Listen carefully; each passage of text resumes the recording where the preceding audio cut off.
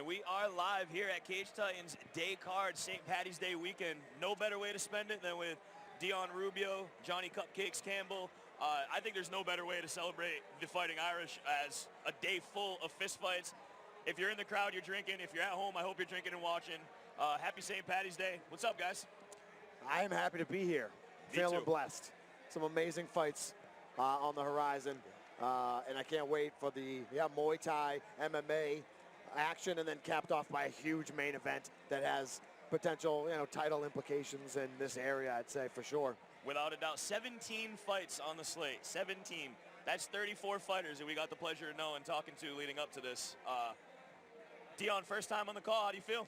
This is awesome, man. I thank you guys for having me on here. It's first time commentating, and I'm excited to be ringside for all these 17 fights, 4 of them being teammates, too. Yeah, Triforce is here in a big way. And then, how many on the night card? We got 2. We have Shane and then Duma's fighting the party. Oh, yes, so, hey, main event. I mean, we all day, nothing but stacked fights. Again, the El Presidente outdid himself. There's some great matchups on this card. I'm excited for all these amateurs. We got a lot of 0-0s. We got a lot of 0-1, 0-2. People searching for their first win. Man, they're hungry. Talking to them leading up to this, I was up in the locker room just trying to get to know them. There's going to be some good fights today. A lot of these guys are hungry. They are ready to go. They want it bad. Yeah, the energy at the weigh-in yesterday was off the charts between the fighters. We had a lot of mutual respect, but we also had a lot of intensity. Oh, yeah. Oh, yeah. Definitely going to prove to have some great fights based on those weigh-ins, without a doubt. And it feels like every time that we're sitting in these seats watching Cage Titans fights, something monumental may happen at any moment. Oh, yeah. So, just keep your eyes on the screen if you're at home, and enjoy the show. And, Dion, you were an amateur not that long ago in this cage. No. What can you, what would you say to these amateur fighters that are fighting today? How much does that experience matter? It matters a lot, there's even now, I've only been a pro for a little more than a year, and it's a different game, when you're worrying about elbows standing or on the ground or even knees to the face, and even just you get higher caliber in general. So without a doubt, and this is experience you can't buy. No. We're gonna go to Andy for the national anthem. Ladies and gentlemen, we are Cage Titans, and this is the daytime portion of the Cage Titans 58 day-night doubleheader.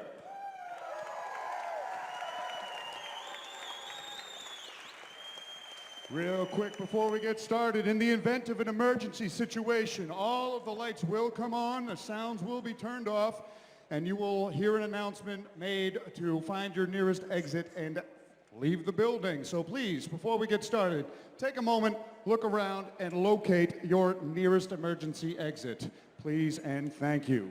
This event is sanctioned by the Massachusetts State Athletic Commission.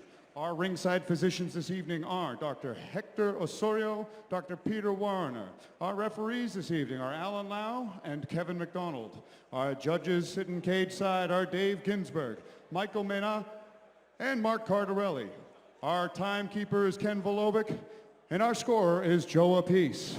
Our ring card girls tonight are Brittany and Brittany, and in the commentary booth, we have Justin Simmons, Dion Rubio, and Mr. Cage Titans himself, Johnny Cupcakes Campbell.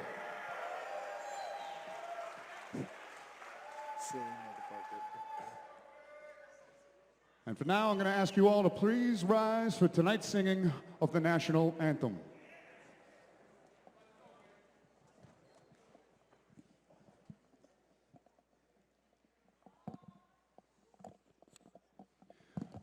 Oh, say, can you see by the dawn's early light what so proudly we hailed at the twilight's last gleaming, whose broad stripes and bright stars through the perilous fight o'er the red sports we watched were so gallantly streaming, and the rockets' red glare, the bombs bursting in air, gave proof through the night that our flag was still there.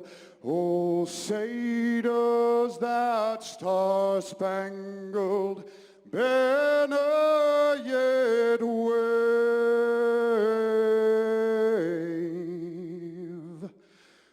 o'er the land of the free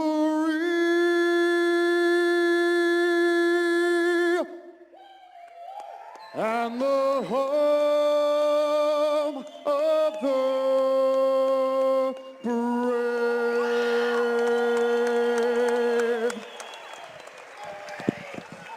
Let's get to the action.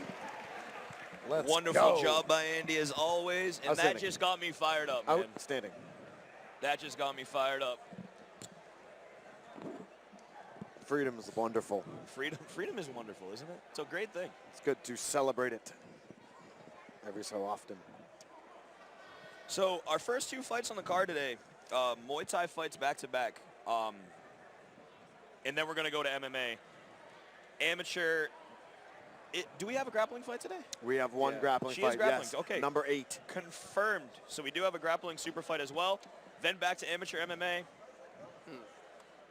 Then we have an Amateur title fight, and then one pro fight on this card today. So we are in for a show.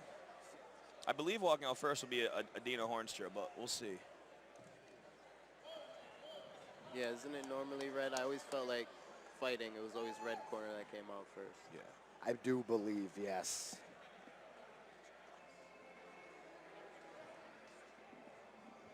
Adina from Evolution.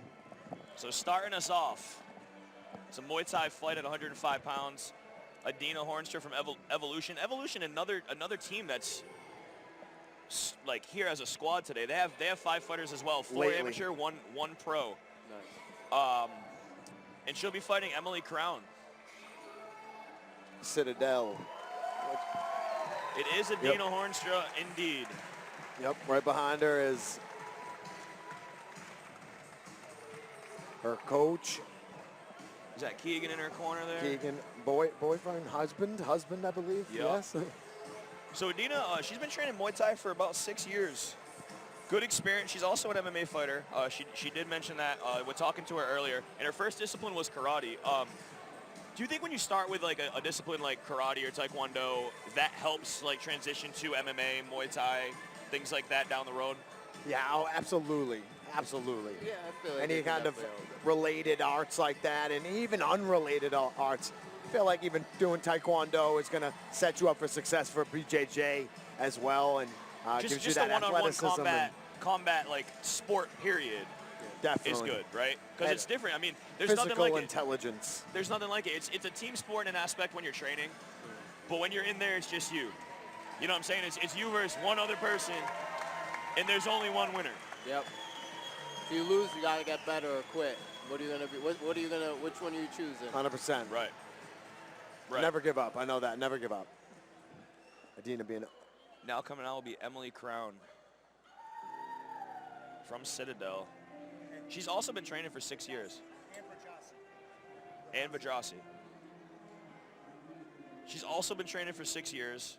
And her not a woman of many words. Either were her coaches. All they said was she's going to bring it. So What I love about female fights, I always find female fighters to be like a lot more technical oh yeah. than their male counterparts. A lot So I of the love time. A watching lot of them the time. just Yeah. throw it out. There's no doubt about it. And they always bring it. They never back up. Yeah. Yeah. I mean, very rarely see it's women forward back up. the whole time. So Emily Crown looking a little more of the traditional like Muay Thai style with the Oh, yeah. walkout. Yes, Citadel definitely sticks to more traditional roots Yep. and then really embraces that. especially Muay Thai, is very much connected to like spirituality or what have you. They just taken to another level their martial art. Yeah, she's an intense girl. I was joking around upstairs, and I said, if you don't give me things to talk about, I'm going to have to tell people you like pineapple on pizza. She was like, I don't eat pizza, I eat healthy. I was like, oh, I'm sorry. Yeah, no, I thought she was going to beat me up. I was scared. Yeah. Yeah, she does not so she takes it very mess serious. around. No, she takes it very serious.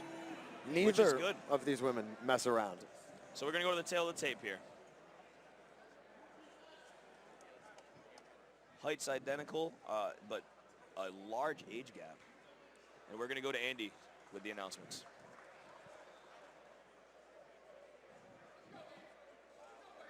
The eyes. Ladies and gentlemen, a big thank you to Mint Mobile for bringing us our first fight of the night. An amateur Muay Thai competition taking place at the atomweight division, scheduled for 3 rounds, 2 minutes apiece. Introducing to you first in the red corner, with an amateur Muay Thai record of 0-1, she stands 5 feet 2 inches tall, and she weighed in at 104 pounds. From Hampton, New Hampshire, she's representing Evolution Athletics. Let's hear it for Adina Hornstra. And now, introducing her opponent, standing across from her in the blue corner, holding an amateur Muay Thai record of 0-3. She stands 5 feet 2 inches tall, and she weighed in at 105 pounds. From Boston, Massachusetts, she's representing Rajasi Muay Thai and Citadel. Make some noise for Emily Singh-Petch Crown.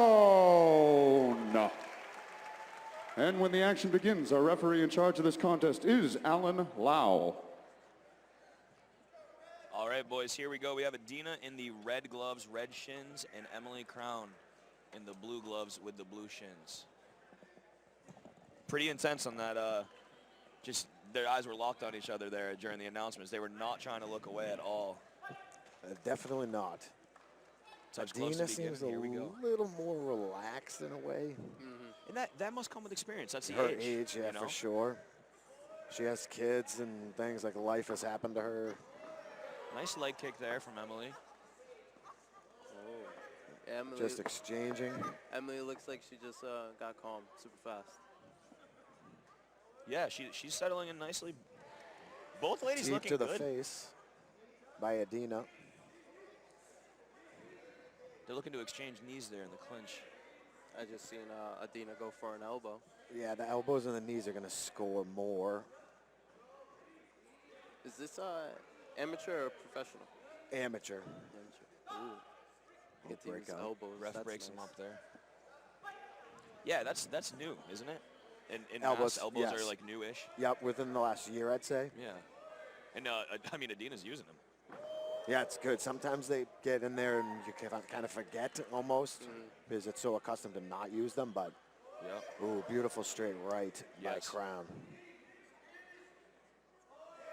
I mean, like we said, both ladies are going to bring it, and they're both tough. Ooh, elbows. Ooh, two. Beautiful. Adina using.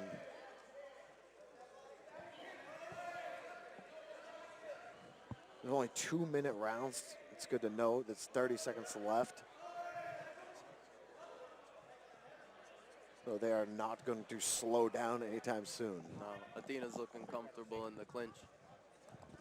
A lot of elbows, knees. Oh, again, though, Crown with that right. Oh. Oh, wonderful. In Muay Thai, guys, in the clinch, if you like your positioning, you're looking to stay active so the ref does not separate, right? Yeah. Even unbalancing them with the clinch and the tie, whether it be underhook or even an overhook or something. Yeah, it's good to keep the action happening in some way. And Lau seems he's getting in there pretty quick, so. Especially the fence. The fence is always interesting because it's just a foreign in a lot of ways to Muay Thai fighters. Used to a ring. Yeah, most are. Adina probably, I'm sure, has a cage or works with walls because Evolution being more of an MMA gym. But yeah, it's always interesting to see how they work against the cage. When they use it and almost grapple, it seems to work out better, I find, or it seems that way. Both corners very experienced, you know, schools. Great, both come from great schools. So, I mean, you guys would know way more than me about Muay Thai. How do you score that round if you had to? Me personally, Guys, we're not judges, by the way. This is just an opinion. It was close. I felt Emily did a lot well striking on the outside with her straight punches, some of the kicks, adding those in. I felt Adina, I'm sorry, Emily did that. Adina was doing a good job using her long jabs to get into the clinch, land a lot of elbows and knees, and was decently aggressive driving her to the cage. So I think I might give it to Adina. Big shots early. Yeah, nice left hook from Adina there that landed. Literally 6 seconds, and they had landed insane. Several shots. Nice teep. Ooh, she almost walked in. Yeah, the teep has been working for both fighters. Yep. Adina's had success even upstairs with that teep. Ooh, nice slip. Excellent return by Emily there.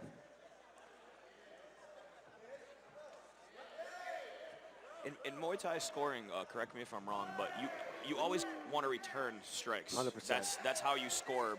That's how you score back, essentially. If they land on you, you want to be impressing upon the judges as fast as possible. So exactly.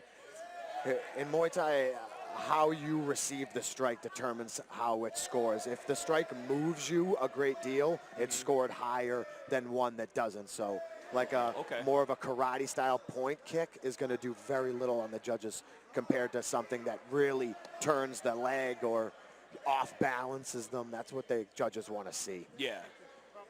Almost breaking their posture or making them recognize the strike. Yeah, backing them up is a big thing. You do not want to be backing up in a Muay Thai fight.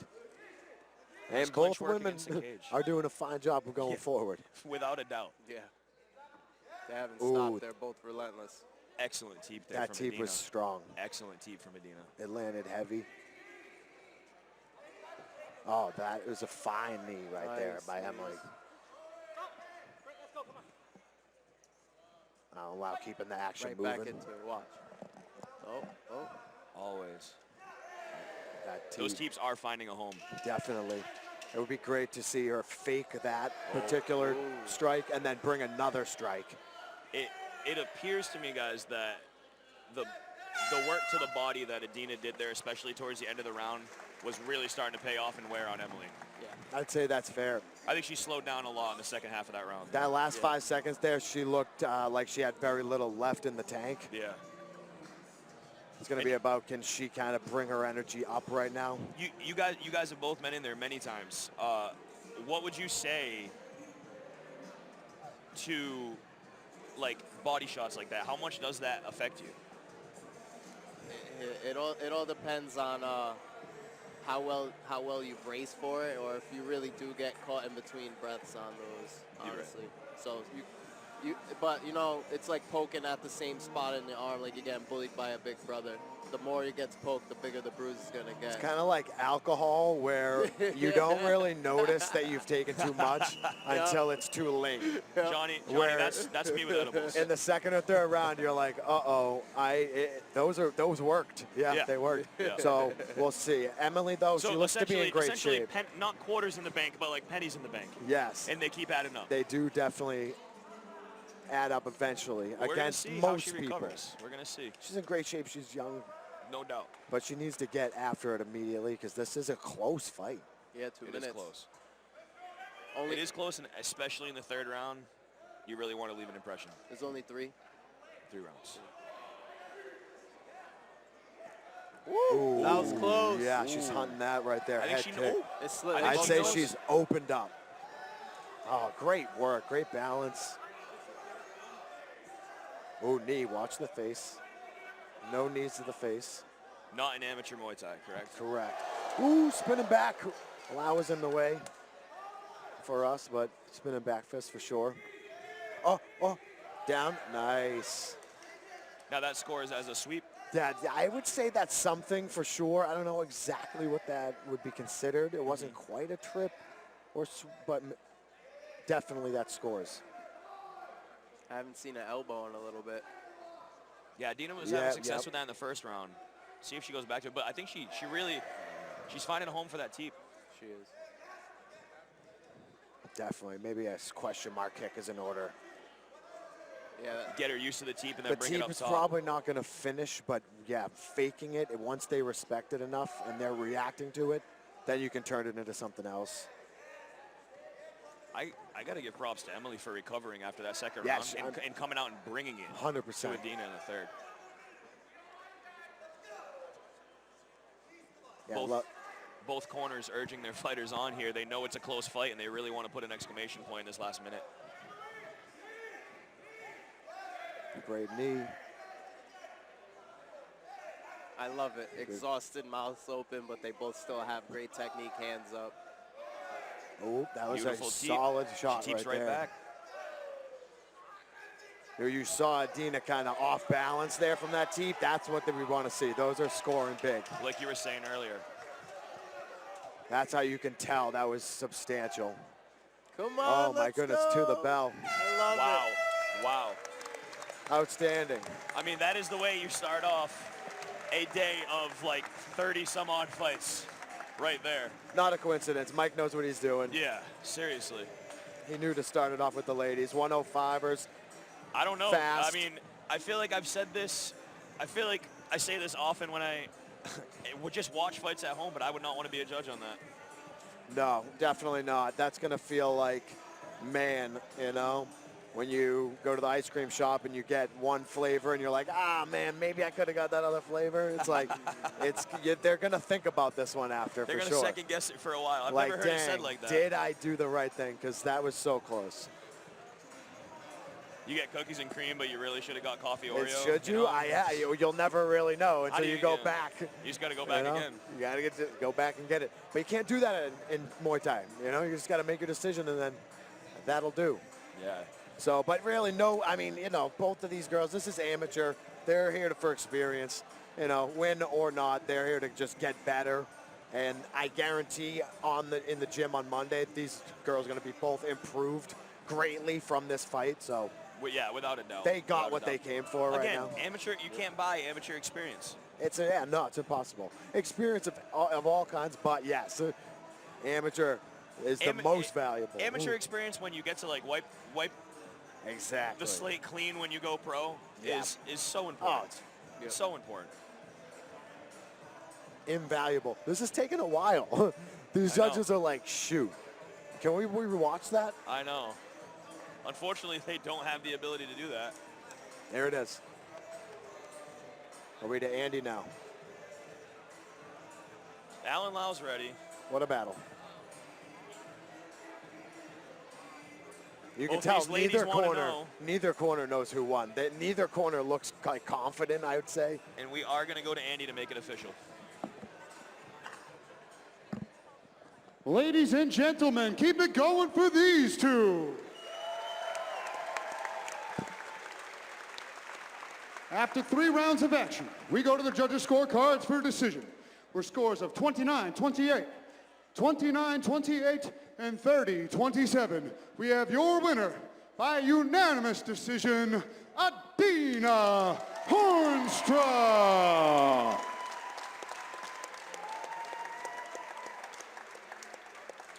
I think I do agree with the result, but I don't agree with the 30-27. Yeah. Does that make sense? Yeah, I agree with that. I think that's a little harsh. I do think Emily did enough in that third round at least. Yeah, I mean that was a close fight for sure. Yep. So we had 29-28. I would not have been. I wouldn't have argued either way. Yeah. Really. Yeah, no doubt. We had 29-28 twice, and we had a 30-27. But great fight. And coming up next, we're going to go to quick reminder, ladies and gentlemen, please, no flash photography during the event. We have professional photographers. You can look online like and get that good 2-minute rounds. It keeps everything kind of uniform. No flash photography during today's event. Thank you. And now we'll see the gentlemen go at it. I mean, I know Nico. Coming up next, we do have Rich Clark and Nico Mavromatis. Rich Clark will be coming out first.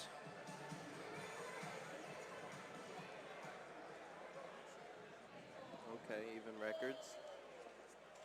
Both 1-1. Yeah, both have some experience. I have seen Nico scrap before. Yeah, in this cage. Twice, I think. Yeah, he's fought for us twice. But, you know, talking to Clark upstairs, he's been training Muay Thai for about 1.5 years. He's only 22 years old, and he's, you know, I said, what can we expect in there? And he said you can expect a finish. Okay. He said he does not fight Muay Thai to leave it up to the judges. Oh, right. Which you got to respect, and you should never try to leave it up to the judges, because you never know what they're seeing. No, I agree 100%. I believe that the judges have a difficult job. I think that they do a tremendous job, but They do. It's just almost an impossible job to get right every time, so you It's just have so to be trying to subjective. finish. Yeah. And in the moment, it's just, you know, at the angle that they're at, I mean, they're watching it from one perspective. They don't have a perfect perspective. Right.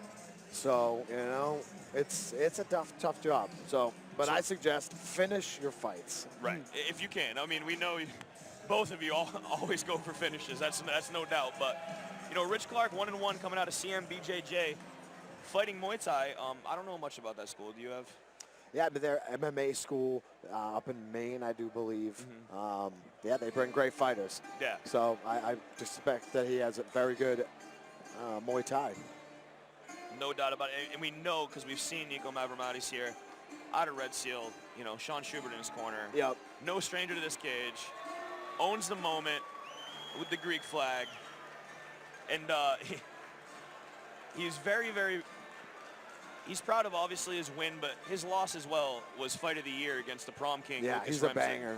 It was, sure. I mean, it was Muay Thai Fight of the Year. Amazing. And I don't even think it was close. Both of them brought it. It was a loss on the record for Nico, but again, invaluable experience. You can't put a price tag on it.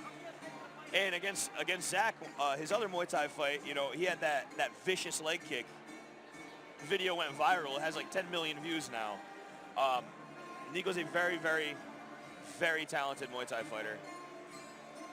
I'm excited to see what both these guys have, because I think this is a good test for Rich. Yeah, Rich looks big. He does. He's a very long for the weight. 145. It'll be interesting to see. We'll go to the tail of the tape here as we. I don't think that Nico has fought with elbows yet. I want to say both of his fights were pre-elbows. And we'll go to Andy to get these ring announcements going. Yeah, 6'2".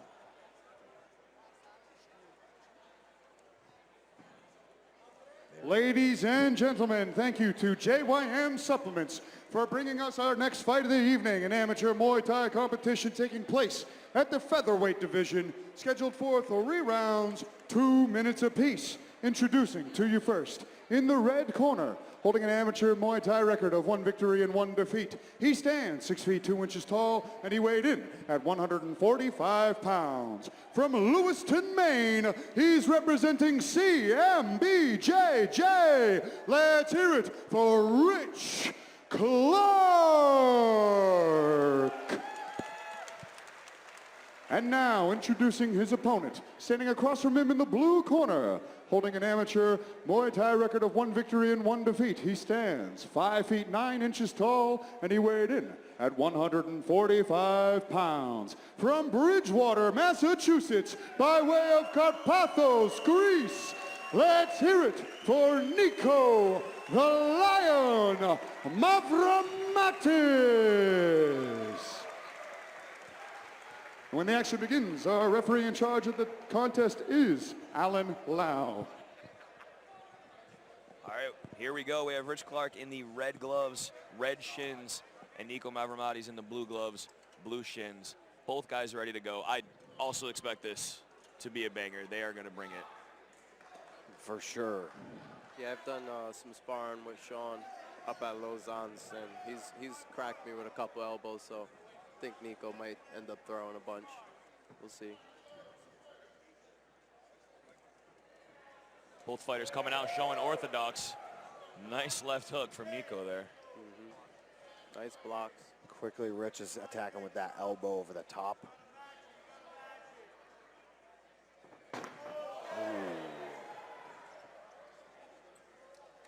Nico is fast, huh? Very nice. Very, very fast. Yeah, Rich didn't even really check all that high, and he went underneath the check to the far leg. That was nice. Ooh, very good. Overhand there. Nico's attacking with some dangerous shots. Nice knee to the body Beautiful there from Rich. knee. Yeah, Rich utilizing that range there. Yeah, that length almost. Little question mark kick up top. Ooh, big right. Nice Two combo. right hands. Wow. Oh, almost got him down there. That was wonderful. There's some power in Nico's shots. Nice balance. Looked like he came in with an elbow there, and then Rich was able to kind of check hook him off, but oof. Ooh, mouth guard.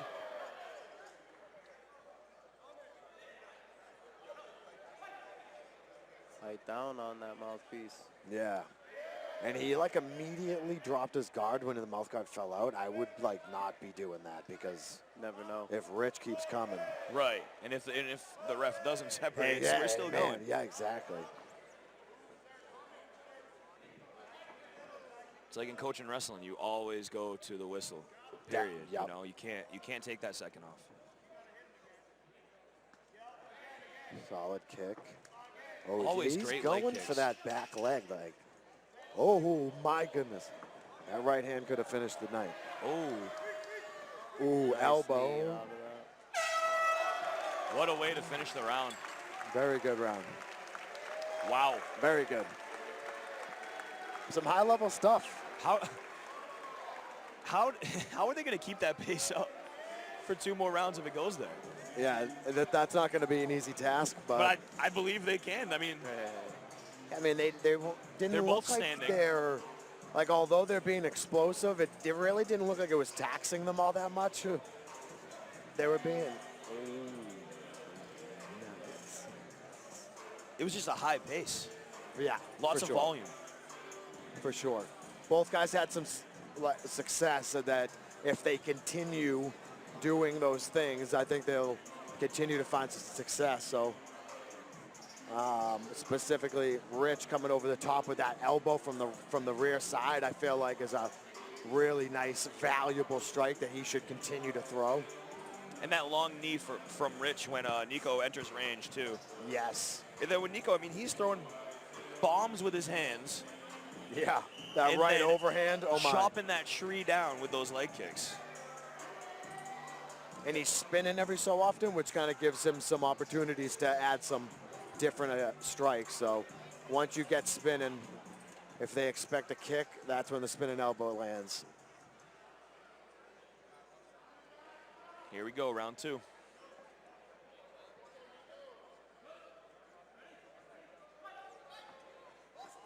Ooh, right at it. Rich is starting to wear those leg kicks. That right hand, wow, by Nico, big right hand. It doesn't score as much sometimes as maybe they think it is scoring, but With the more boxing attacks. Man, yeah, but I mean, if obviously you could finish someone with a Sure. shot like that. Sure. Yeah, I do feel in Muay Thai a lot of times kicks, elbows, knees do score more, like you're saying. And do you think some of that is just those throw you off, you mess up your posture more, they It's show like- more? They just don't like value the punches as much. Ooh, nice little combo from Nico. It's like Nico entered with a jab and then Came like up with uppercut, man. elbow. upward elbow like Yeah. Yair Rodriguez knocked out Korean Zombie with. That's going to score real well, and it could be a devastating shot to take. Ooh. Big right hand. Yeah, Nico is doing a good job too, dodging and evading a lot of those teeps. Oh my goodness. Could hear that at home. If that was any more square, he would have flipped out of the cage, I think. Big exchange. Nico like a Vanderlei Silva axe murderer or something, just attacking with everything. What I think Nico's doing a good job of is changing levels. He's attacking all Oh three. yeah, big time. He's attacking all three, and I think Rich is having a hard time knowing where his Ooh. guard should be. Another good Definitely. slip on the teep. Yeah, I think his tempo is definitely getting the better of Rich. Rich looks really tired right now. He's sweating. You can see it visibly. He's sweating. Oh, that was nice stuff. That was a short right hand there. Definitely like stung. He went for the hammer elbow. fist Wasn't there. almost. All right, fine. There you go. His body was just, that was the range, and he hit him with what he could hit him Yeah, with. no doubt about it, And it was man. pretty significant. But still, Nico overwhelmingly takes that round. I mean, it would be hard to argue that. So I'd say Nico up 2-0 right now. Rich is going to need something devastating in this round. Yeah, Nico's looking good with that pace. And he said he was coming for a finish. I'm sure he has it in him. He better, yeah. If he wants to win, this is his time. What were you saying, Dion? No, I was just saying with Nico's pace, he's doing a good job with, you know, you guys were mentioning, he's switching levels. He's coming through with that spin low kick to the calf, the shin, and then he's also, you know, getting his head off center on almost all of those teeps. Yeah, no doubt about it. He's not really there to be hit back very much. Rich has landed a few, so he has some tools that he could go to right now. It's just finding a space between Nico's attacks.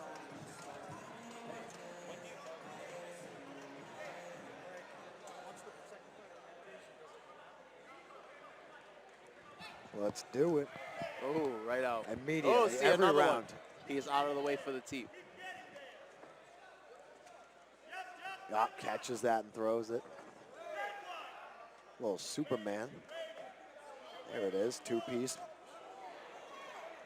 Oh, teep to the You're right, face. Johnny. Nico is having success with it. Oh, my baby. goodness. Is this a... Oh, my spin. gosh. Right back. Rich will not be outdone, though. Great head movement, though.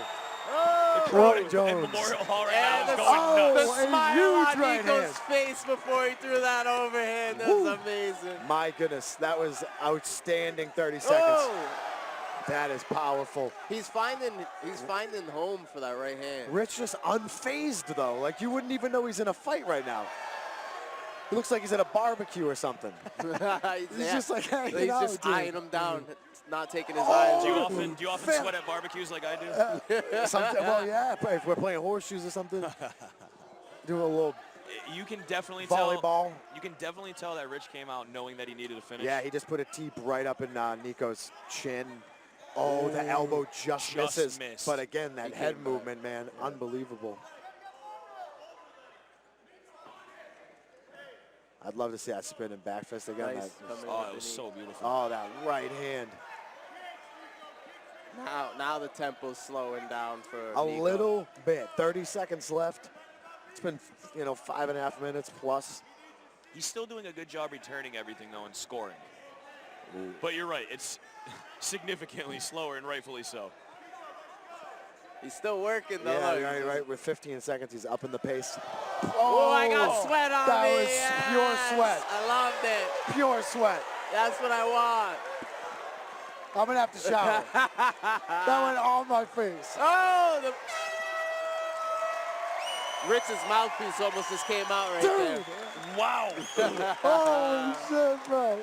Look. I am Yeah, sweaty. good Unbelievable fight from those two. There you go. Unbelievable. Oh, my God. I wish I didn't have sweat in my eyes right now, but I'm not even that mad about it. Jesus. Thank God he did a weight cut yesterday. Hopefully his sweat is pure. Johnny, are you gonna Fuck, hog that dude. towel the whole It's time? only have Good one. I thought you fight. had one. Good fight. Oh, look at this. I mean, what a fight! What a right hand Thank that God landed. that was not blood. Yes. Yeah. Thank Yes. God that was not blood. That would be a bad start for the second fight of the night for us. Wow. Yeah, I mean, I'm going to say Nico takes that one home, but Yeah, what a fight. I mean, Rich learns a taking ton. nothing away from Rich Clark on that, though. Oh, amazing performance. Incredible. Right to the end. I can't even believe what we just watched in that last round. I can't believe what just happened. That That's a sweaty boy. That was insane. I didn't realize how sweaty he was. You said he was sweaty. That's I why I didn't was realize. wondering what you do at Oh, yeah. barbecues.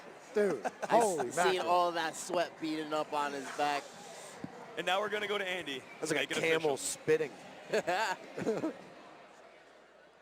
Ladies and gentlemen, keep the noise going for these two. Great fight. Great fight, gentlemen. After 3 rounds of action, we go to the judges' scorecards for a decision. All 3 judges score this contest 30-27, giving you your winner by unanimous decision, Nico the Lion Mavromatis. I agree. Yeah, great fight. Great fight. Yeah, I think he left no doubt there, but there's nothing to be taken away from Rich in that. No. The absolute toughness, great respect between coaches. Yep, amazing. Hard not to respect each other after a fight like that. Oh, yeah. Just put out 2 extraordinary students. They showed up, showed out. Nico, though, looking, you know, just it feels like he kind of has a little bit more of an understanding of who he is as an athlete, and he's just expressing himself a little bit. Yeah, there's no doubt about it. Definitively. There's no doubt about it, and I think that it's very obvious that Nico did gain experience from that loss against Lucas Remsen, like he was talking about, because that was a he decision. looked improved. Was that a decision, that fight? Yeah. You gain a lot, you know, you go to decision. You get 3 rounds in there. Hey, but I'll tell you what. We're leaving the Muay Thai realm, and we're going to MMA now. It's time. Let's go. I mean, that was I wouldn't even call that a warm-up, because both of those fights were absolute bangers. But coming up next, we are going to first Triforce fight. Will Portillo. Did I say his name correctly there, Dion? A teammate of yours? Yes, sir. And Ash Rao from Broadway BJJ. Yeah. So tell us about Will, Dion. So Will is actually he's been with Triforce since he moved to Rhode Island. I think it's been a little over a year. He's pretty good though. He fought. I think he's from Texas, if I'm not mistaken, but he had fought over there, out in the Midwest, and came out victorious. And he's been with us for a while, and he's got some good moves, man. He's a purple belt in jiu-jitsu. We've done wall work leading up to this camp, and he's got some crafty moves off the wall to try to get people down. So this is gonna be a good fight. I'm pretty sure I've seen Ash fight here before for Cage Titans. You have. I don't remember who it was, but I remember. Kind of unbelievably, he fought our current amateur lightweight champion at 155 pounds, and now he's fighting Will at 135 pounds. Wow. That's a big drop. First, if I'm not mistaken, the first of probably many St. Paddy's Day themed walkout songs here. I should think so. So 1-0, you said he fought maybe in Texas? Yeah, he had fought before he had moved out here. More of a grappler, or purple belt in jiu-jitsu's nothing to shake a stick at as an amateur? Yeah, but I personally haven't done too much sparring with him. Doing too much stand-up, so I can't really speak on it. But I know he's in there. He's taking classes. You know, he's always sparring. Yeah, and I mean Triforce has a bunch of killers all the time, so I assume this would be no different, especially if he's been there for about a year. Yeah, I would say at least a year he's been with Triforce now. I'm excited to see him fight. He's getting greased up. Yeah. Second amateur fight, I mean, you're always nervous before you enter the cage, right? But like, is there much of a difference between your first and your second fight? I mean, you have like how many now total to look back and think? It wasn't for me, especially back then. It was just getting in there and doing it as often as I could possibly do it. So I'm sure that he is so probably hungry right now to be in there. He didn't have a shaved head. That's fresh. Oh. He didn't have a shaved head. He's excited. He's ready to work. He's motivated, you know. Yeah, he looks comfortable in there. He looks good. Real quick, guys, watch your cues, because I was watching on my ride to the bank. You guys are talking over him at certain points, so just keep in mindset of that. When you're greasing him,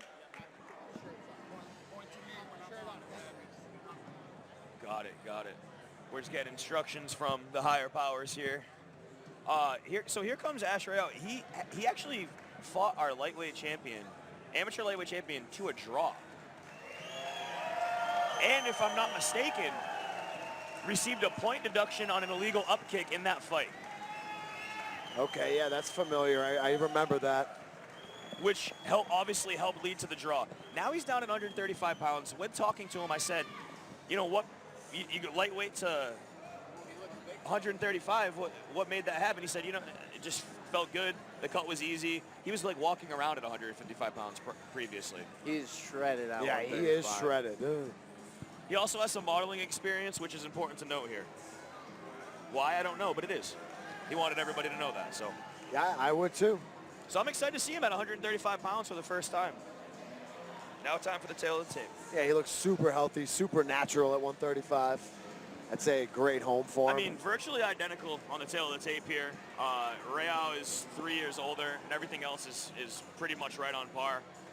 And, you know, Will has a 1-inch reach advantage. Other than that, we're going to go to Andy for the introductions. Ladies and gentlemen, a big thank you to Spectation Sports for bringing us our first amateur mixed martial arts contest of the evening, taking place at the bantamweight division, scheduled for 3 rounds, 3 minutes apiece. Introducing to you first, in the red corner, holding an amateur mixed martial arts record of 1 victory and no defeats. He stands 5 feet 8 inches tall, and he weighed in at 133 pounds. From Providence, Rhode Island, by way of Amarillo, Texas, make some noise for Will the Joker Portillo.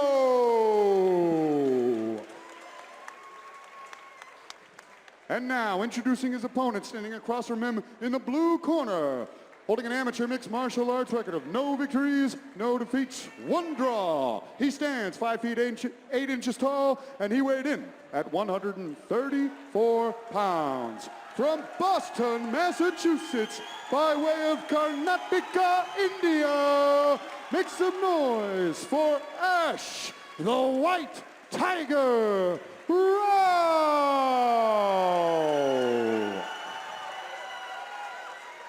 And when the action begins, our referee in charge of this contest is Kevin McDonald. Again, both guys look fired up. Asheroth Rao with a pretty emotionless, menacing stare at his opponent during those announcements. So we have Ash in the blue taped gloves, all black shorts. And we have Will in the, you know, kind of gray and red with the red taped gloves. They touch hands to start, and here we go, boys. Ooh, some early leg kicks. Yep, he's chopping at it. Look for Ash to try to take this to the ground. I know he comes from Broadway BJJ. It's a great BJJ school. Nice right hand, though. They both exchanged some rights. Dion, is it tough to watch a teammate fight while you're commentating? Yeah, because I'm like sitting up right now. Yeah. It's making me nervous. Makes me want to fight. Yeah, you look a little on edge. I can tell. I know. But I'm excited more than anything. I love watching to see everybody's hard work. You know, whether it's a teammate or not, everybody is working hard for this moment. Yeah, no doubt about it. Portillo is definitely that leg kick is. It's finding a home. Yeah, it's a good one. He's got to keep it coming. Do you think that that's because of that wide stance Asheroth Rao has? Yeah, it may be. Hard to pick up the check. Weights on that front foot. Yeah, no doubt. You see the welt building up right above the knee on Rao. It's definitely finding a home. It'll make it a little bit harder to shoot takedowns, too, as time goes on. Another one. Another. Ooh. Definitely he needs to keep that coming. Especially if Will can make him respect the hands and finish the combos with the leg kick, they'll start adding even more. Nice overhand. Now going inside. Yeah, I was just going to say that, Johnny. Oh, very nice. 4, 5, 10 piece maybe. Though Ash looking or uses it. There you go. Beautiful nice flurry wall there. work. Beautiful wall work. And you know, Ash kind of does what you should do when you're hurt, which is, you know, shoot. Definitely. Go in for a takedown, try to recover, and it looks like he did that very well. Portillo, though, ends up on top here. Walked him over to the cage, too. Landed a big shot on top. Whole minute left. It was good control because Rao tried like funk rolling underneath to take him down. Will had good hip control. No doubt about it. And from a jiu-jitsu standpoint, Johnny, correct me if I'm wrong, and Dion, hard to do anything from guard when you're at the angle that Ash is at right now. With the cage, you have no room really to move your hips, and you can just get stacked against the cage. You have no, like, extension. Is that correct? Yeah, definitely. You're going to need some sort of space in a lot of cases to create that submission, so that cage makes it very difficult. Great work, though. I'll tell you what, if you asked me how many fights Will had, I would not be saying one. No, certainly not. And now he's attacking a foot as well. Gotta be careful as an One of the amateur, though. few Straight ankle that only, is right? legal. Yep, straight ankle legal, knee bar legal. Toe hold that actually Ash was reaching for there at the very end. So both guys, high level. Combined, if you're watching this at home, I want you to know that combined, these guys have 2 fights Hard to believe. as MMA amateur fighters. That would not be my guess. No. They didn't look scared, got right to work. Both have high-level boxing and jiu-jitsu. Which is a testament to their preparation, their coaches, their teammates. You know, like, all of that stuff matters. If you've been in there in the practice room with the best, it's hard. Like, of course, this isn't easy, but you've been here before now. There's nothing that's going to surprise you. And both guys are showing that. Ash did the right thing when he got hurt with that right hand against the cage, shot in, recovered. Will looking like a professional at this point with his movement, bringing him over to the cage, over to his corner. Yeah, when skills are relatively evenly matched, the gas tank is going to be a definite factor. So who has more gas in the tank is going to be very important. Yeah, both men breathing a little heavy, but that's to be expected. This is a good pace. First 3 fights so far Ash today. maybe looks like a touch fresher. I think I'd agree. But Will had more Yeah, output in Will the is first really round. sweaty right now. He's working hard to stay on top. Ash is just like he's got a very chill energy in general. Ooh, he hurt no. himself on the check. How bad is that? Is he hurt? Just a sting? I mean, that did not look good. Looks like his leg just gave out on him there. He is standing. He's standing. Ash did actually check that kick, which led to that too. Was that a knee? Yeah. Oof. Yeah, he turned that knee out. Oh, wow. Low Rolling. check. Inverting for a, oh my gosh, he's looking for a calf slicer? He's reversing it. Ooh, he reversed it. Key lock. That's actually my favorite way to reverse the key lock. Ooh. Good job, dear. Will. Referee has to keep an eye on it. He's in a pretty good position where it's flat, but. Oh, it's behind. It's behind. No, it's Ooh, back in. underneath. It's back in. Now he's turning into like a bicep crush, I think. No. Oh my He's God. trying to get it behind his back, but Will's doing a good job fighting it. Yeah, he's using the floor to prevent it. We've Using seen the some cage. gnarly Kimuras, so. Yeah, my teammate. Yeah. Man, Ash has a great grip on that. There's a spider web of gloves. Yeah, the legs are in Oh, front. oh. Ooh, Strip. tap, Good tap, tap. tap, tap. What a finish. Opportunistic. What a finish. Oh. That leg is definitely affecting him. Oh yeah, that leg is hurting. I mean, how tough is Will Oh man, crazy tough. for still trying to fight that as hard as he did? Ooh, yeah, as soon as that leg got checked, the kick got checked, just put his foot down, he just collapsed. Wow. I mean, it is possible to break. Great respect between opponents too here. Ash making sure he's okay, checking on him. That's my favorite thing to do is check someone's leg kick, and then no matter how much you can, even if they sell it, with their facial, they're not giving a sign that it really hurt them. You can always tell based on what's their next step. If they take a step back, even if it's tiny, they didn't like it. Especially if they fall. Yeah, if they fall, it's even better. And really, I mean, Will tried to, or did a heck of a job turning it into something good. Yeah, but no doubt. And now we're man, gonna go to Andy to make it official. Ash's finishing ability, outstanding.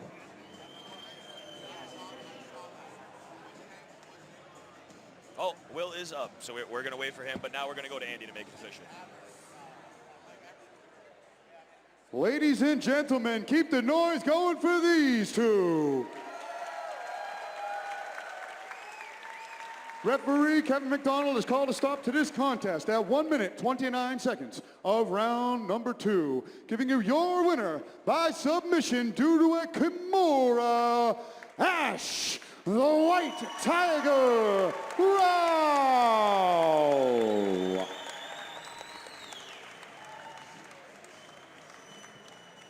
Great finish. We do hope we'll a speedy recovery with that leg. Hopefully nothing's wrong. Hopefully it's just like a stinger. His foot looks pretty nasty. It does look pretty nasty. He was digging into those leg kicks, and then Ash knew it was coming, checked one, timed it perfectly, and that ultimately led to the finish, you know? I'm sure he'll be all right, you know. Do a little, we'll start, get everybody on my shin conditioning regimen a little bit. Absolutely, but hey, we're gonna move right on, and this next one here, I'm very excited for. So coming up next. Same. Lindsay Kelly and Anastasia Daphne.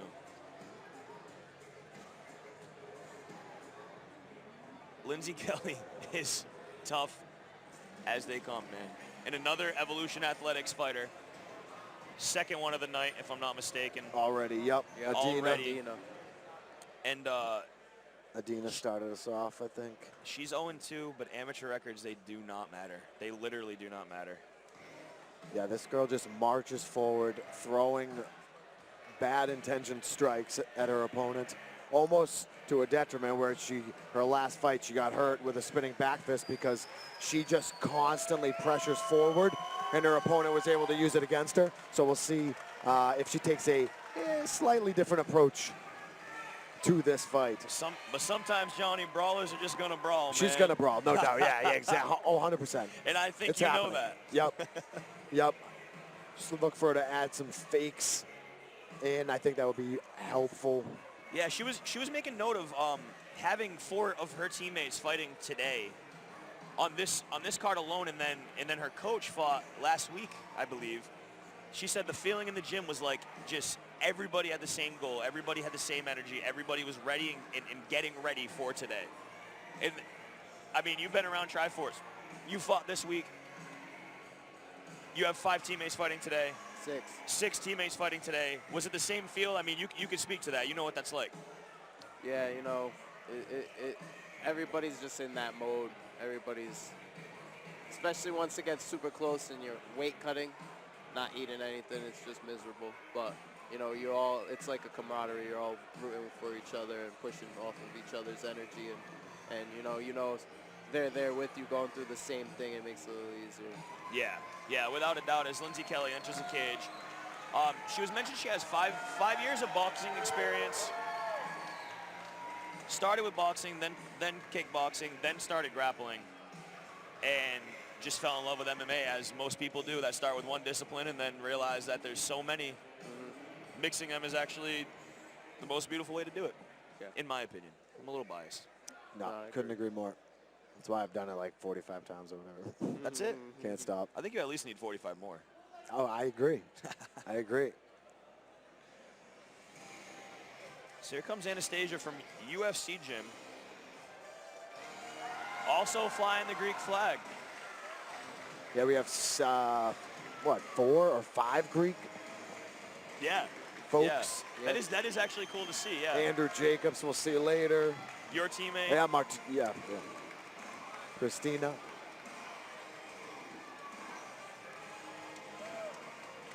So she's 0-0. We really don't know what to expect. Unfortunately, I was not able to catch up with her earlier today. UFC Gym. Yep, UFC Gym. We know that she's coming out with Daniel Mola, I think, blue belt. Yep. Is that also Tyler in her corner as well? Yep. Tons of experience. Tyler, King. I've actually gotten some time at the UFC Gym here and there with I've taught there before. They have a legit program there. Yeah, no doubt. They don't mess around. They bring in legit coaches, and this is UFC Gym Boston, correct? Yep, exactly. Yeah, and they do good work there. And when they have a fighter, they definitely put a lot of attention on that because they don't have a lot of fighters. So when they do have a fight, it is like all hands on deck there. Yeah, there's no doubt about it. I mean, we know you're going to get intensity from Lindsay Kelly, but I think Anastasia is going to match it. Oh, I yeah. think both of these ladies are going to be very intense, very ready for this moment. Yeah, Anastasia has a very calm energy about her where she's just matter-of-factly an MMA fighter. It's just...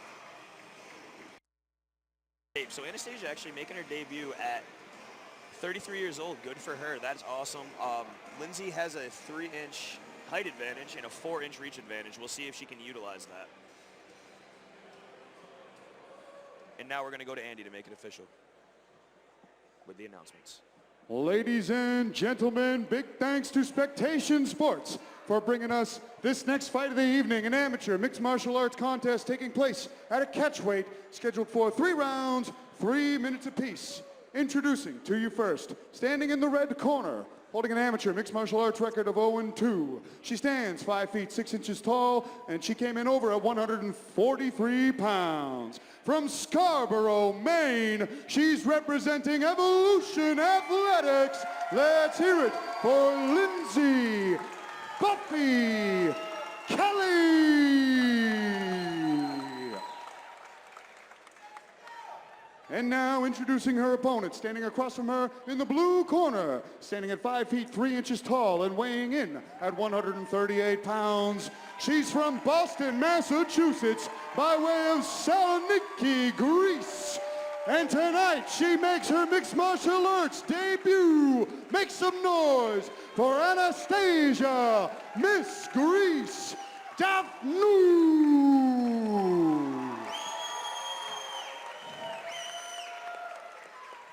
And when the action begins, our referee in charge is Kevin McDonald.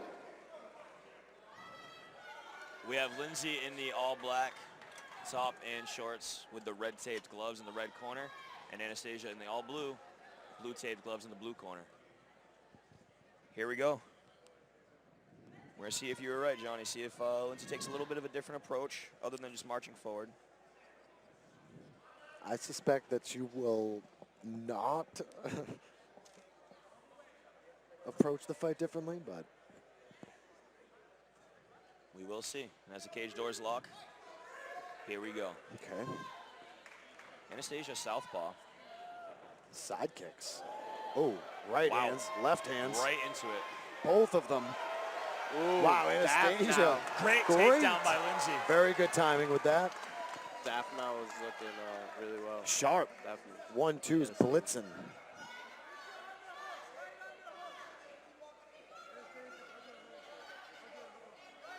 Lindsay Kelly with that left side underhook.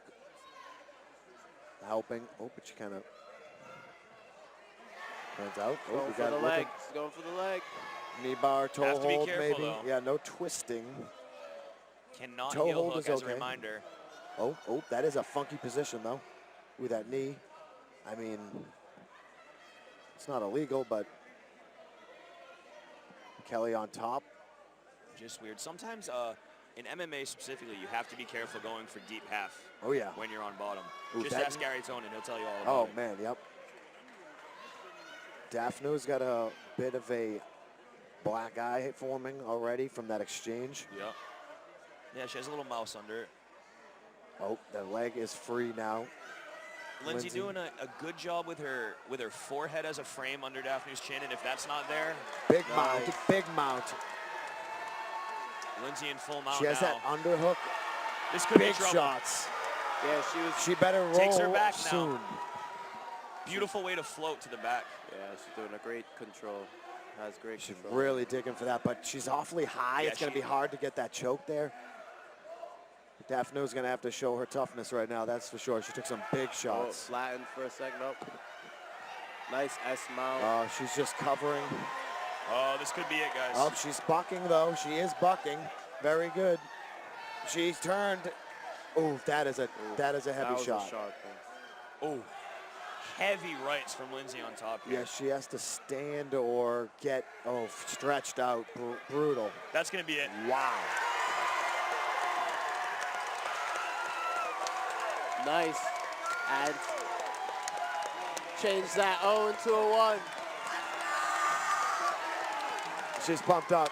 She's pumped Lindsay up. Kelly is Rightfully pumped so. up. Rightfully so. dominant. Oh my goodness. Good dominant. for her. And on the ground, I don't think we expected that. No. No, I mean, Anastasia came out like she was shot out of a cannon. Yep. And Lindsay did a great job weathering the storm. Shot that takedown perfectly timed, and then from there it was just... Yeah, big domination on the grappling. She got that mount after that kind of couple little sticky spots in half guard, but once she got through that, it was just brutal. Yeah, no doubt about it. And I mean, like you said, Anastasia is wearing that black eye very quickly. And once the ladies are ready, we're going to look over to Andy to make it official.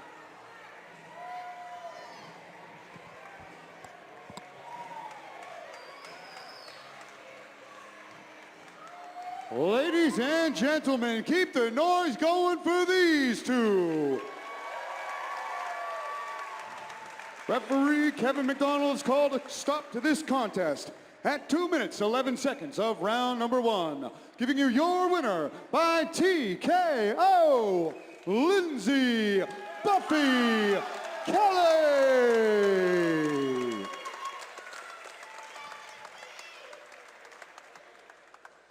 That's a tough debut right there. Lindsay Kelly is a tough person to debut against. Yeah, there's no doubt about that. Evolution Athletics starting off their five-fighter night 2-0. That has to be a good feeling.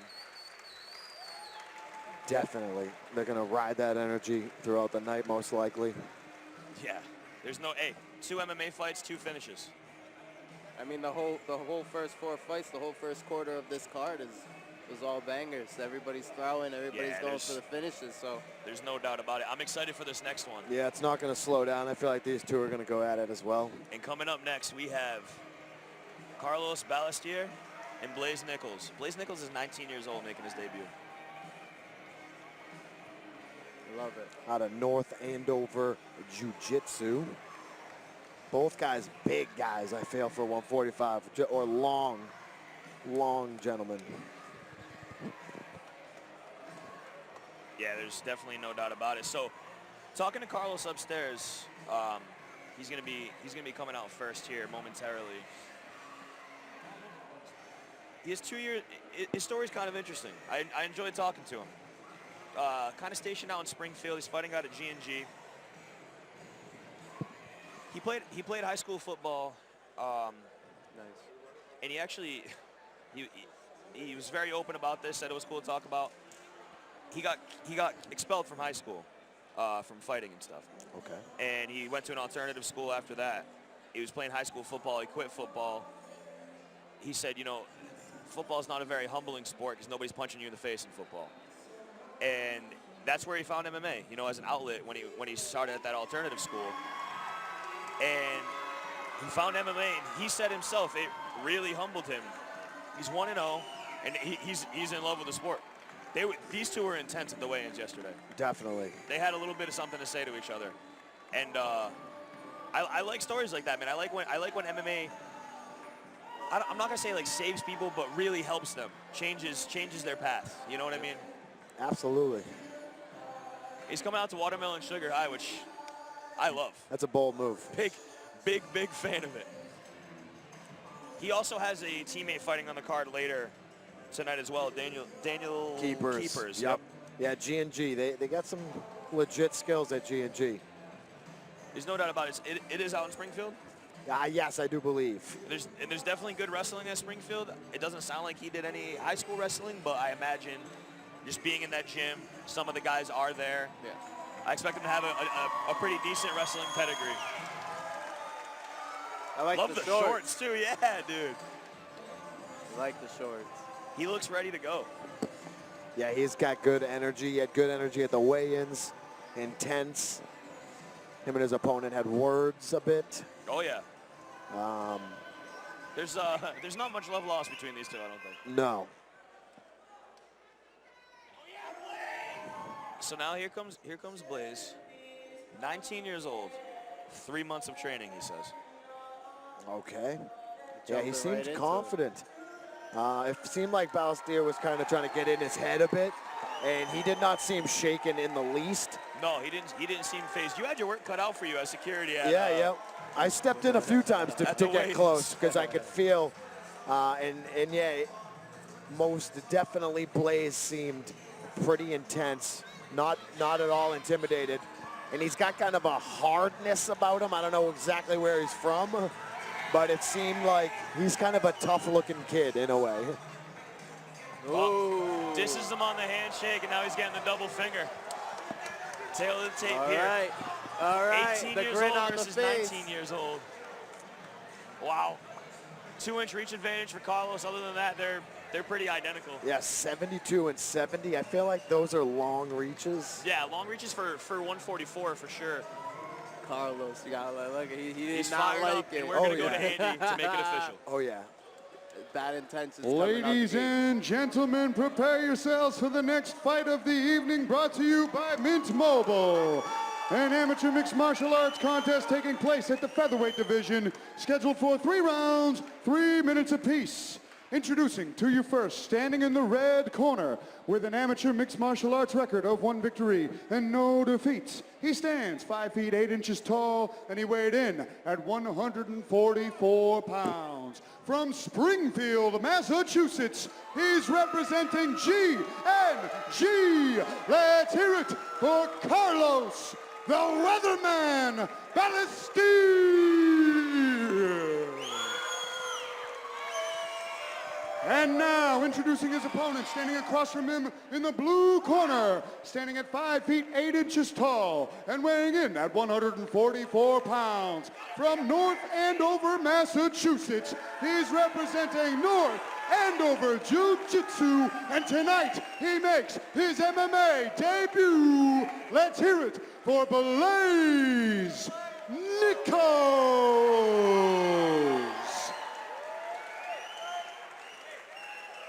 And when the action begins, our referee in charge of this contest is Alan Lau.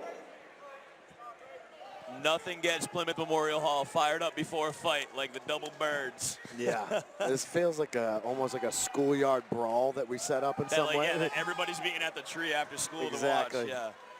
That's the way it feels. Woo! Oh my. Quickly they're at it. Blaze with a jab, but Balestier looking Blaze to be chasing landed. that takedown. Balestier defending it. Like a right? Carlos hit him, with a Yeah, nice right something. hand right before he tried Like dumping behind the him. ear. Oh, again, sort of. Is that? I think that was more of A slip? Blaze coming in, yeah. Blaze overcommitting a little bit. It does seem like Blaze is looking to wrestle. Carlos that doing a single. good job Maybe he wall wasn't working. counting his wrestling experience when he said 3 months. Carlos is Yeah, doing a good maybe. job wall working. If Carlos so, doing a good- shame on him. Yeah, You know? right. Ooh. Carlos did a great job getting wide, like a sprinter stance there, but Blaze just chained the wrestling together. Yeah. Switched to a Carlos has single. got that underhook, which is kind of slowing him down a bit, slowing Nichols down. Alan Lau making sure he gets his toes out of the cage there. Oh, full mount. This could be trouble.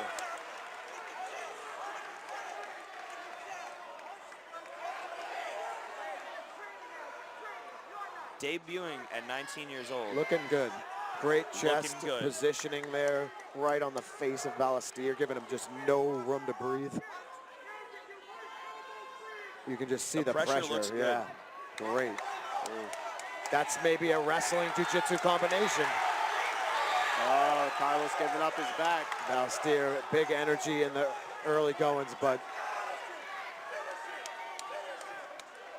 Blaze is doing a good Floats job. to the back pretty beautifully, but he's fighting. Balestier's fighting the hands. He yeah. looks safe here. And he kept the hook out there for a bit, but Nichols gets the hook. Gotta do something. On that right side, does he? It looks like the hook is not in on the right side, but still great control. No, it's not. It's not quite in, but he's pinching. Yeah. Definitely still using it. He's digging for that choke. I'd like to maybe see him. Oh, he flattens him out here. That is not looking good. There's a lot of time Oh, left, but he fights the Balestier, hands. Good man. job. So tough. I mean, he's like scorpion there. Going back in on the other side. It's back in. The hands don't look like they're closed, though. Balestier Now zero. Alan Alan Lau with the athleticism Now hopping it's around close. there. Wow, wow. Great energy. Mutual respect. Love to see it.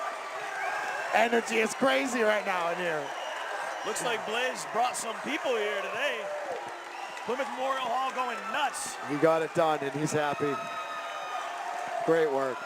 Balestier is a great sport. Got up, you know, said good job. He's Whatever. like, hey, you got me. You got me, you know? Of course we talk smack. We have to. It's this is a show for, you know, for the fans, so. And Balestier gets it. I thought we were expecting a backflip, but we got a cartwheel. So he's not, you know, his athleticism is very specific. You know? It's wrestling. He's not a gymnast. And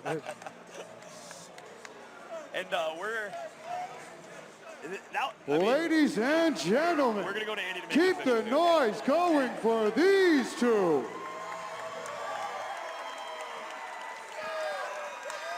Referee Alan Lau's called a stop to this contest at 2 minutes, 22 seconds of round number 1. Giving you your winner by submission due to a rear naked choke, Blaze Nico's.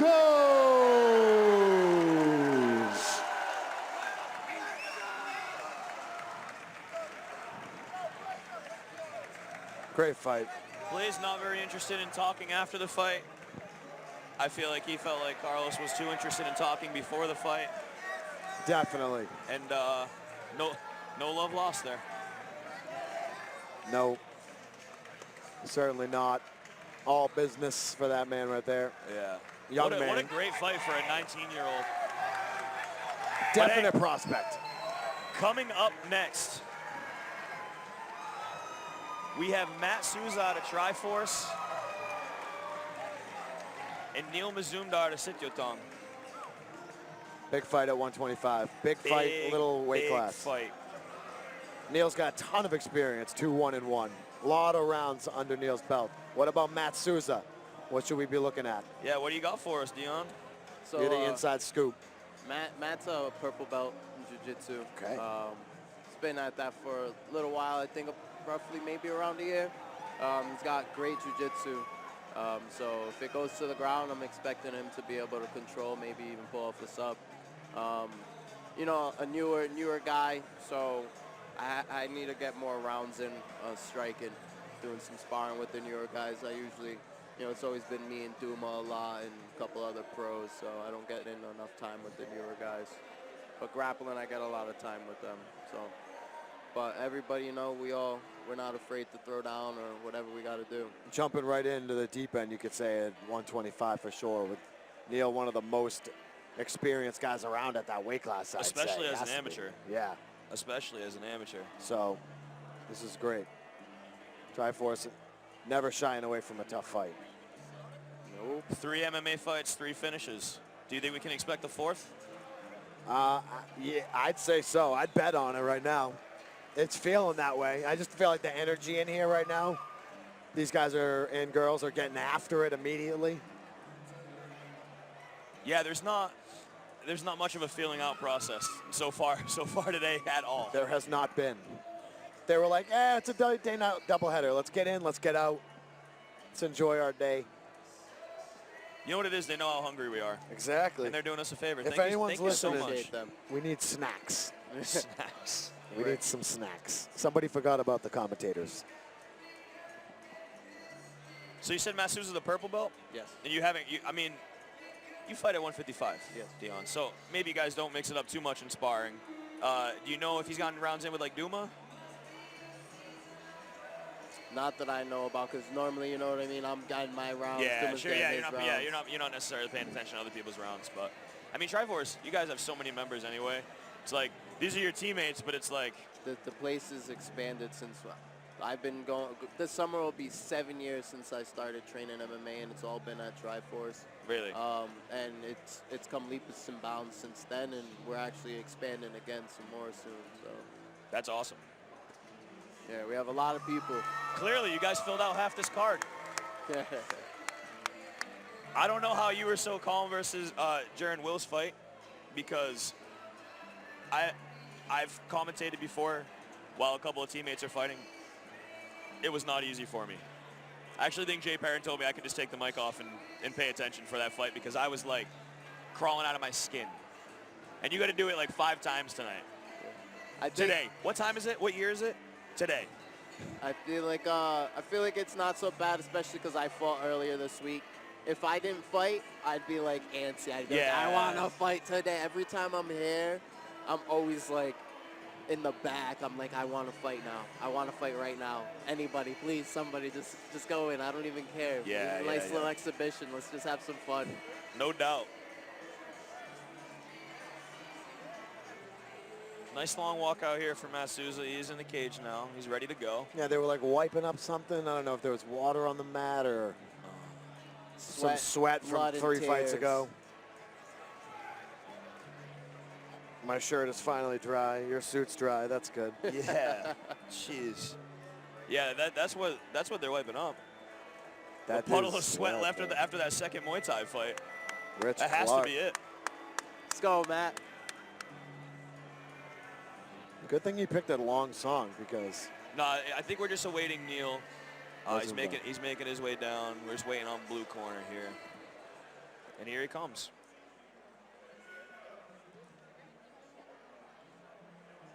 Neil Mazumdar from Sityodtong. John, you've seen him multiple times at this point. Yeah, tons of experience, well-rounded, fast. Coming from Sityodtong, excellent Muay Thai. Real respectful guy. He's always, a gentleman, but intense. He's got Jeff Perez behind him. Jeff Perez, no stranger to this cage. Yep. You and Jeff Perez, no stranger to each other. Yep. Great fighter. Actually, when I first started training myself, he was like one of my very first coaches at Nexus in Wareham, way back in the day. So he's been around the game for a while, very experienced corner. Like you said, Neil, very fast. I mean, I don't know Souza, but I'm expecting him to be very fast too. When you fight at 125 pounds, it's just part of the territory, right? Yeah.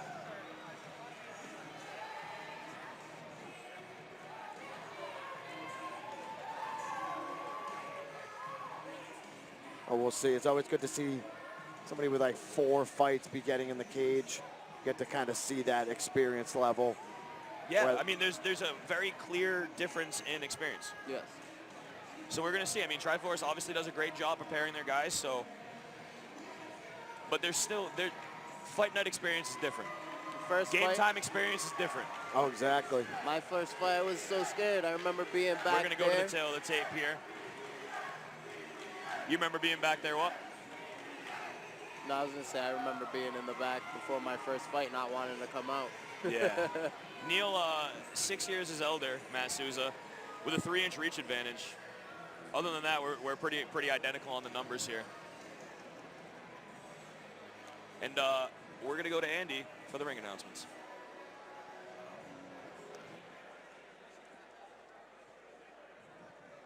Ladies and gentlemen, prepare yourselves for the next fight of the evening, brought to you by Spectation Sports, an amateur mixed martial arts contest taking place at the flyweight division, scheduled for 3 rounds, 3 minutes apiece. Introducing to you first, standing in the red corner, standing at 5 feet 6 inches tall. He weighed in at 124 pounds. From West Warwick, Rhode Island, he's representing Triforce, and tonight he makes his MMA debut. Let's hear it for Matt Souza. And now, introducing his opponent, standing across from him in the blue corner, holding an amateur mixed martial arts record of 2 victories, 1 defeat, and 1 draw. He stands 5 feet 7 inches tall, and he weighed in at 124 pounds. From Boston, Massachusetts, by way of London, Ontario, Canada, he's representing Back to Basics Jiu-Jitsu and Sityodtong. Let's hear it for Neil Mazumdar.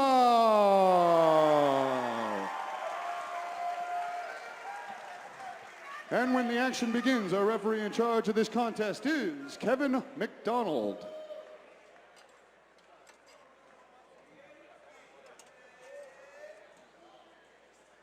pre-fight a little less intense than the last one, at least. Maybe a little less hatred, I should say, not less intense. Yeah. But like you said, you know Neil's ready to go. You know Triforce has Matt ready to go. Matt with the red tape gloves, black and gold, shorts on the ground right now, straight for a leg. A lot of guys mentioned that the mat is a little bit slippery. Yeah, yep, clearly. It is showing. And Souza goes down on that head kick. And Neil Mazumdar is in the red shorts in the blue corner with the blue taped gloves. Nice takedown. If I'm not mistaken, it's a brand new canvas, which actually could be making a little bit of a difference with the slickness too. It's not broken in, so to speak. Yeah, I think definitely. Yeah, that's how it was on Wednesday. It was all slippery. I couldn't hold my footing. Souza Actually not the first person I heard say that, Dion. Souza trying. Oh, Neil's pants are coming off. Neil's pants are off. This is not the show we paid for, but it's a show we got. Beggars can't be choosers. His pants are off. I mean, he's doing Yeah, they are. he's doing a good job just trying to frame and get back up, and that's what's happening there. Alan Lau doing a great job letting him That's Very why I don't smart. like Become boys on decent. shorts. Does he have a tie on those shorts? They're just the worst because they're the loop, that continuous loop. Yep. How do you really tie that? I don't know. I'm not a sailor. Those are going to continue to come off then. Yeah. especially if we keep shrimping back to the cage and trying to get up. Great work. Great sweep by Neil. Reversed. Oh, but Souza immediately checking for some arms there. He's still climbing up with that back with the high guard. Nice little backhand in there. Very active guard on bottom now. But Neil pretty much assesses all threats there. Will needs to realize where he's at and start working up the wall. Yep. I think, Johnny, would you agree, and Dion, jiu-jitsu guys almost historically in MMA spend too much time on their back? Yeah, they're more willing to, and Yes. that's what it looked like. Matt was just willing to attack off his back. And Neil, he goes for that arm bar, gets some space. Now they're back on the feet. Yeah, that's the thing. You gotta know, like, you can obviously play there, but it's not good to just sit there. And The threat level is a bit higher. It's almost like sweep, okay, that's not there. Submission, okay, that's not there. Get up. You know? That's pretty much the hierarchy. Nice takedown by Matt there. Very nice. Gets that leg up and then kind of an inside trip. Neil with also an active guard on bottom. Well, you could also go plan C and, what was it, Kevin Holland, and just start throwing haymakers from the bottom. Yep, it has worked in the past. Get a knockout from bottom on a hammer fist. Yep. Most ridiculous thing I've ever seen, I think. Good first round for both men. I mean, we will see how Matt Souza's gas tank holds up with the possible adrenaline dump of a debut, right? Yeah, it didn't look like a debut. I was just gonna say that, but Right. it didn't look like he was giving 4 fights experience to Neil there. They looked pretty evenly matched on the experience. Maybe Neil will have a little bit better, you know, gas tank conservation. We'll see. Yeah. I'm liking Will and Matt both came out looking very comfortable. Yeah, Triforce doing a good job with their younger fighters, not young in age, but you know, newer Experience. amateurs. Yeah.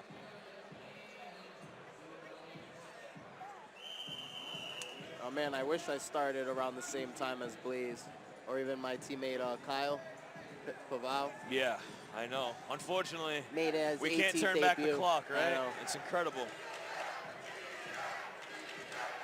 That's the fun of it, is that we can't. If we could turn back the clock, it would be easy. Life would be easy. Everybody would be turning back the clock. Yeah, that's true. You only live once.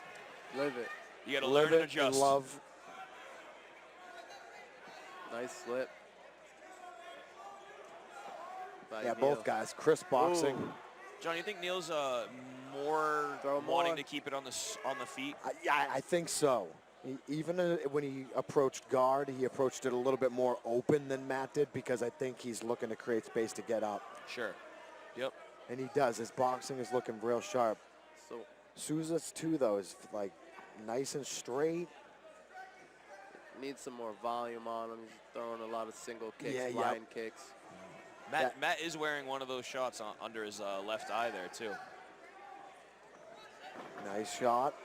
Good initial sprawl, but nice chain wrestling from Very Matt. good. I like the way he cut the corner there. He knew he wasn't in deep. He just turned the corner, sat through. That's what got the finish for sure. Oh, right to the back or half a back. One hook. Neil right up, but body lock. Beautiful. Drops into like a half guard. Pretty open though. But he has that arm trap, that kind of Dagestani handcuff there. Oof. Which has proved very useful. Definitely. Many times. Neil, though, fighting right through it. Eating a few punches. Nothing too substantial, though. Neil slipping out the back here. Nice jab. You got to follow it up with something else. Not Souza's wearing a bit of a like mouse under his eye. He's maybe showing a little bit more damage.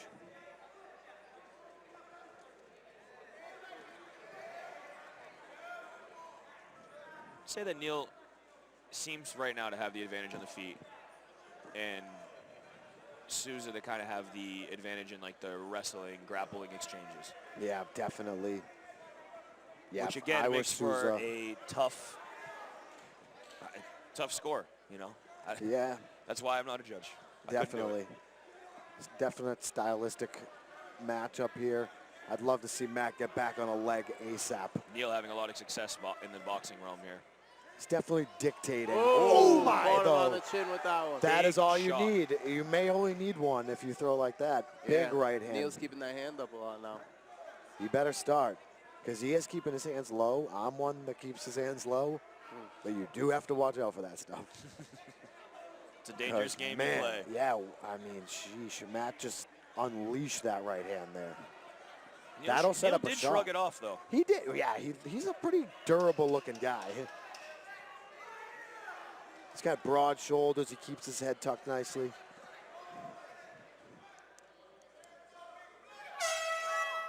That's, wow, great round. Both gentlemen found success in that round. I feel like that could be a pro round, really. Yeah. I mean, if you didn't tell me that was amateur, I would maybe not know. Neil's volume on the feet looked good, though.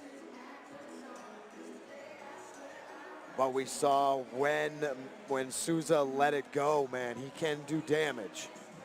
And I'd love to see him pair that right hand with a shot, maybe. Big right hand into that shot. Exactly, the hand set up the shot. But Neil's doing a good job. Maybe that's why he's keeping his hands low. Maybe he knows the shot's incoming, so he keeps the hands low. But what do you think the Jeffries are saying right now, or what are we getting instructed upon? Yeah, what Dion, would they be you've saying been in to that you? corner. What's going on? So Pete's probably telling him to use his jab a lot more, set it up to set up his shot, that overhand to set up the shot, the double leg, a nice blast double, which is one of my favorite things to do. Love it. Trying to get him to work his way back into the leg or even press him up against the cage and get back to some control. That's where he's having the most success. I can't help but think, Johnny, that we did not see the last of sweat flying on us. I hope that was it. I hope that was the last. I mean, statistically, it's unlikely we get hit with more sweat than that. Ooh, nice jab. Neil, always moving, always weaving, bobbing in and out. It's probably a hard target to hit. Definitely. You kind of have to throw to where he's going and not where he is. Yep. Don't aim almost, just put it out there.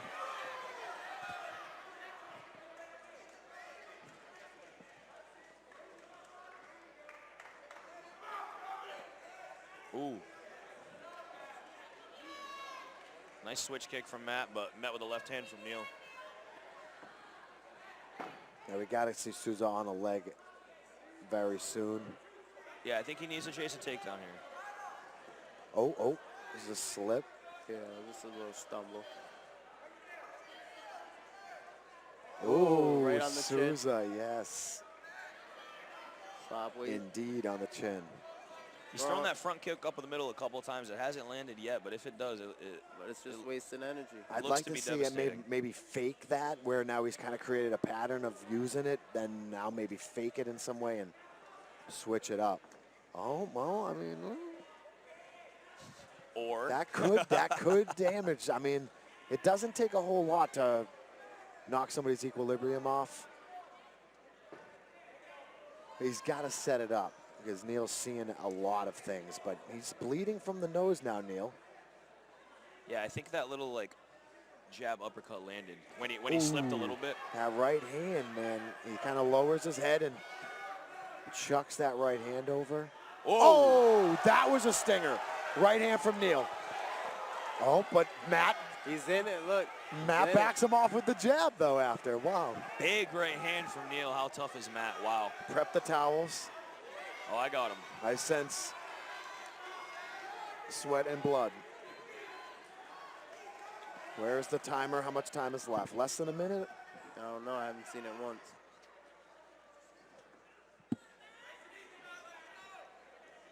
Souza definitely staggered by that right hand, but he seems like he's back.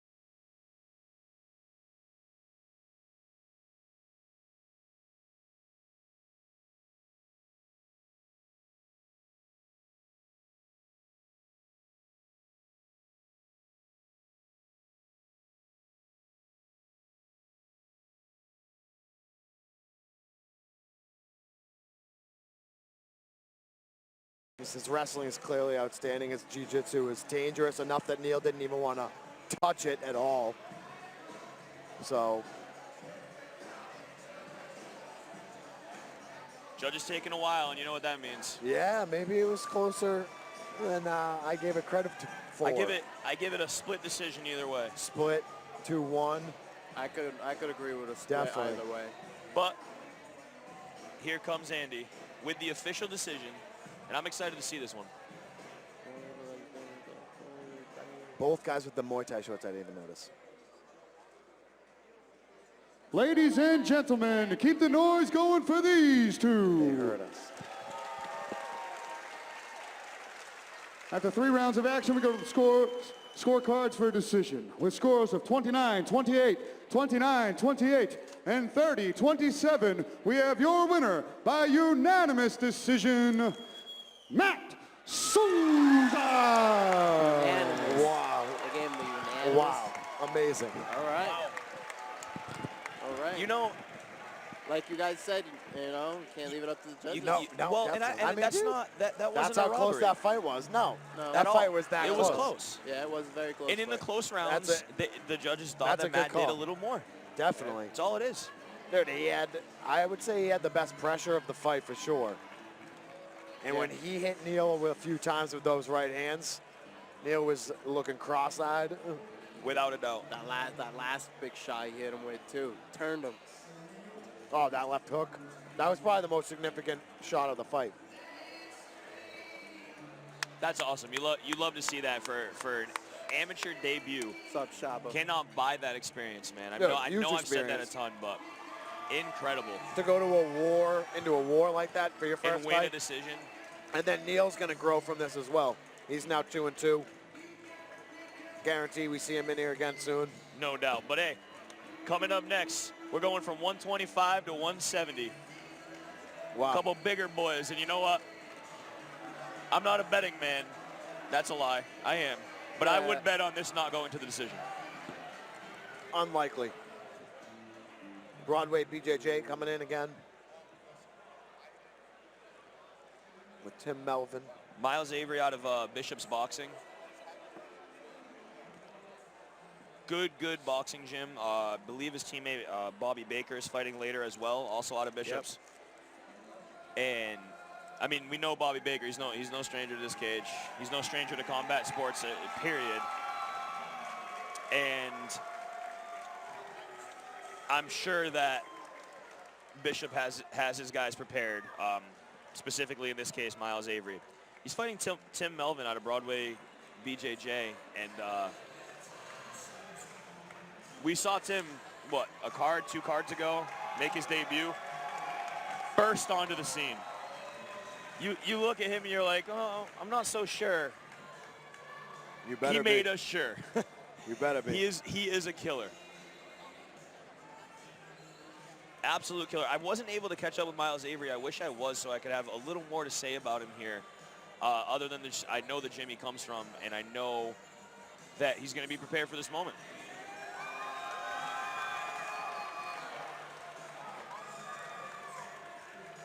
Definitely. Debut, and he looks like he's born to be here. With 170 has to be a hard weight class to debut at, too. I mean, like, I know, like, weight classes are weight classes, but, like, I just feel like the lighter you are, almost the smoother your debut, simply because they historically don't hit as hard, right? So you can gain more experience. You can almost eat a punch that you may not eat at 70, 85. Oh, yeah. Not to disrespect your weight class, I was just talking about that. Nope. I was just talking about that with somebody yesterday, how much easier it is to fight at 135 compared to fighting at a higher weight class, because there is less risk involved. The guys at 35 don't hit as hard, obviously, as somebody at 170. Less risk. You can make a mistake and not pay the ultimate price for it, you know. But here comes Tim Melvin out of Broadway Jiu-Jitsu. His teammate Ashwath Real earlier did receive a victory. He's ready to go. All smiles. This kid just loves to fight, man. He literally just loves to fight. Big kid. Big kid. Oh, yeah. He's been training for about 3 years. He loves the competition. He was a gym rat, enjoyed sparring, enjoyed going live, and that's what got him into MMA. But here's the tail of the tape here. Miles Avery, 6 years older. Timmy Melvin, 4 inches taller. Same reach, though. That's about all I see for discrepancies there. Both coming under the limit. I got that math right? The math's mathing? Yeah, 4 inches taller. Yeah. Yeah, both coming under the limit. Both just happy to be here. Both excited to fight. Yeah, good energy from them yesterday. Respectful. Little something going on with the commission. They're just talking about something, but I'm sure it's going to get figured out here. We're going to do our best to try to figure out exactly what's going on, so we can inform you guys at home that bought the stream and are probably also wondering.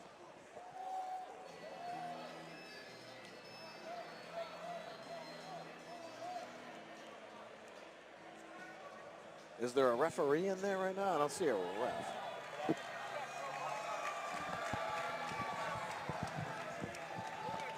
Miles Avery's wearing pro gloves. They got to get amateur large gloves to put on them, take it, and then the fight will start, okay? So to keep you guys updated at home, we're going to have a brief pause in the action here. Miles Avery is wearing pro gloves as an amateur. That is not allowed, obviously. It's a simple mistake. It wasn't fault of really anybody. Ladies and gentlemen, please bear with us. We need to make a quick equipment change, and then this fight will get underway. Get him taped real quick, and then we'll be underway. Which stinks, because Timmy Melvin was ready to go. Yeah, they were both ready to go. Miles Avery was ready to go. I got snacks in front of me now. I'm happy. Someone taped that man's gloves with red tape and signed off on them. That's true. And I don't want to throw anybody under the bus or anything, but Fire. somebody didn't notice. Come on. You signed your name. You could have killed a man tonight. Or at least broken a thumb, you know? And that's not fun. For those of you at home that may not know, I barely know. I might actually be incorrect in this. Pro gloves are 4 ounces. Yep. Amateur gloves are 7 ounces. 7, yep. That's almost double the weight because it's more padding. Yep. For the amateurs. Thumb guard. And a thumb guard. Very important that we don't let this fight happen with a debuting amateur with pro gloves on. For his wrist, his knuckles, his hand, possibly Timmy Melvin's face. Yeah, definitely. You know, like so I'm glad we caught this. Me too. I wonder who actually caught it. I know. Very clever. Looks like possibly Gus, huh? Man's These are some weird snacks. These are weird snacks. Yeah, like we do have some weird snacks here, but hey, snacks are snacks. We got 2 weird snacks. Airheads are not weird. Like these are candy Johnny, chocolates. You're weird. Well, yeah. I mean, I guess Waiting that's on why the tape, I brought these into us. and then it'll get going. Yeah. You manifested I attracted weird snacks what I into am. our atmosphere here. Did he get already? Oh my God, Wow. that was fast. Tyler Pimentel saved the day, huh? And we're just gonna get him taped up real quick. That was like a NASCAR pit crew. Yeah, that was awesome. Good job. Wasn't that much break in the action. I didn't have to fill 5 minutes of empty space with talking about how weird Johnny is. No, I just chatted about our snacks, and I threw a commissioner under the bus. Sorry about that. Are you? No. Kind of proud. Am I going to eat another one of these? Jeez. We're still waiting to go to Andy to make it official. Any moment now, though. Taping the gloves. Now we're signing off. Commission apologizes. We apologize. Cage Titan apologizes. Hey, but we're back. We fixed it. We're good to go. Yeah, no big deal. Now we're going to go to Andy to make it official. All right, ladies and gentlemen, thank you for your patience. This fight is brought to you by Spectation Sports, an amateur mixed martial arts contest taking place at the welterweight division, scheduled for 3 rounds, 3 minutes apiece. Introducing to you first, standing in the red corner, standing at 5 feet 9 inches tall and weighing in at 168 pounds. From Brockton, Massachusetts, he's representing Bishop's Boxing, and tonight he makes his MMA debut. Let's hear it for Miles, the High Roller, Avery. And now, introducing his opponent, standing across from him in the blue corner, holding an amateur mixed martial arts record of 1 victory and no defeats. He stands 6 feet 1 inch tall, and he weighed in at 169 pounds. From Boston, Massachusetts, he's representing Broadway, BJJ. Let's hear it for Timmy Mayday Melvin. And when the action begins, our referee in charge of this contest is Tommy Santana. All right, well, Timmy Melvin definitely brought some people here. Sorry for that delay in the action, folks, if you're watching at home, but these guys are ready to go now, and that's what matters. Oh, yeah. Oh. Miles right Avery out. in the red corner with the red taped gloves, freshly taped, I might add, and Timmy Melvin in the blue corner, blue taped gloves, black shorts. No feeling out period. No, Miles Avery going right at it. Melvin, though, getting the clinch. Very nice. Drops down to a single leg. Miles Avery did a good job shelving that single leg, though. He landed a couple, like, glancing blows at the very beginning. And now he's offensively wrestling. Miles trying to show his own wrestling.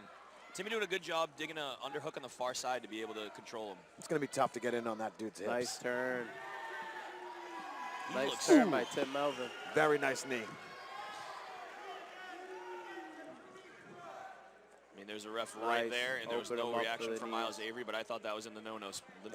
It looked low-ish.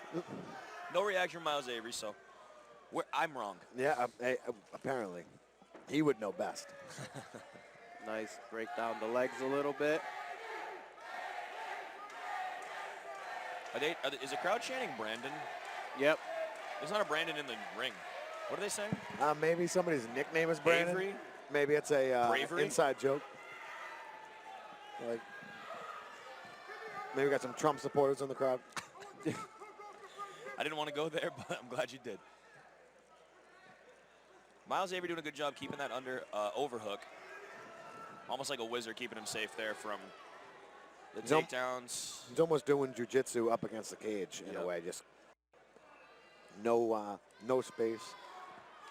But then having a hand fight, one hand on the other side, it's like whose hand's going to get to the face first? Oh, Miles Avery's loading up for a big right, it looks like. Oh, that lead hook was fun. Whoa! Ooh, nice straight. Oh, no! What was that? Right hand from Timmy Melvin. Drops Miles Avery. He's trying to recover, but Timmy's all over him here. There's 55 seconds still. He's sticking his neck out there, though.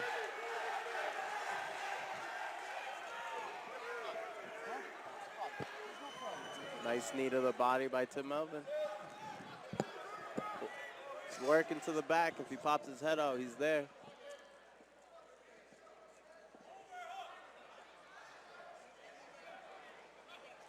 Nice job by...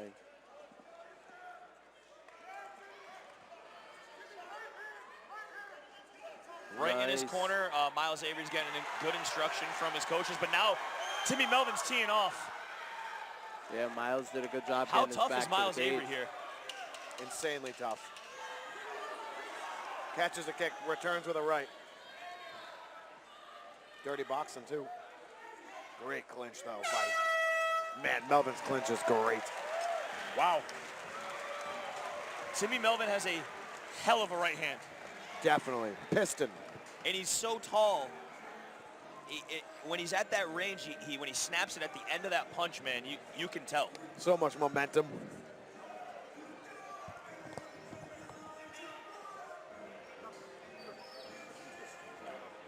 But Miles Avery bringing like an old school.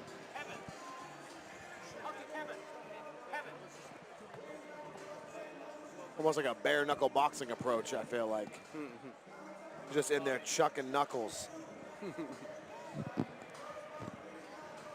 Both his nostrils are filled with stuff right now.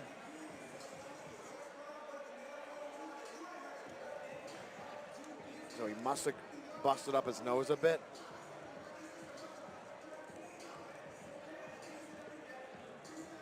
I have to stop eating these chocolates.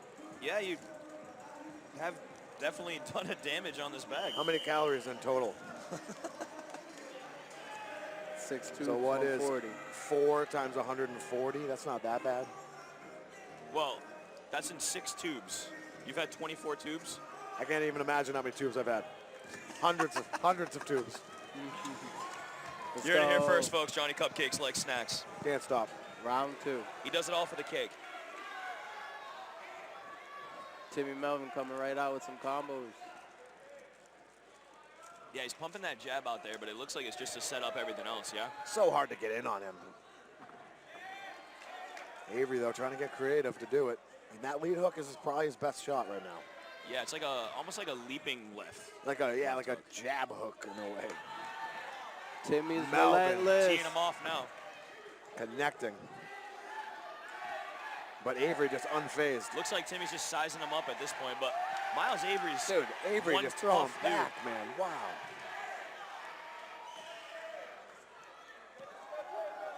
Just when you think he's going to back up, Avery just plants and throws. Great little dirty boxing uppercut there. Yeah, he's been doing that quite a bit. As soon as they lock up, he's trying to answer immediately. Nice. But as the clinch lingers is where Melvin takes over. Yes, agreed. Sparring Dion Rubio has made me hate uppercuts. Sorry, Yeah. I love him. A little slip and a rip. Ooh, speaking of an uppercut right there from Melvin. And the lead hook, though, by Avery. Oh, tries to sets come up up. top with the head, Wow. up top with the head kick. He set that up great. Ooh, that uppercut, sneaky. Ooh, that nice. was on the chin. Heavy Nice leg kick. nice left. Oh my goodness. Ooh, dude, they are just exchanging. Timmy needs to keep that right hand up if you know that punch is coming. They're like, oh, you hit me with a leg kick, I'll hit you with a leg kick. Oh, big shots though. He's Yeah, wobbled. Timmy! Oh! Yeah, Timmy! Oh, big right. Yeah, And that's Timmy! Yeah, Timmy! That was beautiful right there by Timmy. That was beautiful. Great respect between those two warriors there. Wicked. I love it. That right hand is something a 170-pound amateur fighter should be aware of. Oh yeah. And steer clear of. The pros better be waiting. Wow. Because there are some pro 170s who could probably catch that right hand soon enough. Because he's definitely on his way. And then Avery just showing his toughness, hanging in, standing his ground. He looks pretty. Yeah, Miles Upset, Avery's upset, but man, he's not. When he's he a good watches sport. that he's back, he's gonna realize that he has something here. A debut against Timmy Melvin, and he ate a lot of shots. He is tough. Yeah. A couple of things he needs to go back to the drawing board and fix. 55. I'm gonna say. I think he needs to go to 155. Yeah.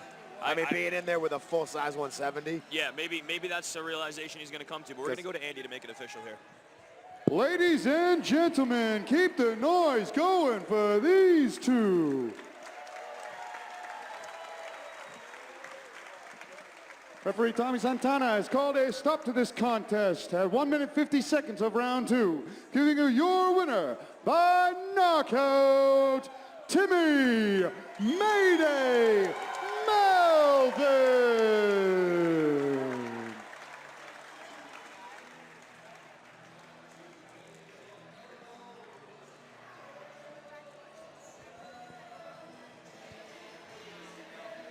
Maybe we're going to see a smile from Timmy Melvin here.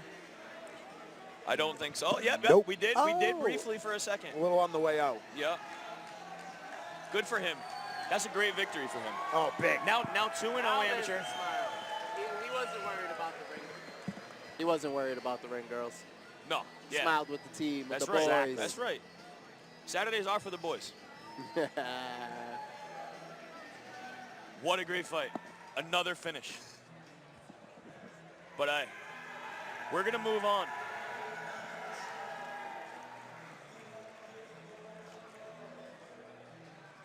Yep, now's the grappling match. So we're gonna go right to this next match here. It's a grappling super fight with Johnny Cupcakes Campbell's teammate. Yep. And Dummy grinder. Christina, Katsikas. I'm excited for this one. Another Greek person here. Another Greek heritage. Katsikas means baby goat. And she was supposed to fight today, but unfortunately her opponent got COVID. Air quotes. You know what I'm saying? But I take offense. I hurt my feelings. yeah, no tail of the tape. This is like an open weight match.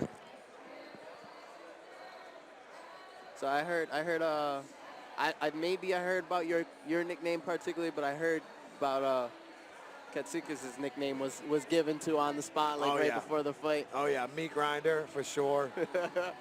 Everything is kind of crazy over there. It's so short. You never know with the nicknames.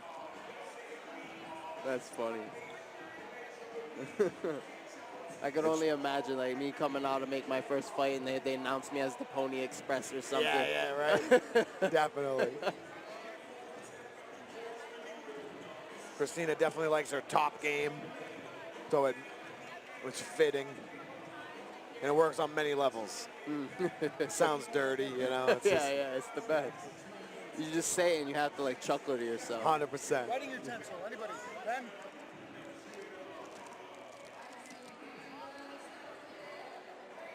It's in my hand, I'm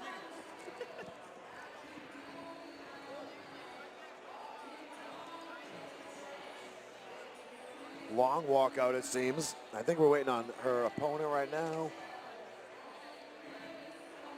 Sarah Hunt. Is it the walkout or is it like a little break? Intermission, not right? Not a real intermission, just a little.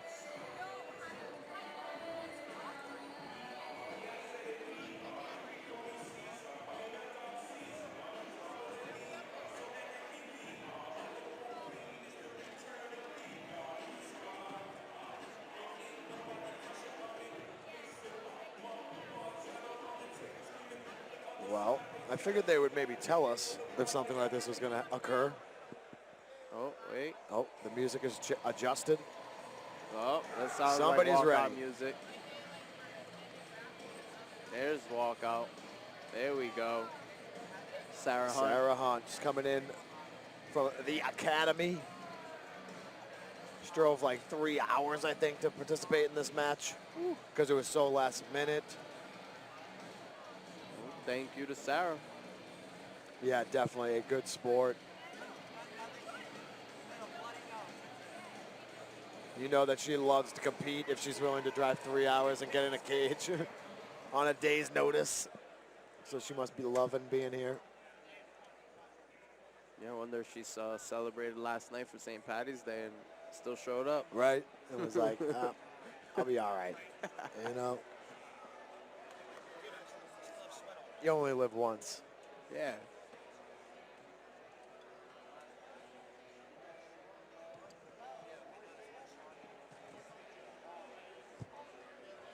Christina, I do believe she brought quite the crowd today, so we'll see if we can hear it in their voices out here. Good that we were still able to get her out there, even though her fight fell through, unfortunately.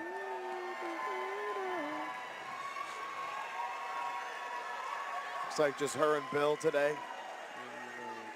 I was just getting right in.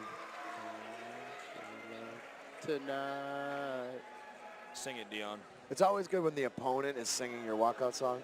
That's good vibes. She is, Yeah, just legit, like, can't help it. Oh, was she jamming too?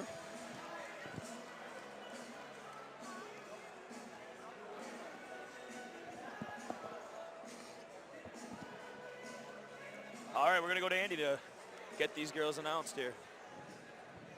Ladies and gentlemen, prepare yourselves for the next contest of the evening. A submission-only grappling super fight. And if it goes to 7-minute duration, it will be declared a draw. Introducing to you first in the red corner, from Portland, Maine, representing the Academy, let's hear it for Sarah Hunt.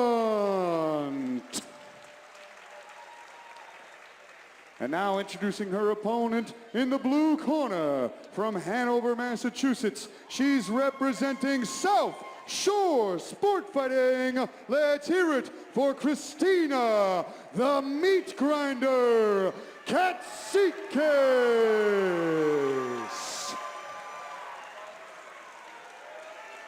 And when the action begins, our referee in charge of this grappling super fight is Tyler Pimentel.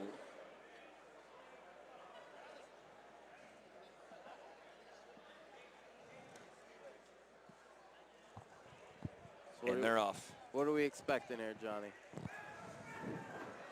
Oh, early takedown by Christina. I know Christina wants to submit Sarah. Oh, quickly to the back-ish. Not quite.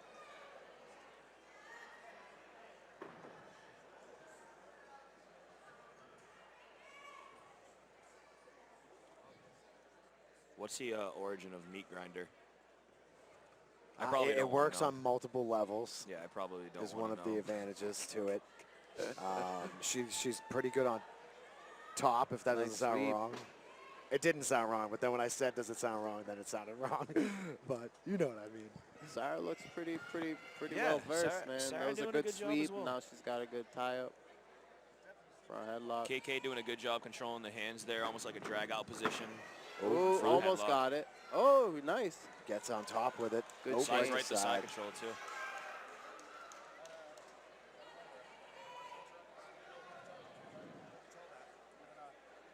It looks like she's gonna be grinding up some bones in the Yep. meat too. Tap. Yep. Good flexibility in the shoulder there, but bones and cartilage go in the meat. Ultimate tat-a-tat. No waste. Is that our second key lock finish there? Second Kimura? Yes. That's good. That's good. That's a fun one. Great work. Great sportsmanship. Good for Sarah for stepping up too, letting KK still compete today. Super cool. I mean, awesome.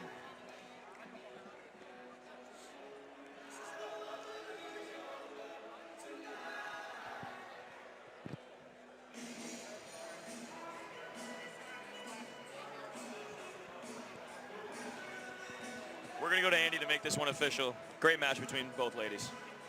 Fun stuff. He's not looking. Ladies and gentlemen, keep the noise going for these two. Referee Tyler Pimentel has called a stop to this contest, giving you your winner by Kimura, Christina, the meat grinder, Katsikis.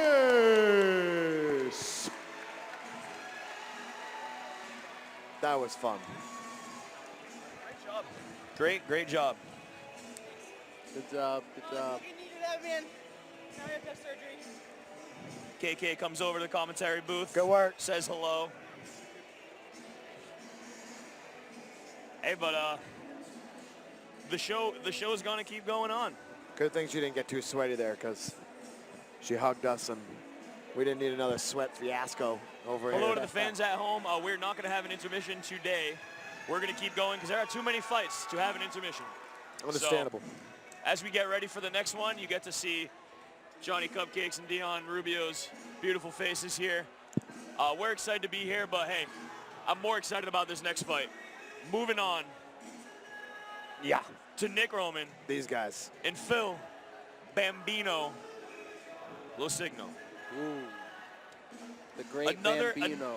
The great Bambino. Another guy whose amateur record does not dictate his skill level at all. Definitely not. At all. This guy has been in war after war with, I mean, like, always the the who's best. who of the 145-pound amateur division here at Cage Titans, and he's always in the fight. He's always in the fight. Both of these guys have a ton of experience. Yeah. Yep. Nothing to lose in this one. Expect another banger. Yep. Most definitely.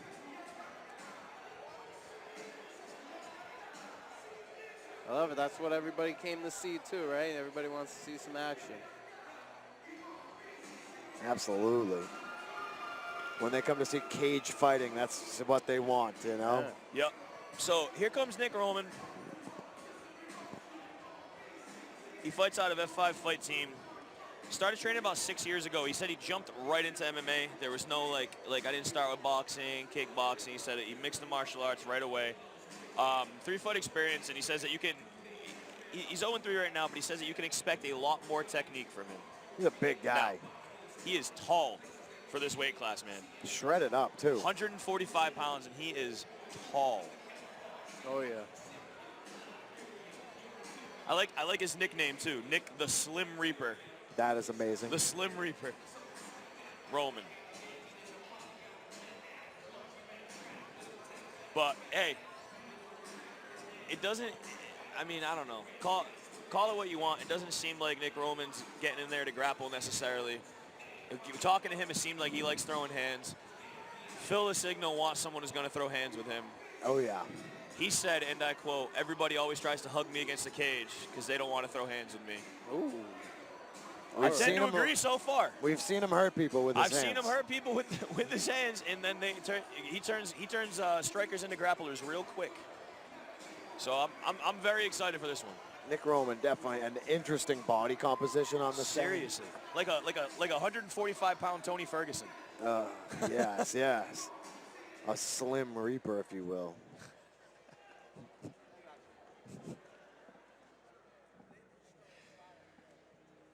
Here comes Phil. He was very excited about his walkout song. He said, "I'm not going to do dropkick Murphys like everybody else is going to do. Okay. But there will be bagpipes." Okay. Corn? Does it come out to corn? Does Corn have bagpipes? They do. They mess with bagpipes. Said it was at the end of a movie, but I didn't write down the movie, and now I forgot the movie. This is a big scene at the end of a movie. Okay. Not that that matters at all. Jay Perrin in his corner. What's Andy's last name? Our Andy? He's from Sityodtong. Andy Gote. Gote. I know. I just never knew how to pronounce it, and everyone pronouncing it correctly. But you know Phil's gonna be ready for this moment. He has a ton of experience. The Slim Reaper has a ton of experience too. Combined, we got 7 amateur fights in there. Yeah, that's maybe the most, amongst the most experienced fights on the card. Yeah. Yeah, it's pretty. I think we got one. We got one with 8 combined. But other than that, yeah, you're 100% correct, Charlie. You know, Phil's always very intense. He's just a competitor, man. He's a construction worker by day in Boston, full time. Yeah, I can see that. All the time too. It's tough. Let's sit right over in Somerville. That's a different breed, because when I was plumbing full time, man, the last thing I wanted to do when I got out of work was go train. Right. I would find every excuse in the book, and maybe that says a lot about me as a person. Also says a lot about Phil. That's why Phil's getting in there right now. Both guys in great shape. Both guys good size for the weight. So here's the tail of the tape here. 6 feet even for the Slim Reaper. 77-inch reach. Oh my goodness. At 144 pounds. Phil Signo's 68-inch reach at 5'9". So he definitely wants to get into the boxing range, I would imagine. And we're going to go to Andy for the announcements. Ladies and gentlemen, big thank you to JYM Supplements for bringing us this next amateur mixed martial arts contest taking place at the featherweight division, scheduled for 3 rounds, 3 minutes apiece. Introducing to you first in the red corner, holding an amateur mixed martial arts record of 0-3. He stands 6 feet tall, and he weighed in at 144 pounds. From Chelsea, Massachusetts, he's representing F5 Fight Team. Let's hear it for Nick, the Slim Reaper Roman. And now, introducing his opponent, standing across from him in the blue corner, holding an amateur mixed martial arts record of 1 victory and 3 defeats. He stands 5 feet 9 inches tall, and he weighed in at 144 pounds. From Boston, Massachusetts, he's representing Sityodtong. Let's hear it for Phil Bambino Lucino. Let's do it. And when the action begins, our referee in charge of this contest is Tommy Santana. The Slim Reaper in the red corner, gray, black, green trunks, red taped gloves. The Bambino with the dethroned army trunks. And he's closing the distance very quickly, because he probably does not want to be at range with a 77-inch reach. Look, his arms are so long, he grabbed the body lock. It's high, though. Oh, he complaining about maybe a low blow he there. said it was low. I didn't really see it, but I mean, I don't know why he would be fibbing. Ooh, while he gets low.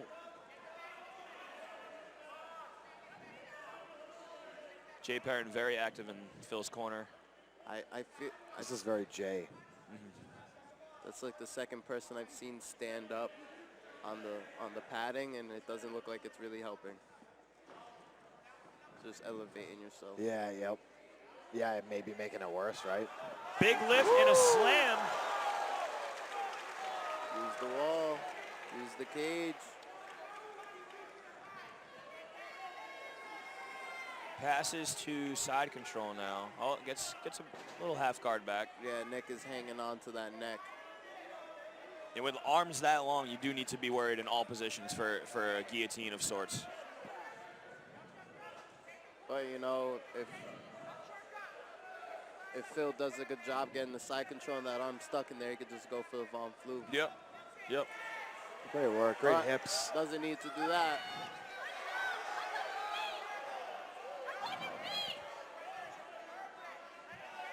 Phil hunting that submission. Halfway through the first round. Soften him up with some strikes. He does have both hooks in. Oh. There you go, Phil. Come on, Phil. You gotta do something. He fights back to turtle-ish. A lot of unanswered strikes there. Oh. Yeah. The ref didn't like what he was seeing. That's going to be it for Phil there. Phil with the win. Got a big takedown. Passed to side control. Ended up taking the back. 2 hooks in, flattened him out. You can hear Jay Perrin yelling for it in the corner. Yep, flattened him out. Many, many unanswered strikes. Good work, dude. Good stuff. Phil's looking to eat. The Last Mohegan is the movie that this song is from, by the way. Okay.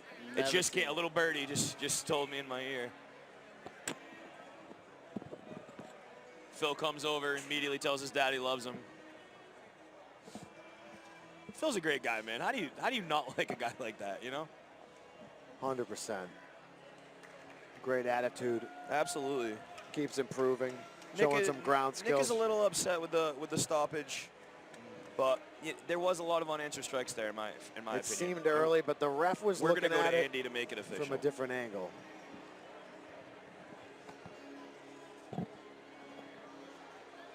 Ladies and gentlemen, keep the noise going for these two. Referee Tommy Santana has called a stop to this contest at 1 minute 59 seconds of round number 1, giving you your winner by TKO, Phil Bambino Lucido.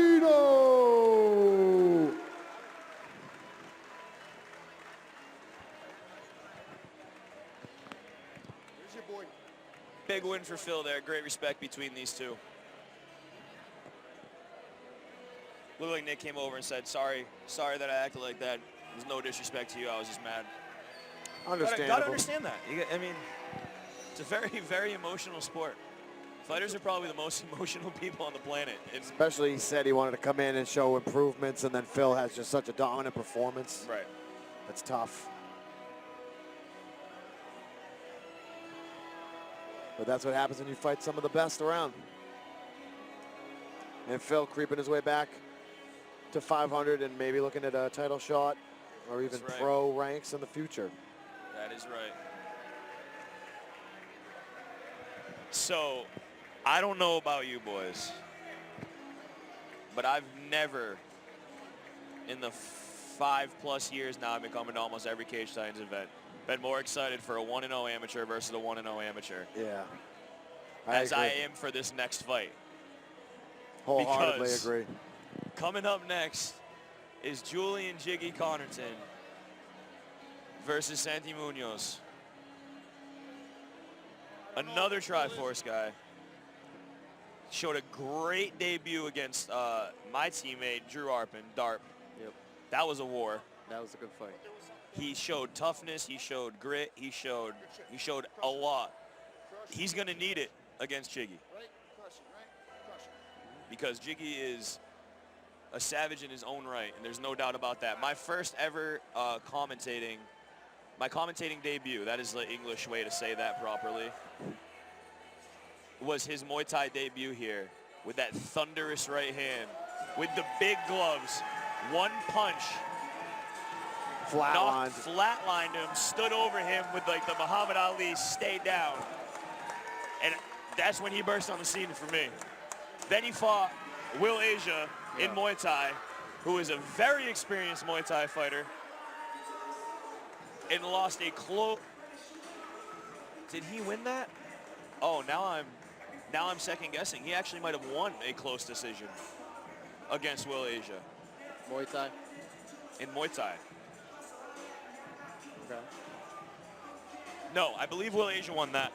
He lost a close decision against Will Asia, but he's giving up a ton. I mean, Will Asia's been around Muay Thai for a very long time.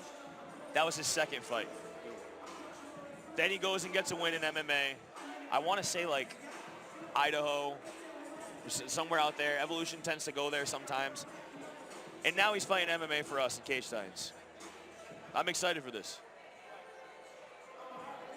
Against that tough Santi Munoz. Tough Santi Munoz. Yeah, it should be a good fight. Santi and I are from the same, you know, we're both from Pawtucket. We went to the same high school together. He's like a year or two younger than me. So, you know, I've known him for years. We played football together and all that stuff. So it's exciting to see once he started coming to the gym and decided he wanted to do it too. It was like kind of cool having somebody who was I knew for a long time also join in the journey. I'm excited to see what he's been doing. There's no doubt about it. I'm definitely excited for this fight. Ooh, nice. Jiggy's very athletic. Evolution looking to stay undefeated on the day. Yeah, both squads, right? I feel like. It's not my boy Santi. Wrong picture. That is the wrong picture. But here he comes. So yeah, tell us more about him. You guys played football together, so he's an athlete. Yeah, he's an athlete. You know, I believe he's also a purple belt in jiu-jitsu. He's not afraid to throw. You know, there's something about like growing up in Pawtucket that just makes you have grit. You know, when we played football, it was like you played both sides. There was no time off.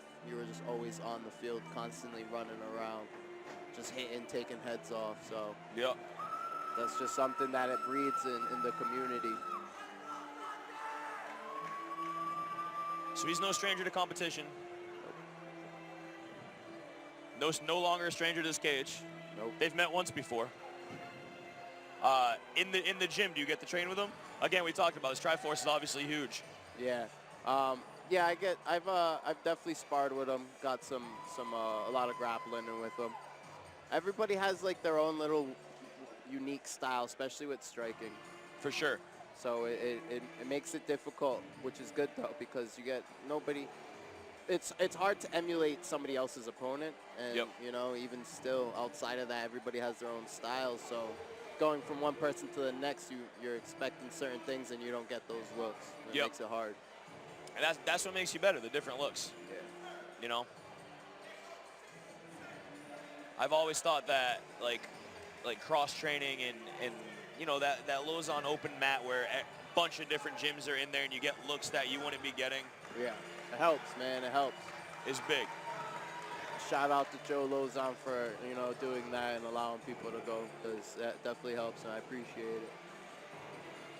Shameless plug here. Andy looks great in front of the Face-Off Fight Co. Corner post there. Definitely. We do have a table here for day and night, so if you're coming to the night card, feel free to come check us out. We got some snacks. We got more snacks now, so we're really happy. Some respect between competitors, but they're both really tough. So we're going to go to the tail of the tape here. Or we're going to await the tail of the tape.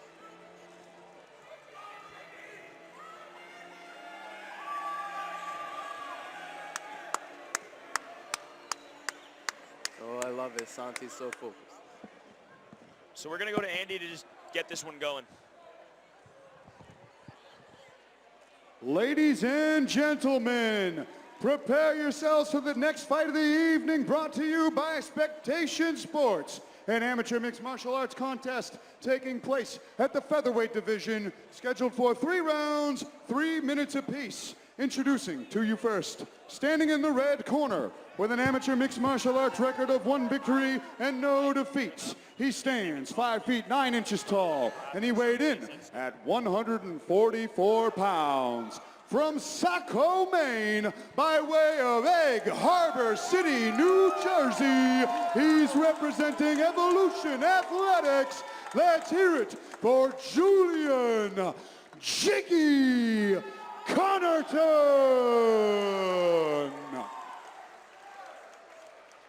And now, introducing his opponent, standing across from him in the blue corner, holding an amateur mixed martial arts record of 1 victory and no defeats. He stands 5 feet 8 inches tall, and he weighed in at 146 pounds. From Pawtucket, Rhode Island, he's representing Triforce.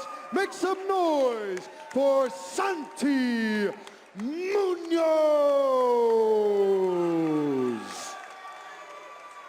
And when the action begins, our referee in charge of this contest is Alan Lau.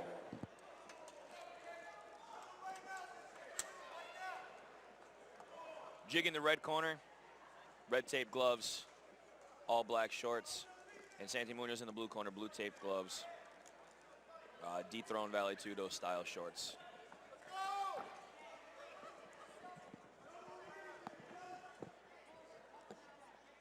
Two fights between the two of them, but I think you're going to see a lot more than that.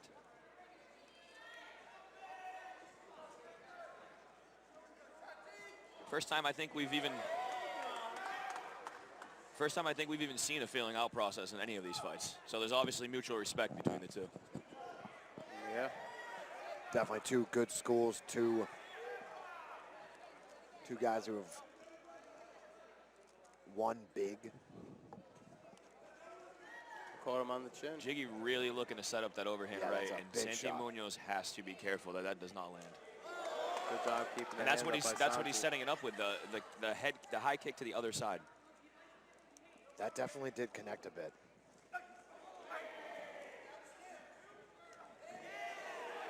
Jiggy is very fast and very explosive. Munoz doing a good job picking his counter shots, though.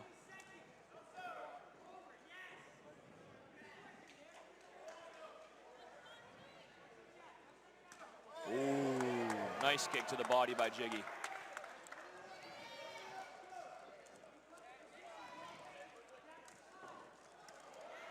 Good defense. Everything, yeah, for sure. Sandy's doing a good job rolling with it. It's like everything that Jiggy throws is 150 miles an hour.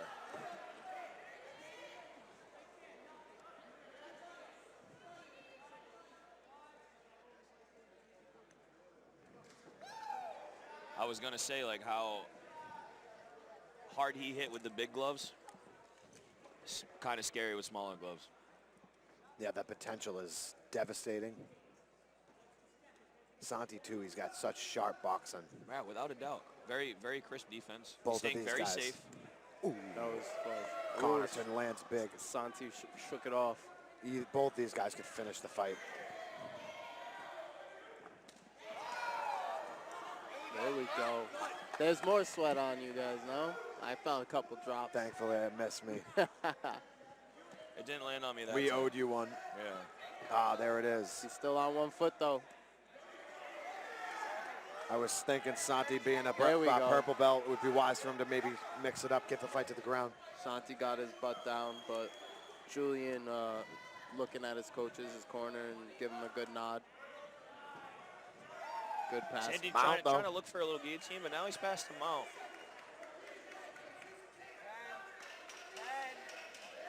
Short time here.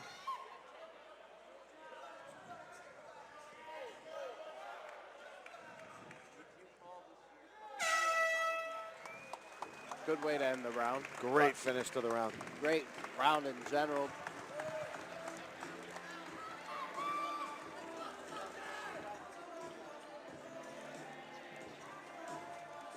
Excellent back and forth. High level action like we anticipated. Santi kind of capping off the round big with that ground assault.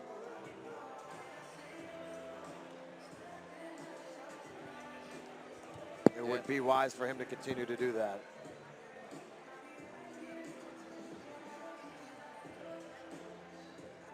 Yeah, I mean, he found success on the ground, and you don't really have to worry about those big shots from Jiggy when you're grappling. I mean, I'm not his coach, but I'd say go right back to that well.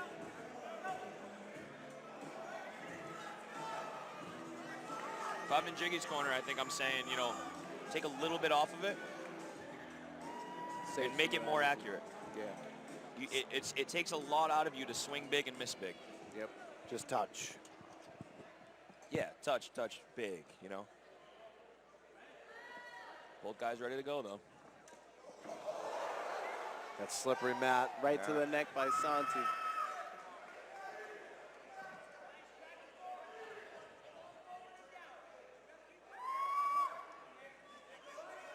Going right back. Santi doing a good job with that placement of that knee, too. Nice. Reminder Right at home, back amateurs cannot knee to the head. Nice takedown by Santi.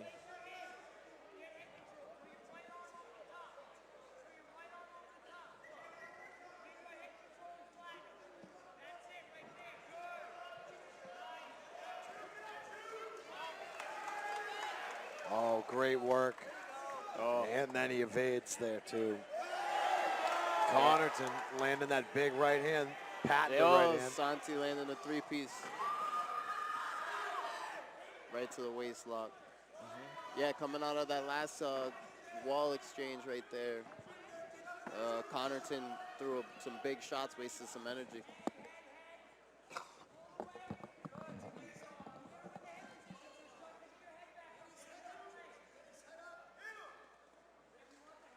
Great groundwork here by Santi.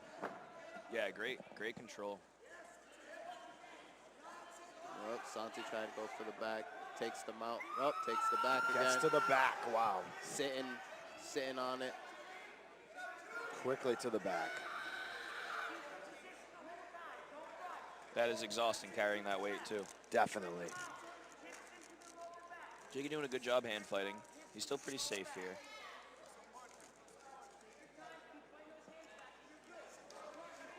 It's hard. I want to tell him what to do, but I can't do that. He's right in front of me. It is difficult.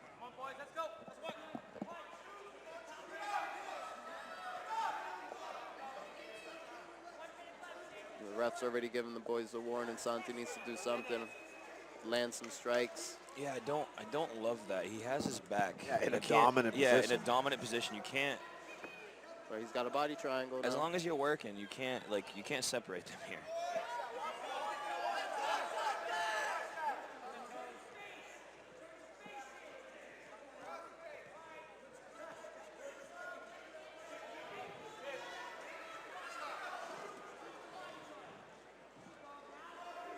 Jiggy doing a good job still staying safe with that body. He needs to get over to the other side to be able to free that body triangle. Right now, that lock leg being on top is really tough. He's trying to like wall walk a bit there, but it's just so tight. This is tough here because he can't get to the other side because the cage is there. So if he does rotate hard to his right, yeah, the cage is going to stop him. He's still not going to be able to free the body triangle. Oh, there you go. His little heel stops.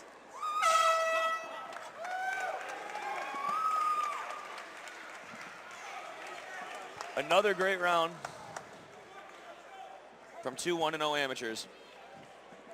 Definitely Santi showing that the ground is where he has his dominance. Connerton's going to have to figure out a way to keep Santi off him.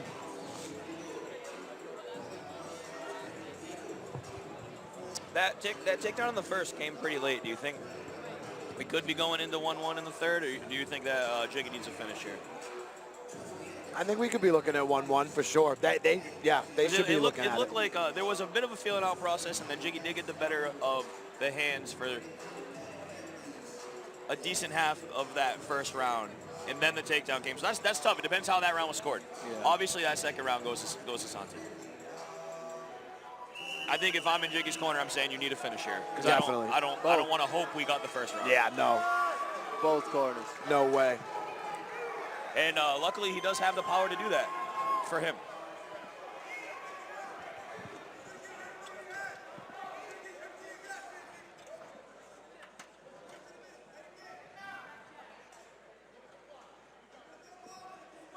And obviously, if you're in Santi's corner, you're saying we're going to grapple again.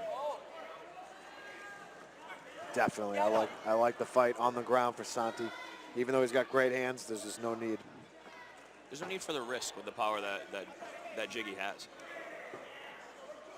Jiggy's still hunting that. Whoa! There we go, Spinning back. Santi. There we go. Spinning back Excellent fist. spinning back fist there.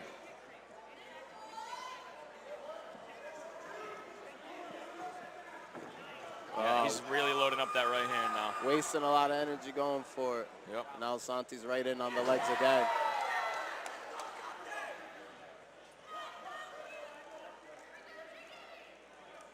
Santi's listening to his coaches and sticking to the game plan very well here.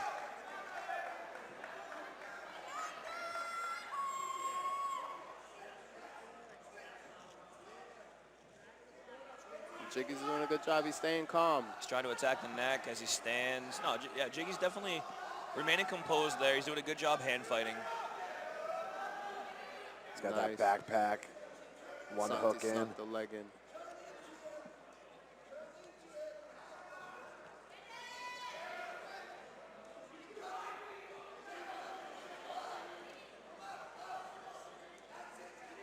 Oh, both hooks are in now. I'd almost like to see Santi try to flatten him out here. Extend his legs, hip in. Yeah, we've seen that be effective multiple times tonight. Or today. I What guess. year is it? Right?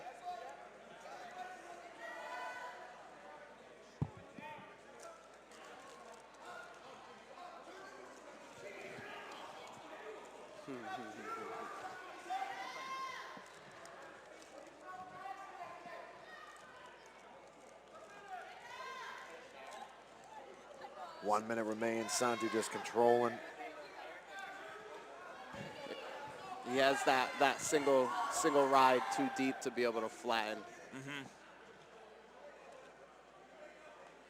I turned him. You got to be careful with the ankles crossed. That's true. Jiggy can throw his left leg over. That could Yep, be. yep, Yeah, he's they're looking good for it for it. there. Santi made the Yep. adjustment. Yeah, he was wise to it.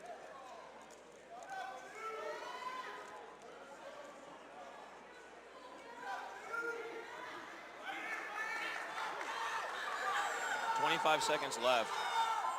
Oh, he's under it.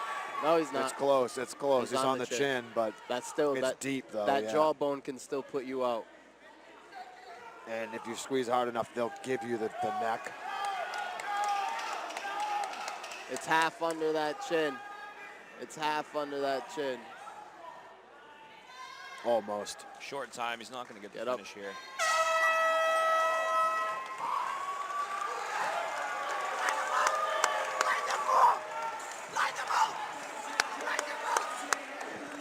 Good job, Santi. Good job. He wants a title shot. Santi's a bit fired up. I think he knows that he did enough to get that win. Came over to us and said, "Who's next? Line him up." Indeed. Good work, my boy. Who's got the belt at 45? Good work. Good It's work. a good question. He definitely did enough to get that win. He probably had upwards of 7 minutes of control time in a 9-minute fight. Rolled the back that whole third. Great job by him. He's fired up and rightfully so.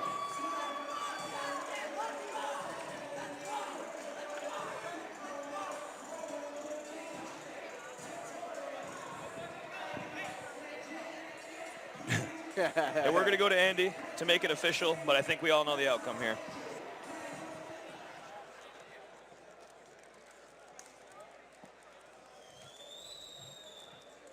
Ladies and gentlemen, keep the noise going for these two. After 3 rounds of action, we go to the judges' scorecards for decision. With scores of 29-28, 30-27, and 30-27, we have your winner by unanimous decision, Santi Munoz.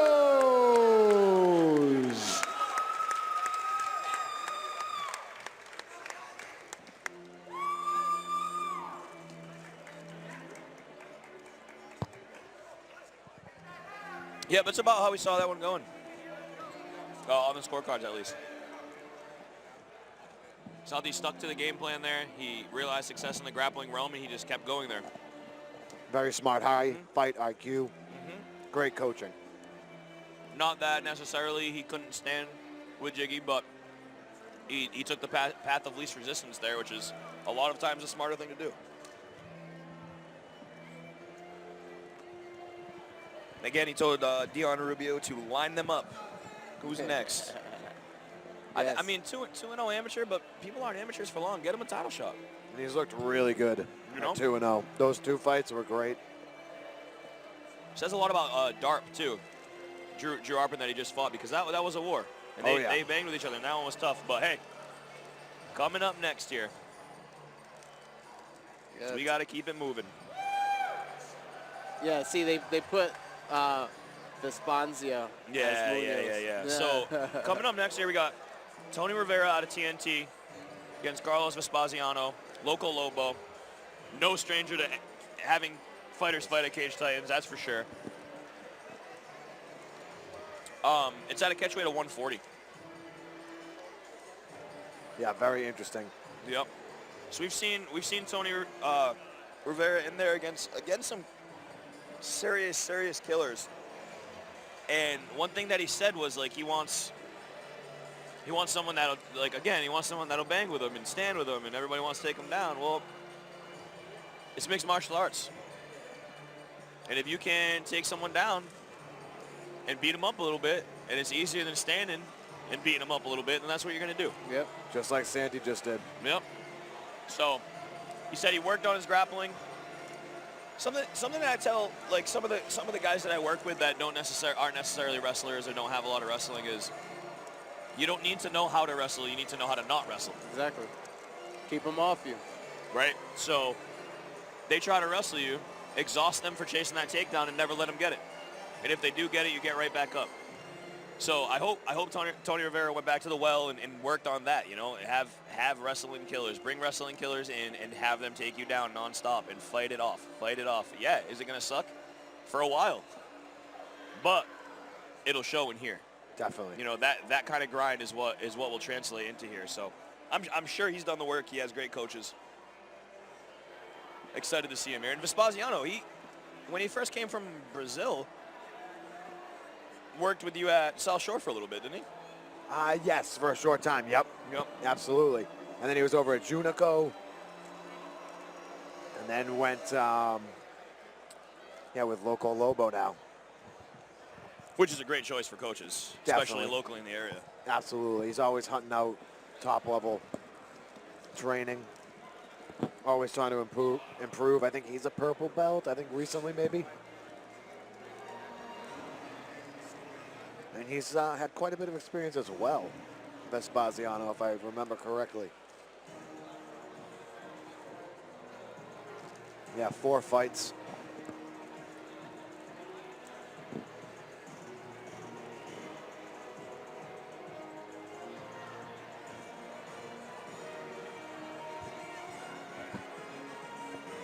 Tony Rivera's walkout song almost giving me Star Wars vibes here. Yes.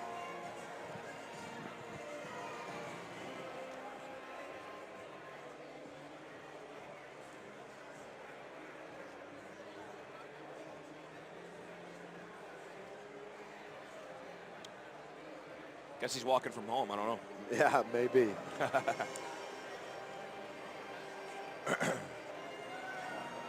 But we're ready. The crowd's ready. I think he said he'll be here soon. He's from Leominster, so it's a far walk. It's not, yeah.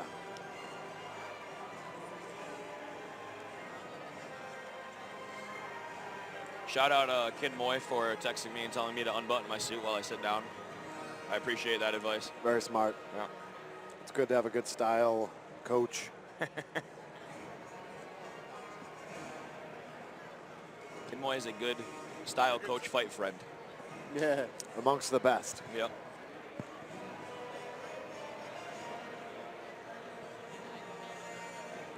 Especially that pairing. Not a lot of that pairing going on. Well, good to see you. Yeah, definitely not. It's unique. Dapper Dangerous, LLC, hit him up. He'll make you look good. Yeah, we've had some talks. Yeah, he's the man. He is the man.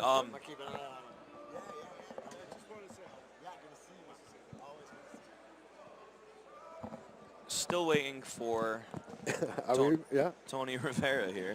I feel like we should go to the bathroom. Like when you're at a restaurant and your food's not there yet, you go to the bathroom, you come back, it's always there. I think if we went to the bathroom right now, we come back, Tony would be on the cage. I think he has appeared. I think he was just waiting for that long entrance. Is he shirtless? He know. already shirtless? Yeah. Oh, wow. Got his chesticles out. Yeah. Got movie vibes going on right now. All right, this is the climax. It's walkouts like this that make me respect guys like John Anik, who can tell you who Tony Rivera's girlfriend had for dinner 3 nights ago, because he just knows every fact about him. I guess when you're shredded like that, you just don't wear shirts. I mean, whatever. He's in good shape. Yeah.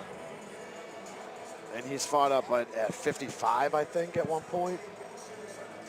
He's ready. He's fired up. Coming in at 40 tonight, so. Lean and mean. Yep. Zach Searle in the corner. Infamous Cage Titans legend Zach Searle. Zach Searle's giving you a run for Mr. Cage Titans. He tries. He tries, that's for sure. He'll do everything but fight over it. You know what I'm saying?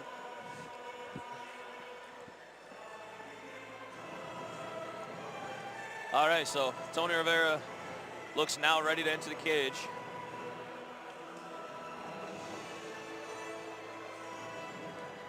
This is a guy who's been here before, so he is comfortable. And so is Carlos Vespasiano. Oh, yeah. Don't stop me now. Great walkout song. Queen's always a winner. Heck yeah. I actually toyed with coming out with this a few times recently. Oh, yeah? It's a good one. Good energy. What have we had for submissions tonight? 2 Kimuras. Couple Kimuras. 2 Kimuras, right? Rear naked. Because Did we get any rear nakeds or just ground and pound from the back? Yeah, just ground and pound. So far it's between KK and who else got the other Kimura? I forget now. Ash Rao. Because Face Off Fight Co is doing submission of the night now. Sub of the night bonus. Okay. A little bit of cash. Yeah, we might some see gear, one here. A hat, a T-shirt. All right, good, good. Fucking figured why not? Shout out to Face Off Fight Co. Whole goal is to give back to the fighters, so might as well give back to fighters who. We got gear there. Get it. Gear and things. What can they like? FaceOffFightCo.com. FOFightCo.com. FOFightCo. Yep. FOFightCo.com.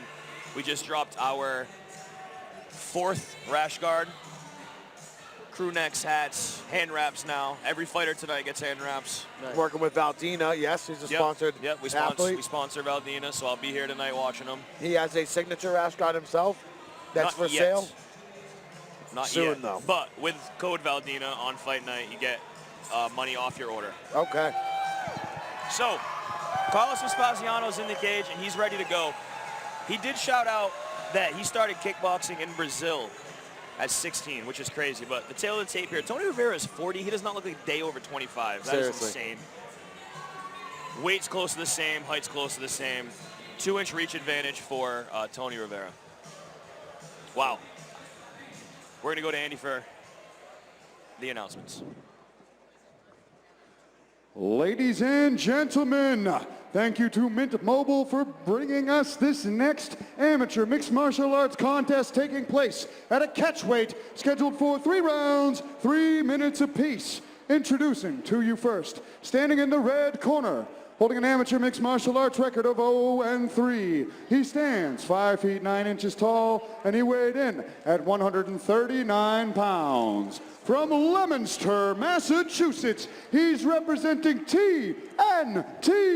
Let's hear it for Tony Ninja Star Rivera.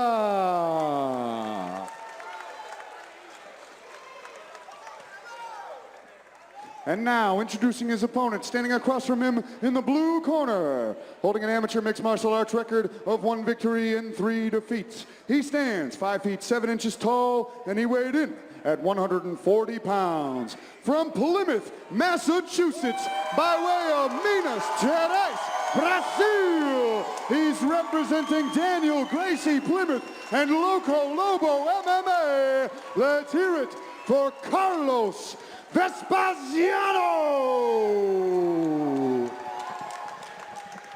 When the action begins, our referee in charge of this contest is Tommy Santana.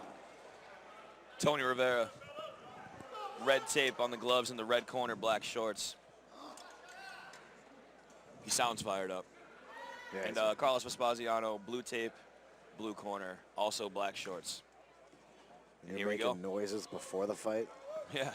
You are ready. He's ready to go. Right out with a kick, leg kick. Yeah, I've seen Carlos loves that leg kick. Both coming out southpaw. Great takedown from Carlos Vespasiano. Big power there. He just forced it. Yeah, he muscled right through it. Right to the mount.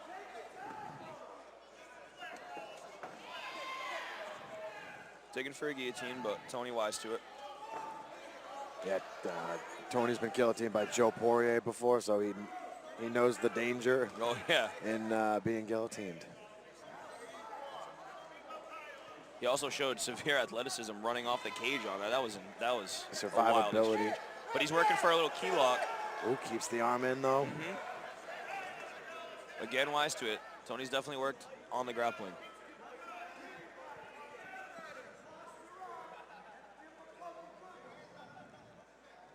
Trying to isolate that arm still though. Flying him back down. I expect nothing less from Carlos Vespasiano coming out of Loco Lobo with, you know, having great jiu-jitsu, especially from top. Oh, I think. So he keeps... Another one. Ooh. Ooh. Half the round. Took him 90 seconds. That was a beautiful setup. He kept punching to bring the hand up. The hand came up, he'd force it down. He'd swim out of it, punch, isolate the hand, punch, until finally got the Americana. Brutal angle on that. Yeah, the elbow, he doesn't look like he's comfortable right now. I think that elbow might be popped a bit. Just the level of ground that Carlos brings compared. Excellent job. Beautiful performance from Carlos Vespasiano. Yeah, looking like a stud.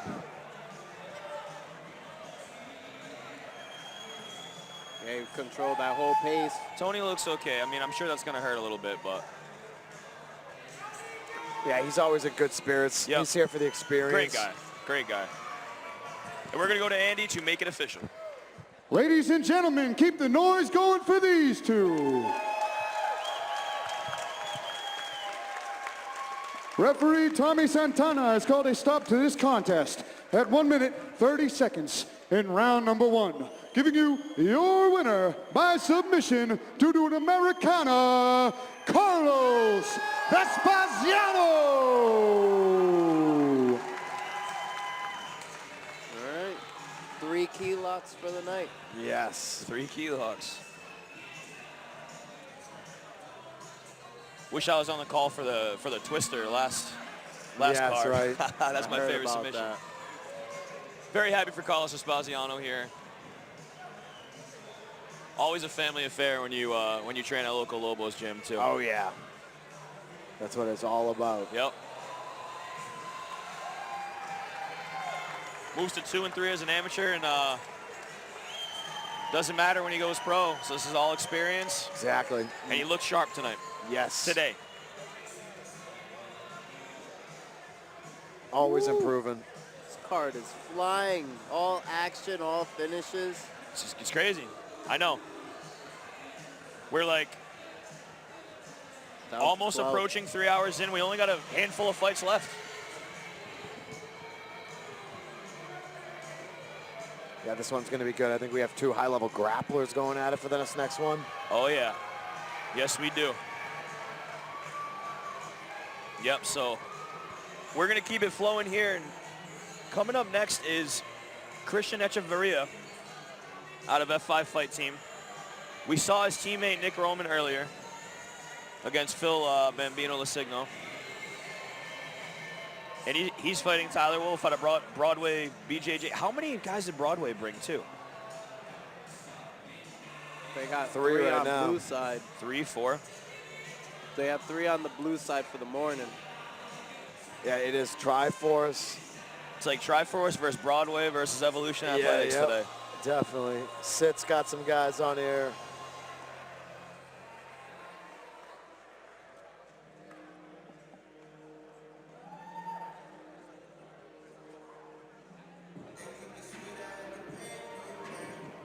So here comes Christian Echeveria. Talking to him earlier, I remember this kid pretty well. He's a very, very high-level wrestler for as far as Massachusetts goes. And obviously brought a lot of people here today because I can't even hear myself talk. He started wrestling at 13 years old. Once he got to high school, it became like a year-round commitment for him. It wasn't just a seasonal sport at that point. So he's a product of Doughboy Wrestling Club, which I'm very familiar with. He's a state champion, Massachusetts state champion. He's an all-state placer and a New England placer. All 3 of those things are very hard to do. So, especially out of Massachusetts, it's a grind to even get to New England's, whereas like other states they have their state championship and then they get to go to New England's, like Rhode Island. Massachusetts is sectionals, states, and all states. Not true. Rhode Island is a little unfair. It's only D1 that doesn't have to go sectionals. That is unfair. I didn't know that. Yeah, I had to do. I was D2, so yeah. I guess that makes sense. Like as far as like smaller state, less people you can bring to New England's, whatever. But that does sting. Anyway, he started MMA 4 years ago, and I asked, can we expect a lot of wrestling? He said you can just expect high-level MMA. Okay. All right. So he comes in with a big wrestling pedigree. But he says he knows how to use it all. Yeah. I mean, MMA for 4 years, and you know too, Dion, if you wrestled, like,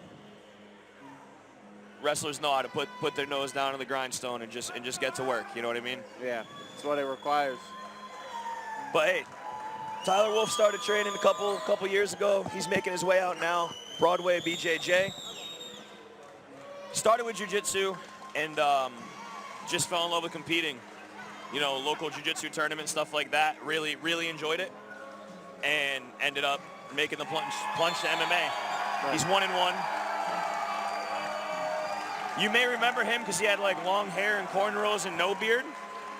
Now he has short hair and a long beard. I asked him why the change, and he said, I wanted a fresh start, and when samurais want a fresh start, they cut their hair. True. Right on. So, for what it's worth, that was his answer. I don't really know much about the samurai culture, but obviously he's someone that follows that and something he believes in, so. Yeah, it's almost like wrestling versus jiu-jitsu here. From the outside looking in. Yep. Which means maybe they just stand and bang. Who MMA, knows? baby. MMA, exactly. That's usually what happens. The two grapplers bang. The two dudes that like to stand and bang start grappling. Hugging, yep. That's right. It's funny when you see 2 high-level grapplers and it never goes to the ground. You know what I mean? Oh, yeah, definitely. Because it's like, nah, I don't want him there. He don't want me there. Let's just punch each other. All right, we're going to go to Andy with the ring announcements.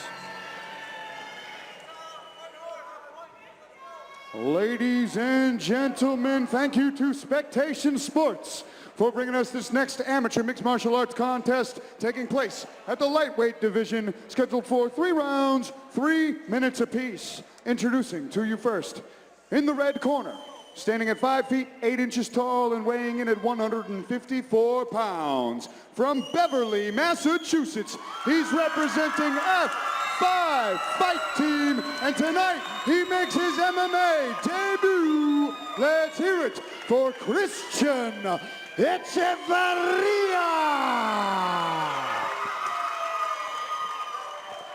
And now, introducing his opponent, standing across from him in the blue corner, holding an amateur mixed martial arts record of 1 victory and 1 defeat, He stands 5 feet 8 inches tall, and he weighed in at 155 pounds. From Southie, Massachusetts, he's representing Broadway Jiu-Jitsu. Let's hear it for Tyler Wolf.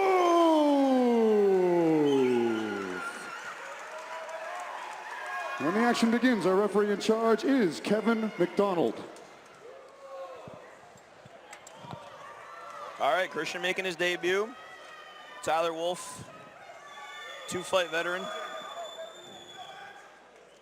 We'll see what happens. 0-0 amateur debut, and you never know what to expect. That's the best part about it. Especially when he's competed at a high level in wrestling. Looks very comfortable.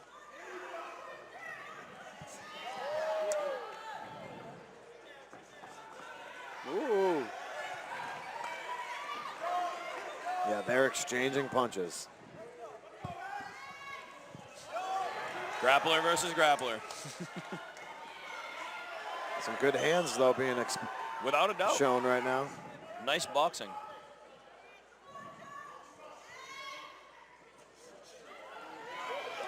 Oh, big right hand lands. oh! That was a right hook, I believe, by Echeveria. Another one, too. Ooh, 3, 4 knees by Tyler. Not a ton of damage, but He's eating them off the Oh, arm. those oh, knees are 5, maybe 6. Now he has rocked Echeveria. Wow. And the grappling has begun.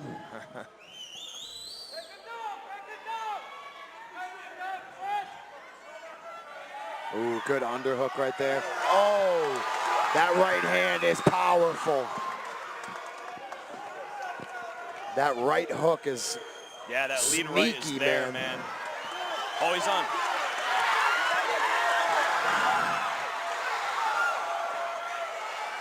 Wolf is showing some damage.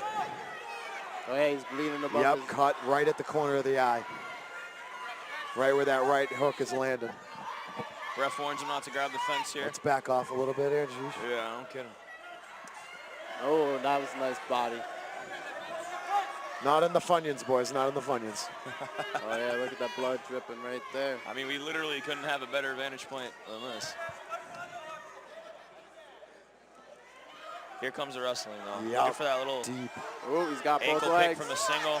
Tons of pressure. Nope, but Wolf did a good job staying up. Then he gets his underhook.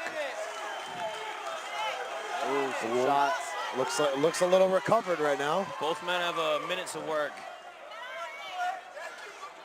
And that's why when you're rocked, you try to grapple, right? To get that recovery time. Exactly. To get your wits about you. Take that time. Recharge a bit. If Wolf can get a takedown, he may be able to steal this the round, yeah. on a judge's scorecard or two.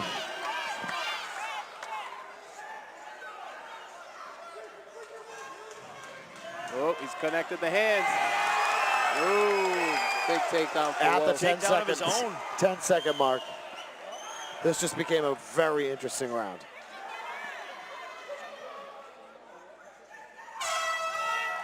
Ooh. Big finish for the round for Wolf right there. Believe that punch was okay because it was in motion. Yeah, it was As close. the horn sounded, hard to just stop that. It didn't look intentional. It's like the Tom Brady tuck rule. Yeah, Arms in motion. exactly.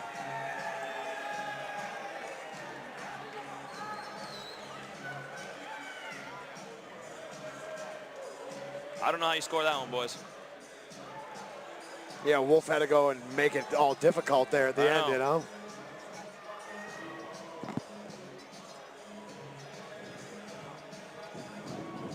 Yeah. It's a tough one. Wolf's eye definitely busted up a bit. That could also definitely play a factor.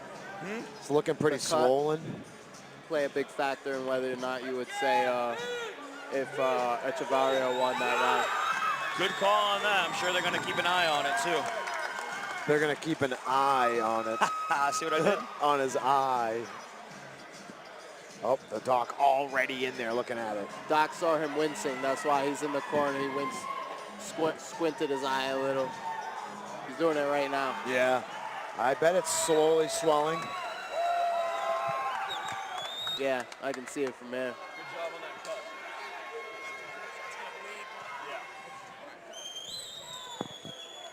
cut. Ooh, nice left. Ooh.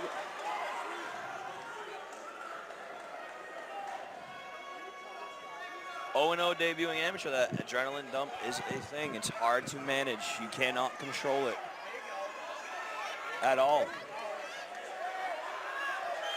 Hammer fist from Wolf.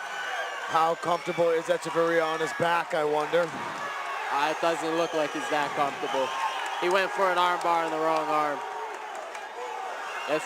None of those are really landing. They're hitting the hands, yeah. He's going to have to move, though, because they're going to eventually stop it. It looks bad. But none of those punches are landing Tyler on the head, Wolf, though. vicious ground and pound. There we go. And he gets the victory with a TKO. Yeah, that's a good stop.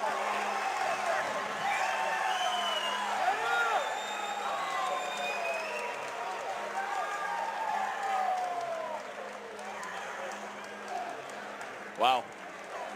Tyler Wolf came into that round like he knew the doctor was taking a close look at that cut, and he did not want to go to a third round. His time was, not on his side. And he came out and just relentless with that finishing pressure there. Amazing that he was the only one to score a takedown in this fight against a very high-level wrestler. Yeah. Shows you just how good and well-rounded Tyler Wolf is. Wrestling's different. You know, you're on an open mat, but then once you have somebody throwing you up against the cage, it's not the same defenses. Yep. And there's punches. That too. You don't got to really worry about that in wrestling. You got to set your shots up differently. You have to defend the shots differently, you know. Overall, great job. And now, ladies and gentlemen, keep the noise going for these two. Referee Kevin McDonald has called a stop to this contest at 54 seconds of round number 2, giving you your winner by TKO, Tyler Wolf.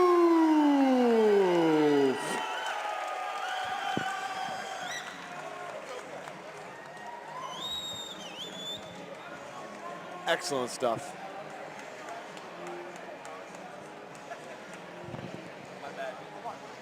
Tyler Wolf climbing to 2-1. Echeveria gets big experience there for his debut. Yeah. Against a tough guy. Yep. He's obviously very disappointed. He's going to take that loss to heart, but plenty to build on there, plenty to come back from. Great fight by both guys. And the samurai haircut coming through. That's right. Fresh start. 2-0 since he cut his hair, I believe. I like it. Yeah. We only got 5 fights left, boys. Yeah. And coming up next, Daniel Keepers out of G&G. Second time we've seen a G&G prospect tonight. Versus Ozzy Martin out of Lakes Region, Valley Tudo. I did not get to catch up with Ozzy, and I know nothing about Lakes Region, Valley Tudo. Yeah, I wonder which, where is Lakes Region, I wonder. Talk about the Great Lakes. That's a new one. I've not heard of that before. But he's 1-0. He's 175. He's tall. Keeper's tall as well. They're both tall. Oh, yeah. Oh, yeah. They're both very tall. I'm very interested to see Keeper's reach because sizing him for his gloves, he is a very long gentleman. Yeah, he's probably like 6'3".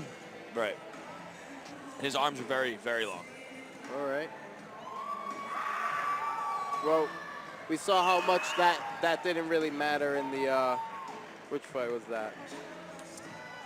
Phil Signo versus Nick Roman. Yeah. Slim Reaper, yeah, you're right.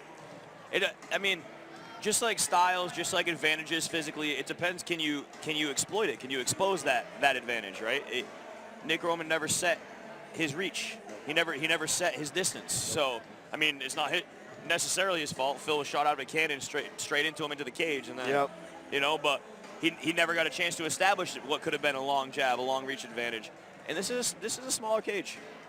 So that reach sometimes doesn't really help you because you take one step back and you're against the cage. Yep, exactly. And the bigger they are, the harder they fall. Quicker it happens. Like the main event is going to be, it's like a phone booth for them. Right. Oh.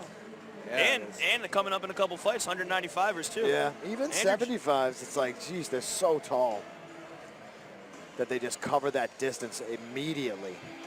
Yep. So Daniel Keeper's out of G&G, started training about 2 years ago. Started with boxing, kickboxing, fell in love with MMA. It's like a tale as old as time. You start with one and then you're like, wait a minute. This is fun. Yep. I like this. So he's coming into the cage now. He's 3-4. I mean, that's a lot of experience.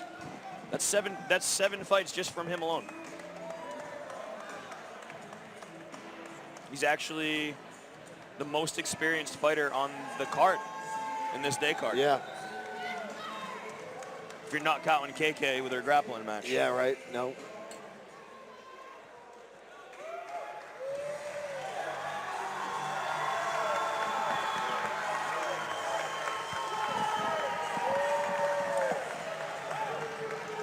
Here comes Ozzy Martin. He was very, very intense at the weigh-ins. Very intense at the face-off. Very intense, really. I imagine all week, but the last couple of days that I've seen him. Yeah. I don't expect anything to change here. Yep, it's about that. That same look has been on his face for the last 3 days, at least. Definitely. Came here to chew bubblegum, kick butt. It's a lot of bubblegum. Exactly.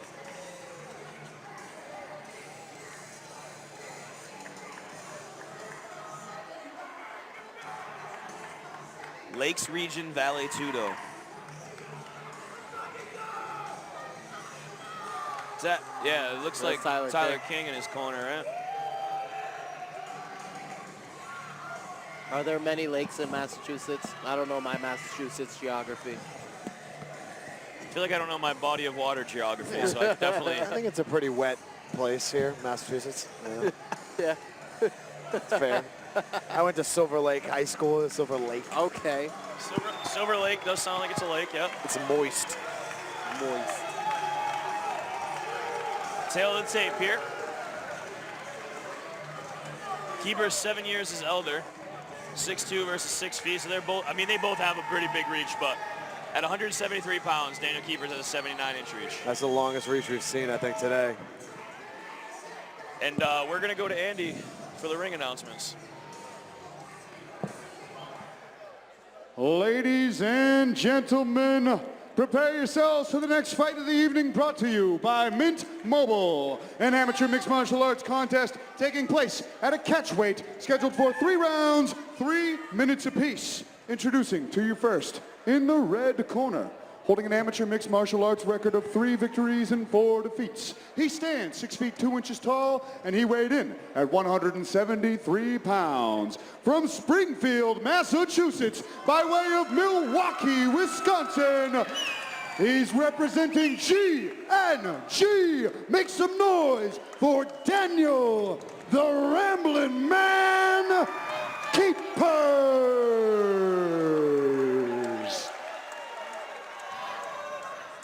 And now, introducing his opponent, standing across from him in the blue corner, holding an amateur mixed martial arts record of 1 victory and no defeats. He's standing at 6 feet tall, and he weighed in at 172 pounds. From Laconia, New Hampshire, he's representing Lakes Region Valley Tudo. Make some noise for Ozzy Toro Martin. When the action begins, our referee in charge of this contest is Alan Lau. All right, boys. Bit intense pre-fight, too. Daniel Keeper's in the red corner. Black shorts, red taped gloves. Ooh, oh Ozzy with the gray undershorts. I might not even get through this with the blue tape. Stuff started happening before you could even announce it. I know. It looked like Keepers landed a pretty big shot, but then immediately Ozzy was like back on him. Yeah, he fell under enemy fire really fast. Very interesting. And he just went right in for the double unders. Looks like he's looking for a big lift here. Yeah. Ooh. Did get it started, but I just don't think there's much there. good center of gravity. Yeah. That You got to be hard. real good at That it. would be hard to Right. pull off there. Oh, Maybe like a circle trip to the yeah, backside, I but like a wizard throw there. He's right back up with a nice knee. Nice couple knees, already with some redness on the belly there. A long jab by Keeper. Nice kick. That kick hurt. Yeah, it tore his leg right over. Ozzy's fans are very intense here. Ooh, low kick, very low. That straight. Oh!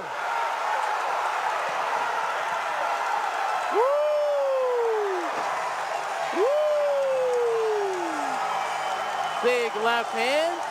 Oh, yeah. Big left hand. Wow. Oh my God.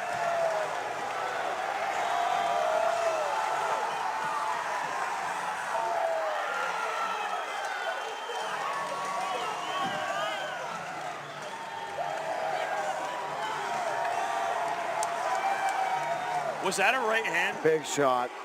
I don't know which put him down, but right or left. I think it was the left. Big shot. Left hook? I think so. I think. It happened so fast. Wow. That's one of the more, I mean, he was. I think it came off a good strike from Daniel Keepers too. Like it was a return. A nice straight left, and he followed it, right? Boom. Yeah. It was beautiful counter. Alan Lau got there as fast as he could, but Daniel Keepers was out. And then kind of up, and then I think kind of out again. Yeah. Yeah. I mean, he folded for a second there. This place erupted. He looks like he's okay now, which is good. Ladies and gentlemen, keep the noise up for these two. Referee Alan Lau has called a stop to this contest at 1 minute 9 seconds of round number 1. Giving you your winner by knockout, Ozzy Toro Martin. I love that number.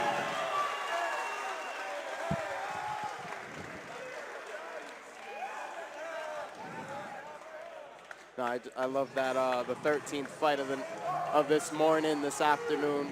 There was a nice big knockout. I have this nice Lucky infatuation 13. with 13. Way to wake us up again, huh? Ozzy is fired up, rightfully so. How can you not be after a knockout like that? It's starching. Yep. He stiffened up.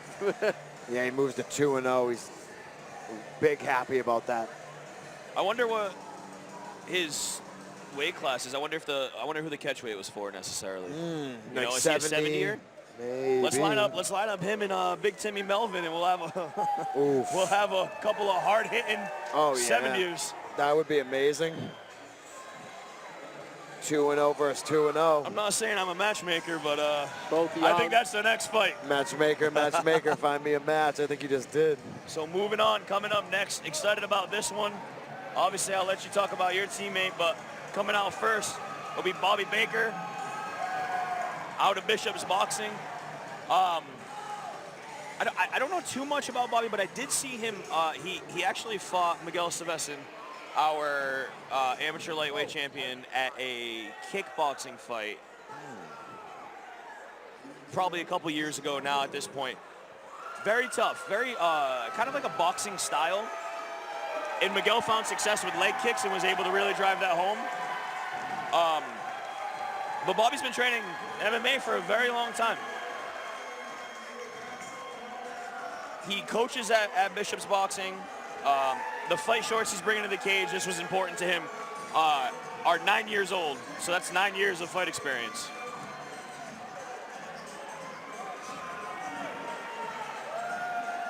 Yeah, those Hayabusas, those are old. Yeah, nine-year-old fight shorts. He really wanted me to say that. And he started wrestling when he was 12, mainly because he got into a fight at school, and his parents made him as an outlet. Good. Yeah, we need more of that. Nowadays. Definitely. A little bit.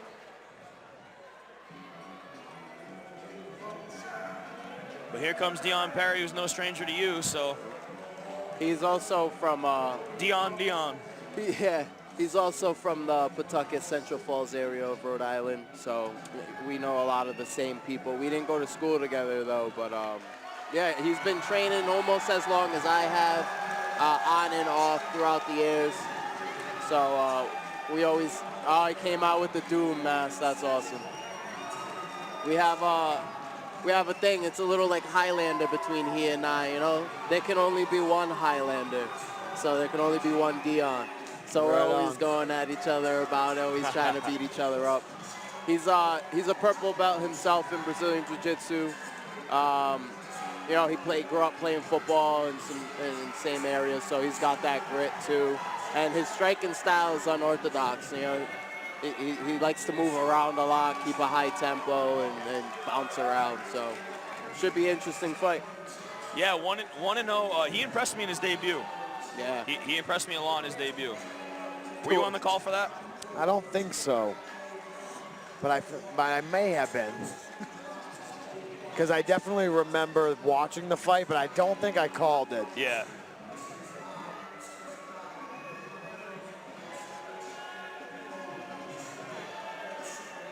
I love it. He came out to the MF Doom, too. It's amazing. It's great. Yeah, and a Knicks jersey. Was that a Mellow jersey? I think it was 15. Oh, yeah, I didn't see the number. I think I was going to say, old school Mellow Knicks jersey. You got to respect that. And he had a hoodie on, hoodie Mellow. Hoodie Mellow activated. We're going to bring up the tail of the tape here for you guys at home.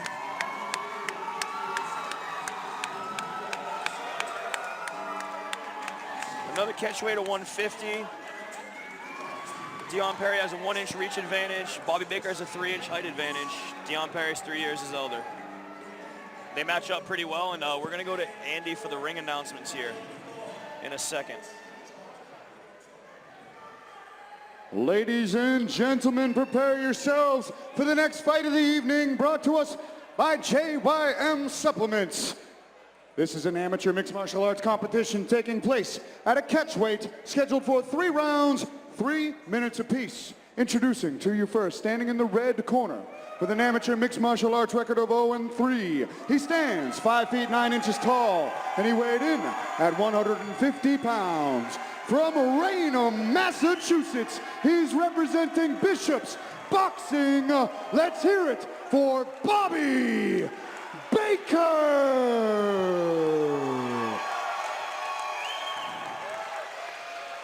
And now, introducing his opponent, standing across from him in the blue corner, holding an amateur mixed martial arts record of 1 victory, no defeats. He stands 5 feet 6 inches tall, and he weighed in at 150 pounds. From Providence, Rhode Island, he's representing Triforce.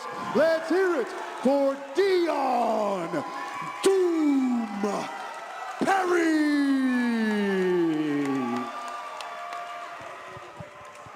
And when the action begins, our referee in charge of this contest is Kevin McDonald. I'm going to get this done quick in case this one starts like the last one. Bobby in the blue and white shorts, red taped gloves. Dion in the off-white shorts, blue taped gloves, blue corner. And we're ready to go. Dion comes out big time in the southpaw, swinging right away. Ooh, that was right in the sternum. Vicious knee. Woo! Nice right out right. the clinch.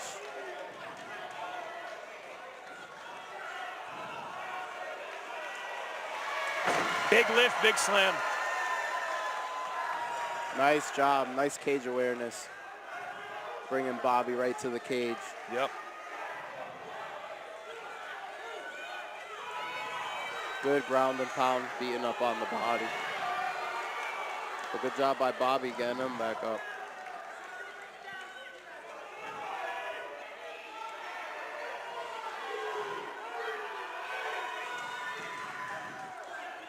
A little dirty boxing by both guys in the clinch here. Oh, nice knee there too. Exchange trading knees. Dion's landing those nice like tight hooks and uppercuts. Oh, now Bobby's working the body there a little bit. Ooh, double knee up there. Yeah, that second one looked like it was pretty heavy. Dion is very good sneaking those knees in. Hey, why would you? I don't know why Dion did all that, backed all the way out this far. Oh, is he hurt? Body shot? Is Dion hurt? He's covering. Oh, he's got a leg though. He might be in it still.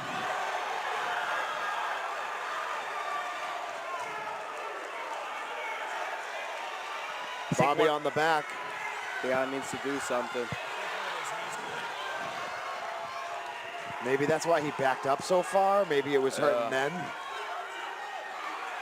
Because he did back up an awfully far distance. And then dropped, yeah. And those body shot, the hooks to the body didn't look like that bad. But they don't always do. Exactly. Sometimes it's just right. He survived though. He's here. Perry's still in the game now. Yeah, I'm interested into why he backed up like that, because he had him pressed on the other side of the cage, back all the way up over here, and then... Yeah, something happened there. But he weathered the storm, Bobby. Now he looks, on the back. he looks a little recovered. And who knows how much energy Bobby wasted there trying to finish. Right, right. Because I know sometimes you go for that finish. When it doesn't come, it can be taxing, but man, Baker is relentless on this dominant position here. Perry, though, a dog, just refusing to get out of there. 20 seconds. Can he hold on? 15 seconds. He needs to work. Please, he has to hold on. Let him make it to the second round, ref. Short time here. Keep rolling, Perry. 10 seconds. Please keep moving. I want to see this fight go to the second round. Keep going. Keep moving. Survive. Keep 2, moving. 1. Yes. Yes.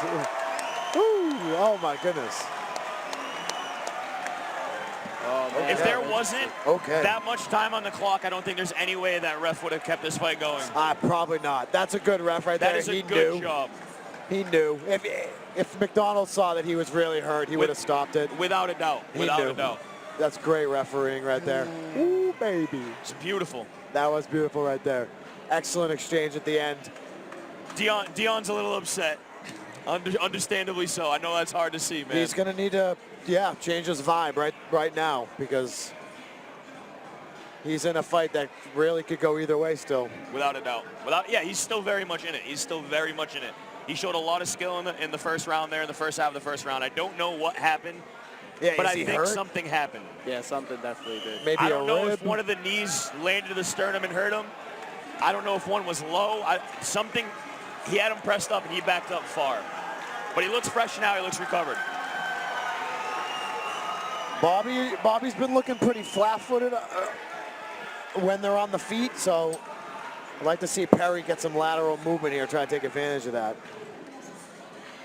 And here he is already in the corner doing some lateral movement. He's moving. He looks. He might have more energy than Bobby Baker here. Oh, Bobby! Like you said, who emptied the tank. Oh my! Oh, big left. Perry throws hard, man. He throws with just bad intentions. Ooh, those knees again. Yeah, Bobby's doing a great job. They're both doing a great job in the clinch, but I think Bobby's taking a little edge right there. And that's just experience in those positions. Wrestling for a long time. Clinch is tricky. It is. It's a very feel-oriented thing. It's not easy to like freestyle clinch. You got to really understand it. A big swing and a miss there. Ooh, they both land hooks. Oh, big left right again. down the pipe. Stay out of the. Oh. Yeah, back off. Create that space. Keep the distance. Yeah. Wow. Hands up. Both of them. Perry just ate a huge shot and then just smiled. What a fight.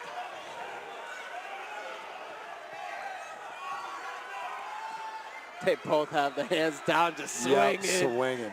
That's exhaustion. Oh, another body shot. Work, he has to get up. He has to get up, come on, Yeah, he has to do move. something.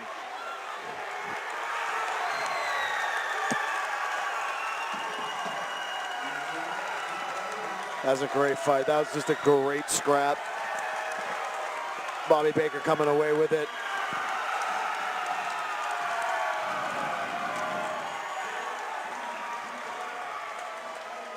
It's a big win for Bobby Baker. Dion's going to be a lot better for this.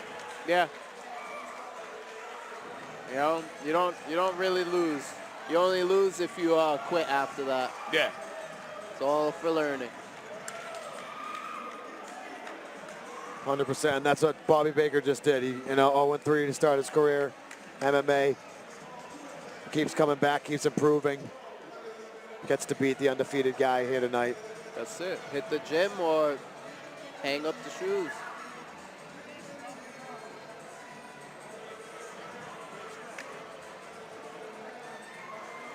And we're going to go to Andy to make this one official.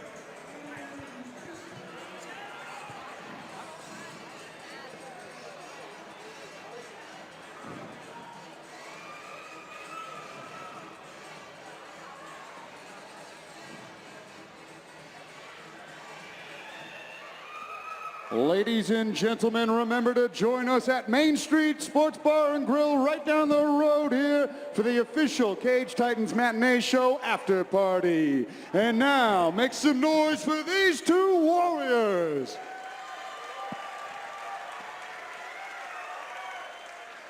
Referee Kevin McDonald has called a stop to this contest at 1 minute 28 seconds of round number 2, giving you your winner by TKO, Bobby Baker.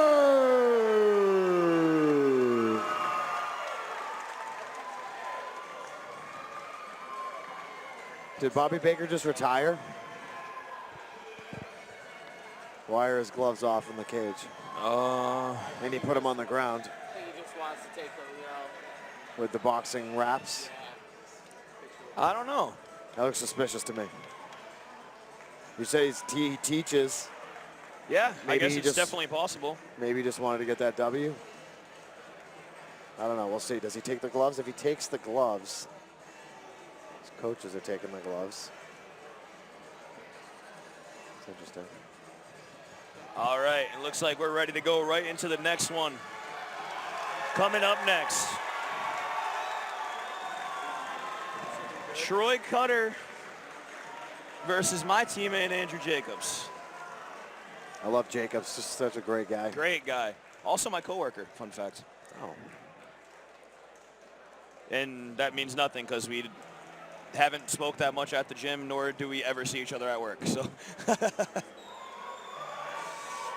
so here comes Troy Cutter, fighting out of Kingston, JKD. I don't know why that was going to be a tongue twister for me, but I could not say JKD fast. I had to slow it down. There's not much on Troy. He's an 0-0 debuter. About 10 months of training, and he said it's just something he's always wanted to do. I said, what made you want to take a fight after 10 months? He said, that's why I train. It's just something I've always wanted to do. And he wanted to fight a judo black belt. I'm not necessarily sure he reached out to Mr. Colbert and said, can I have a judo black belt, please, as my first fight? Well, but it's the fight he got. That's what he got. This is the fight he got. So they're like 195. We got judo black belt. hey, and that's a testament to him. Oh yeah. I'm sure they told him. Oh yeah. Oh yeah. He's very Well, fair. I would think he's, so. He's very fair in the matchmaking, and I think they looked him up too. yeah, I'm sure they told him. He said, yeah, I'll take it. So he's a big dude. He's in good shape. I'm sure he's training hard. Yep. Testament to him, though. You Yeah, know? facts. JKD Jukundo. I feel like that's is that Bruce Lee's? Yeah, JKD is technically, It's kind of like counter-striking. So, the Kingston branch is an affiliate somewhere down the line. And here comes Andrew Jacobs out of Lausanne MMA, sitting at 1-2. Another candidate for that record don't mean nothing. Yeah. Oh, yeah. Because he is a lot better than a 1-2 record. Oh, yeah. He wants to go to 185? Is that kind of the plan? I was joking with him at weigh-ins. I said 170 would be easy for you. And he said, let's do 185 first. Yes. He's a thick guy. Yeah. He's got a thickness about him.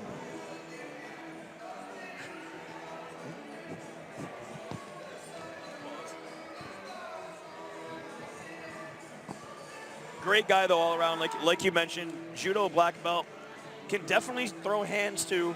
Believe he has a knockout. His win is by knockout. Yeah, he's got power in his hands. Pretty positive. I believe he went to shake hands. The guy threw a punch, and he caught him with a left hook and knocked him out. So, hey, you don't fake a handshake, man. A lot you do or can do for antics and whatever, but don't fake a handshake, you know?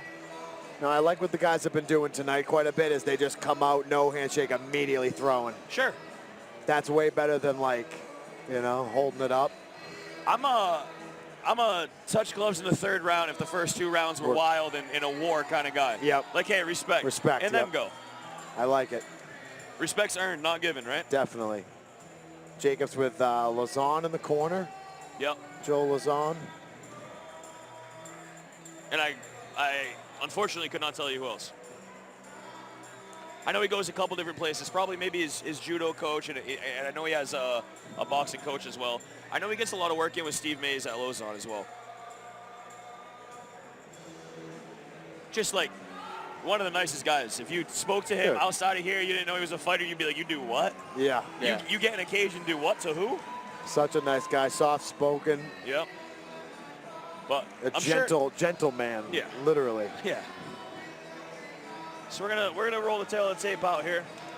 See how these guys stack up.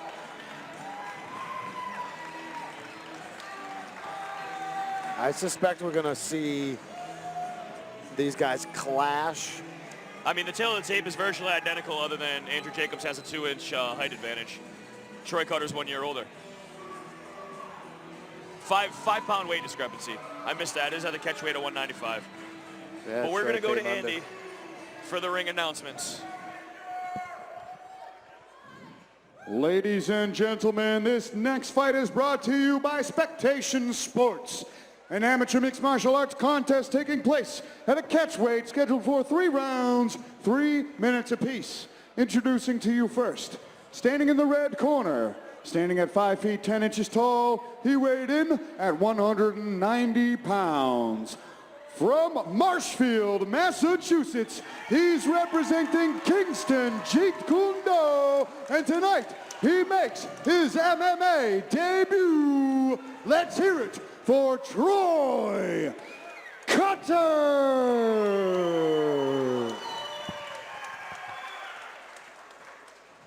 And now introducing his opponent, standing across from him in the blue corner, holding an amateur mixed martial arts record of 1 victory, 2 defeats. He stands 6 feet 1 inch tall, and he weighed in at 195 pounds. From Quincy, Massachusetts, by way of Scotch Plains, New Jersey, representing Lausanne MMA, let's hear it for Andrew Jacobs.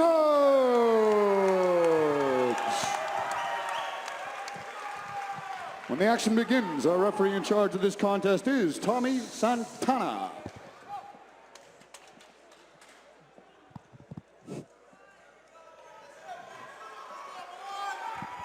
We have Troy Cutter in the red corner with the red taped gloves, black shorts, and Andrew Jacobs in the blue corner, blue taped gloves, also black shorts. The big guys. All right. Troy comes out trying to establish his jab. Little parries. About 400 pounds of man in there right now.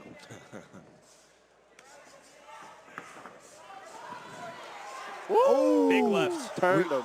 Yeah, we see Jacobs do that. He'll shell and then counter off that. Without a doubt. And he just landed a big one right there. Sometimes he's a little too willing to block, but man, he does it really well. He uses it. Well, he doesn't like to get punched in the face, and prefer, quite frankly, yeah, I don't blame him. Definitely. Especially against a 200-pound guy. Yeah. As we talked about, the higher the weight gets, the higher the risks. Ooh, Big left again. Yeah. Stunned him with that one. He has power in those hands. That left's finding a home. Both, man. He spun him around like 3 times already.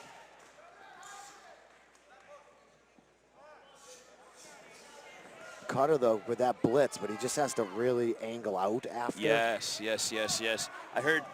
I almost knew you were going to say that because I heard Kinmoy's voice in my head saying you have to angle out after that.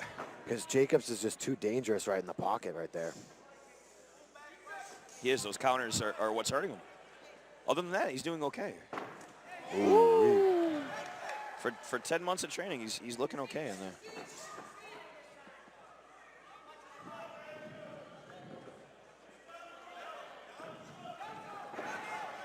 Oh, Jacobs links up. And Underhook, nice overhook.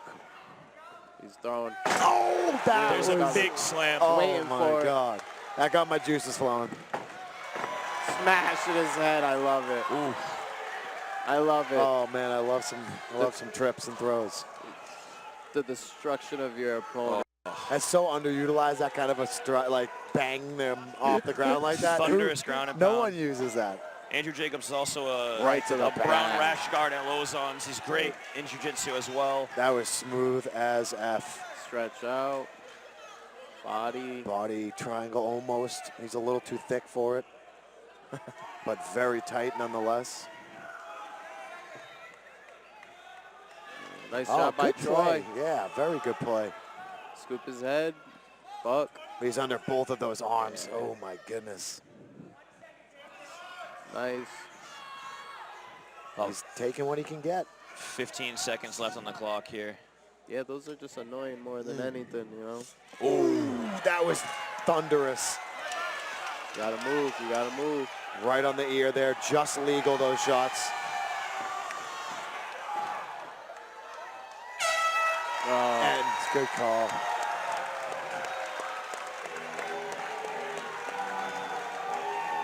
That's the fight, right? That's the fight. Yeah, the ref He stopped waved it off. That was a good stoppage. Oh, yeah. I mean, That was a good stoppage. For an 0-0 amateur. and he's doing good. He's not even pretending like he's mad, which is good. Most guys will pretend that they're mad there, but he knows that was just going to get worse. There were a couple of very thunderous ground and pound strikes there that you could hear. When he like went across the body, hammer fisted, that was brutal. Right on the ear too. Not that much of a gentleman now, is he? No. He is and he isn't. Just kidding. As he shakes everybody's hands, smiles with them. He's going through the appropriate hierarchy. Absolutely. We're going to go to Andy.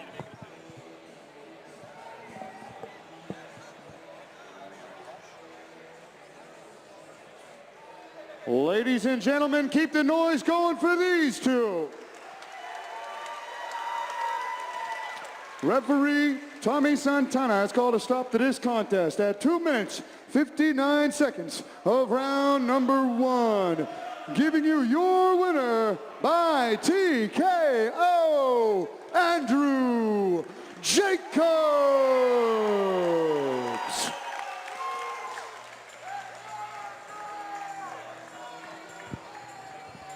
I mean, he showed a full set of skills there. Yeah, with that big throw too. He was winning the majority of the boxing exchanges with his shelling and countering method, and that throw was. Oh, I love that throw. I believe, He's and hit I that. quote, got Johnny's juices flowing. Yep, exactly. He's hit that before in here. I love watching him do it because I love to practice judo. Yeah. But when you watch a legit judoka do it, it's so much smoother than what I can do. Without a doubt. So I'm trying though. Moving right on to this bantamweight fight. Teddy Spaghetti Politis out of Evolution. Their 4th out of 5 fighters tonight. Versus Key Balthazar out of Nostos MMA. Oh, weird. For You an got amateur- the 2 main guys coming down to Massachusetts to fight for the title. Right. Amateur title fight. No kidding. the only title fight on this day card, but we do have more later, so if you're a Spectation Sports subscriber, stay tuned and check back in with us about 7 o'clock because we have a stacked card for you tonight. But talking to Teddy Politis earlier, he said, how long you been training? He said, my whole life. So got to respect that. Started with Taekwondo, boxed for a long time. He took no boxing fights. He was just a gym rat. Enjoyed the boxing world, being at the gym, that grind. And he started jiu-jitsu, and then he was like, you know what, I like this MMA stuff. I'm gonna do the full thing. And again, like I said before, tale as old as time. That's how it goes. You know, you start with one, and then you just love it so much you gotta give it a go. And I'm sure once you take that MMA fight, I mean, how many people? Double-sided question. How many people said I'm only going to take one and then didn't? And how many people ever walked away after one? You know, it's addicting. Highly, highly addicting. We got a guy on the night card tonight, Jay Ellis, who's lost 100 fights. And that dude continues to show up and do it over and over again because it's that much of a rush. Right. And not to mention, he's probably made more than most professional fighters at any level. If you were to add that up, yeah, that's, you know. Oh, absolutely. X amount times 100 and something, you know. No, are you kidding me? Yeah. And he won some. Oh, yeah. Yeah. So anyways, Teddy Spaghetti, great nickname. Yeah, that's fantastic. I said, is that really your nickname? He said, oh, yeah. I said, I respect that. Fourth fighter tonight out of Evolution.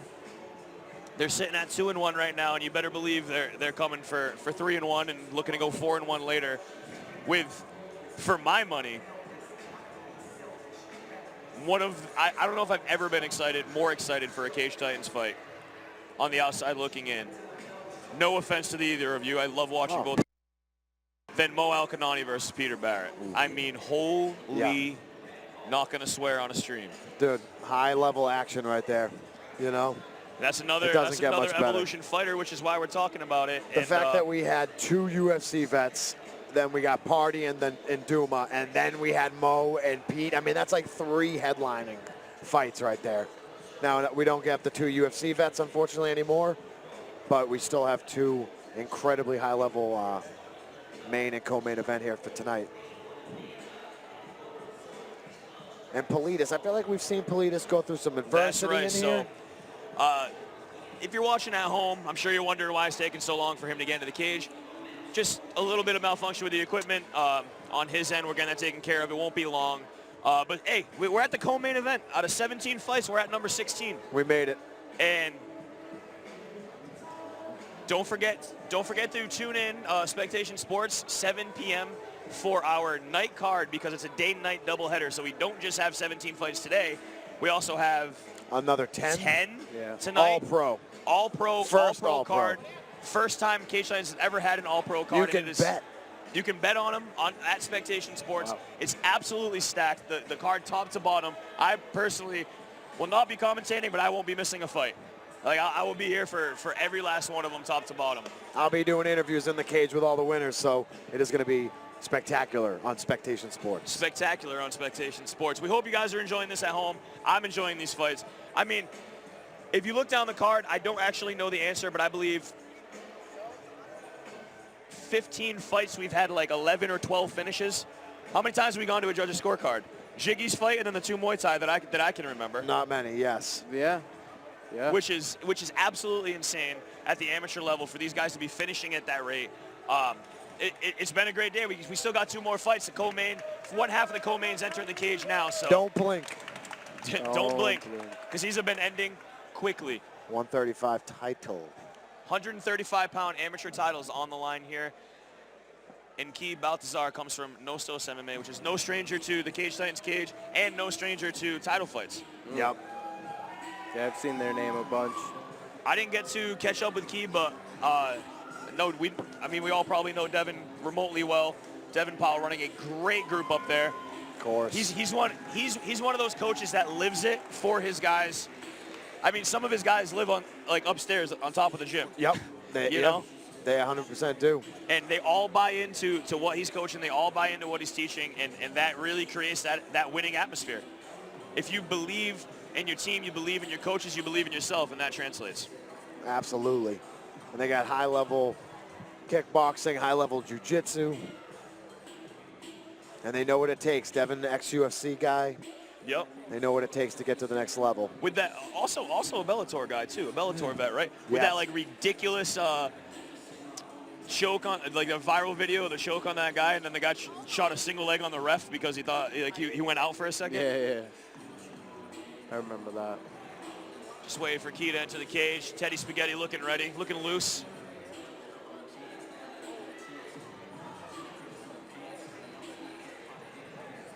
When you've been training your whole life, I mean, I'm sure there's still nerves. There's always nerves, but this is just almost another day, and he looks that calm. Oh, yeah. Definitely. Really embraces these moments.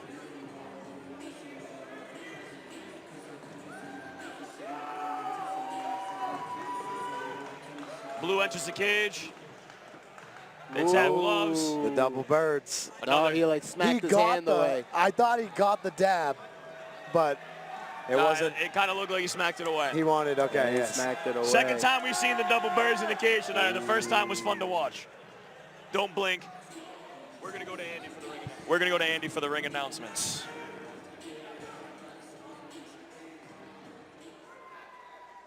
Ladies and gentlemen, our co-main event is sponsored by Spectation Sports. Make sure to scan the QR code, log into Spectation Sports, pick your winners for tonight's Cage Titans 58 event for your chance to win Red Sox Yankees tickets. Spectation Sports, log in for your chance to win. And now for our co-main event of the afternoon for the vacant Cage Titans Amateur Bantamweight Championship, scheduled for 5 rounds, 3 minutes apiece. Introducing to you first, standing in the red corner with an amateur mixed martial arts record of 4 victories and 1 defeat. He stands 5 feet 9 inches tall, and he weighed in at 134 pounds. From Biddeford, Maine, he's representing Evolution Athletics. Let's hear it for Teddy Spaghetti Politis. And now, introducing his opponent, standing across from him in the blue corner, with an amateur mixed martial arts record of 2 victories and 1 defeat. He stands 6 feet tall, and he weighed in at 135 pounds. From Somersworth, New Hampshire, by way of Tampa, Florida, he's representing Nostos. Make some noise for Key Balthazar.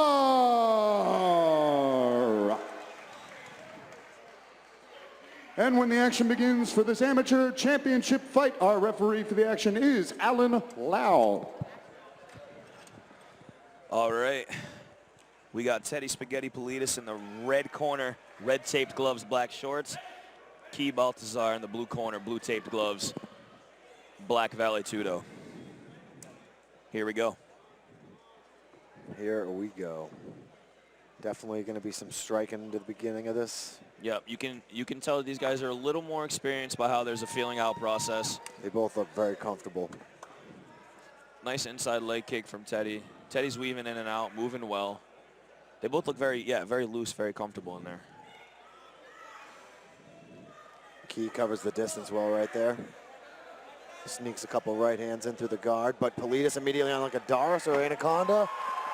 Guillotine. Going for power guillotine. Oh, no arm. Oh, looking. Yeah, he's got the rear naked grip on it. Yeah, like a ninja or front naked or. Oh, he's out. Oh, he's my out. goodness. He's out. Whoa, Nelly. He stayed in the middle instead of going to the side. Wow. Go for over the shoulder. Wow. Talk about spaghetti. Roll him over and lift his legs up. They're not doing any of that right now. They're not even. Is he twitching a little? They have him on lift his side. legs up. Oh, he's up. He's okay. He's like, oh shit. Yeah, they kept him on his side. Wow. All smiles from Teddy Spaghetti here. Rightfully so. He's ready to give Alan Lau the mitts there too. Yep. Yes, he is. Wow. Key is just completely confused. Yeah, I mean, we were just talking about how Devin Powell did that to somebody. Sucks that it had to happen to his student. He locked up that slick. Do we have replay today? I thought we had replay. Rear naked choke grip guillotine almost. Yeah. Oh my goodness. Yeah. Made it a full blood choke. It happens. That is going to be hard to compete with for submissioner of the night, I'll tell you that. What? Yeah, I'll say so. For the title, come on. He may be the first one to win the face-off FICO sub of the night. He's got my vote, I'll be honest. I like arm locks, but geez, Putting that was... somebody to sleep is always... well, geez, yeah. Unfortunately, we're not rich, so it's the whole day and night. Okay. So we still got a few fights left to go. All right. No amateur pro. Sub of the day, as in the 24-hour period. The whole day. Love it. That was vicious, though. And we're going to go to Andy to make it official. Ladies and gentlemen, keep the noise going for these two co-main event warriors. Referee Alan Lau has called a stop to this contest at 49 seconds of round number 1. Giving you your winner by technical submission due to a guillotine choke and new Amateur Cage Titans Bantamweight Champion, Teddy Spaghetti Politis.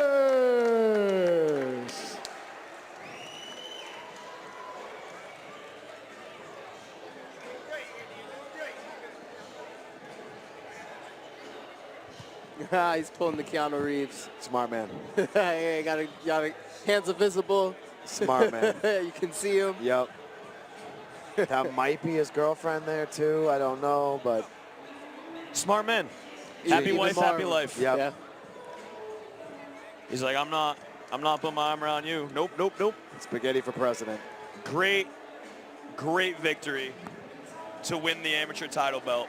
But now we're going to move on to our main event of the evening. 8 heavies.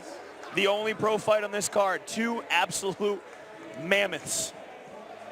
Two boys fighting at 205 pounds that probably should be competing for Mr. Olympia. Oh, yeah. I know.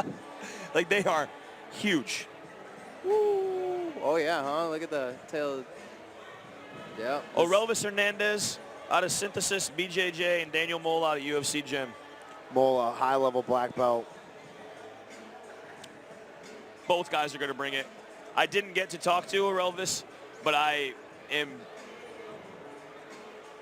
betting on he's also a high-level grappler himself in his own right.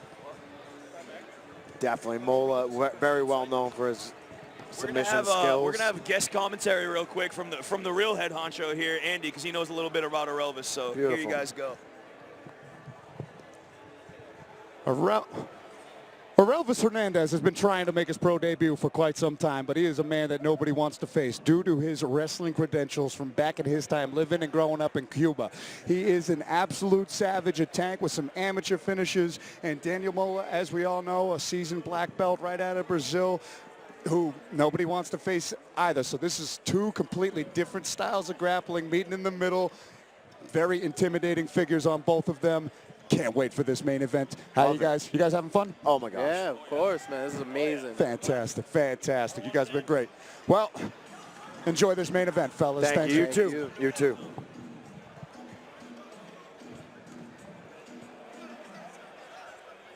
So you just had that guest commentary from Andy telling us how, you know, they're both high-level grapplers, but like we said earlier, I'm expecting them to just bang. right, because they're both high-level grapplers. Definitely. Right? I do find it interesting when a really high-level wrestler meets a really high-level jiu-jitsu player, because wrestling wrestling decides where the fight goes, right? Joe Rogan says it all the time. If you're a good wrestler, you decide where the fight goes. You decide when it goes there. But if you're that good at jiu-jitsu, you a lot of times you decide when the fight ends. Yeah, you're okay with where it goes. Right. But this is going to be interesting. Cuba, what kind of wrestling do they do in Cuba? Are they more of like a shoot kind of wrestlers, or are they more like clinch type wrestlers? Any idea what he might be looking to do? Aurelius? Isn't like Yoel Romero essentially a Cuban wrestler? And they're Greco people. More like right? Greco, like upper body, like wide base style almost, which could help in the clinch and things like that. So, and you know a lot about Daniel Mola. This is going to be exciting. Yeah. Oh, definitely. His wife, I believe, is a high-level judo player as well.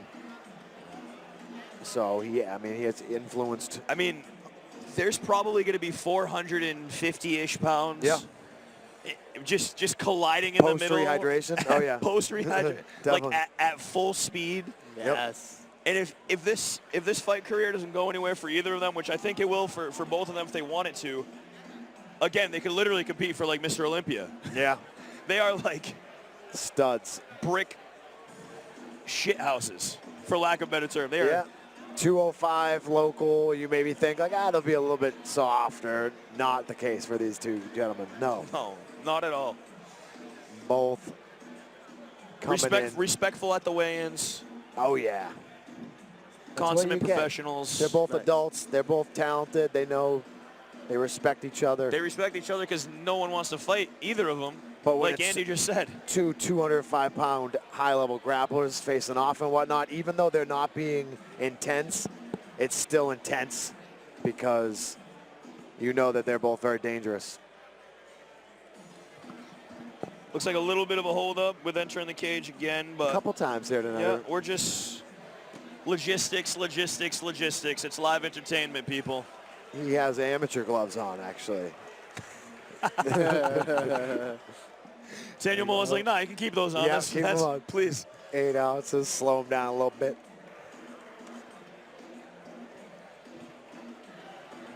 Well,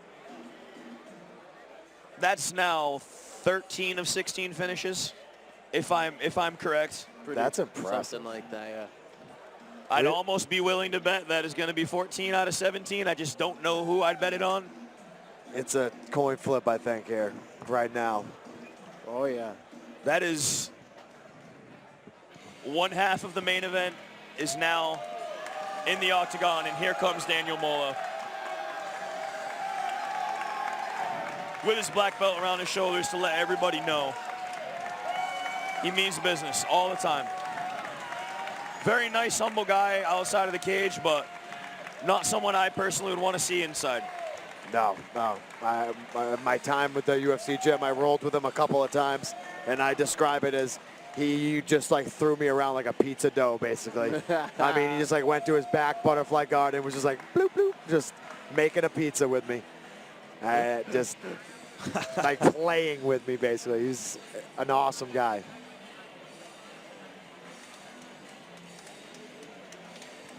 Nick Haley really enjoying the walkout song. Yep. Who are we listening to? Is this Metallica? I don't want to be wrong and sound like a goofball, but I couldn't tell you because I don't some kind of speed metal we got going on. Full disclosure, I listen to rap and country music, so I'm not going to really help you out here much. Yeah, Andy's into this stuff too, for sure. Oh yeah. We're going to roll out the tail of the tape here. Might be. I know he is into that. 33 versus 40 in Daniel Mola, 7 years his elder. They're both 6 feet. Aurelius Hernandez came in at 203 pounds. Daniel Mola, 205. 72-inch reach to 74. And we're going to go to Andy for the introductions.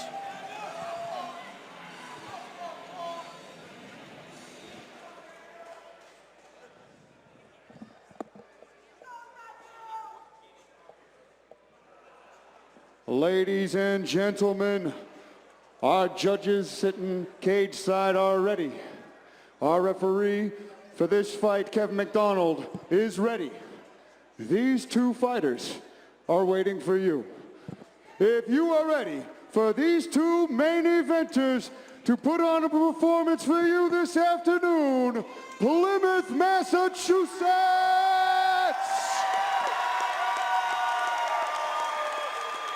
Let them hear you!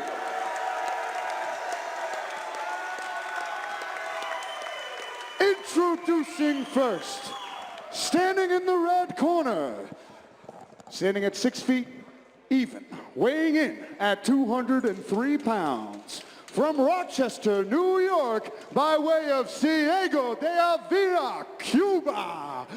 He's making his MMA debut tonight, representing Synthesis Brazilian Jiu-Jitsu. Make some noise for our Elvis, the Cuban Gorilla, Hernandez. And now, introducing his opponent, standing across from him in the blue corner, holding a professional mixed martial arts record of 1 victory and no defeats. He stands 6 feet tall, and he weighed in at 205 pounds. From Boston, Massachusetts, by way of Sao Paulo, Brazil, he's representing UFC Gym and Damian Maya Jiu-Jitsu. Let's hear it for Daniel Mola.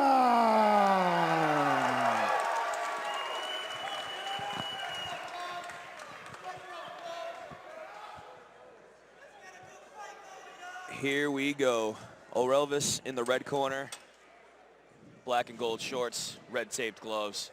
Daniel Mola in the blue corner, blue taped gloves, black shorts. Main event, boys. Here we go. Daniel Mola immediately shoots in on a double, ends up pulling butterfly guard. Now into like an open half.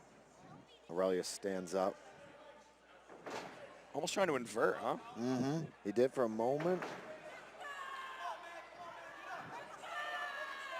Kind of like re-guarded. Well, now we know Mola wants it on the ground now. Ooh, ooh, ooh. Nice right there. Very nice. Way to mix it up.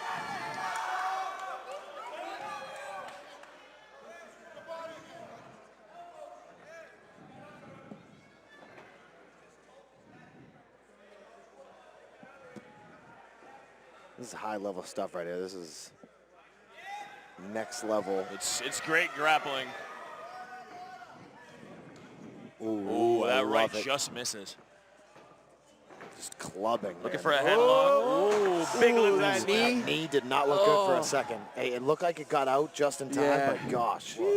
His knee almost like, and just like buckled it almost. if it was, the angle was any different, I think it would have ruined it. Yeah. Right. Mola's going to be very active off his back, that is for sure. Yeah, it's a nice angle right there. He's not going to want to let Aurelius get any shots off. No. And his way of winning would be submission, so he's going to definitely be looking for that sub. No doubt about it. The ref's already showed he's going to be pretty quick with standing him up, though. Yeah, I think it's kind of on Aurelius to decide. Does he want him Take a step to back. stand up? Yeah, or does he want to kind of keep the pressure? That's good. Ooh, uh-oh. Ooh, twisting heel hooks is very much legal now. Ooh, Mola eats a right there. Some nice ground and pound by Elvis. Yeah, Hernandez is looking very comfortable inside the guard of a high-level black belt. His arms are a little bit extended right now. I don't love that. Nope. But he punches through. This is a testament to how good Elvis is, because I'm sure not many men can enter Daniel Mola's guard and have any success like that. Definitely. Well, he's got very heavy top pressure, too.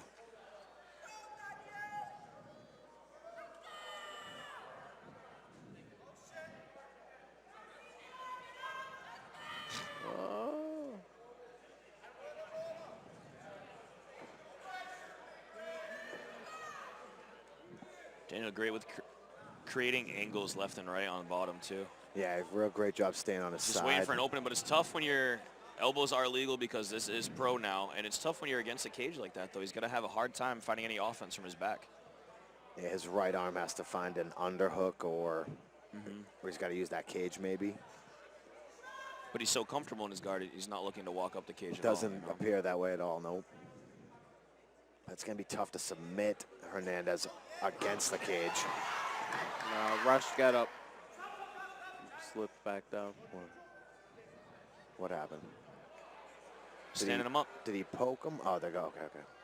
Oh, Yeah. did he poke him? I poke. Probably coming back in. It looked like he kind of like shoved him. Neutral corner. Yep. During a timeout like this, from an illegal blow, you cannot just sit in the corner. No instructions. Where your coaches are. You're not allowed to get instructions. Good job by our referee here.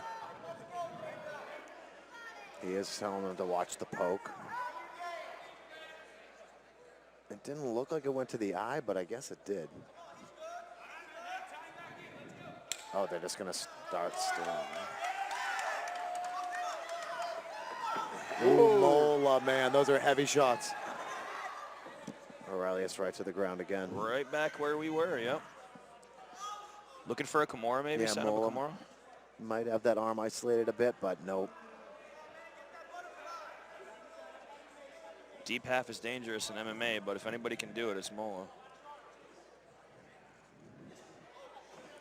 Man, Hernandez. He's raining down some heavy ground and pound here from top. Wow. Moreova's doing a good job keeping Daniel down and not letting him get any submission attempts. Definitely. Yeah, he's doing without a a great doubt, job. Dion. Hard to see here. He was Landed a a nice little elbow. Yeah, by Elvis. He's hitting a lot of short elbows, it seems like, too.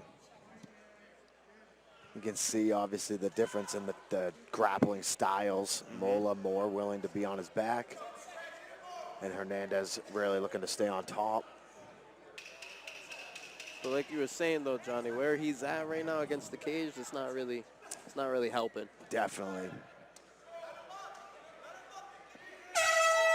Definitely. That's a good round. Methodical in a way. Or Yep. Mola seems a little perplexed, I think. Yeah, I think he's a little frustrated. He's not able to get anything off like he thought, I'm sure he was going to be able to do with ease. Might have to try to change what we're doing. Yeah. He does have some bombs coming in when he's throwing, so on the feet, maybe it would be wise to It's try to hard, keep though, it a there. wrestler of that stature. You overextend one time, you're on the ground. Especially when you're coming forward with bombs like that. Orova's looking a little tired. Yeah, maybe he's breathing a little heavy. I'd Yeah. like to see him close his mouth and try to nasal breathe a bit, but he's upright. Mola's a little yeah, down. Mola's definitely. Yeah. He's got the elbows on the knees. Both guys looking a little bit tired. Let's see, round 2, here we go. Round 2 of our main event of the first half of a day-night doubleheader. And we retained quite a bit of crowd here. They definitely recognize the potential in this fight. I'm sure that these guys sold pretty good tickets, but it seems like there's quite a few people still here because of the high level. Ooh, big right lands there. Right. Another takedown. Beautiful wrestling. Yeah, trip there, beautiful. Body lock to an outside trip right to the ground. Elvis is just keeping him in his own corner, too. Smart Yeah, for him. the whole time, right?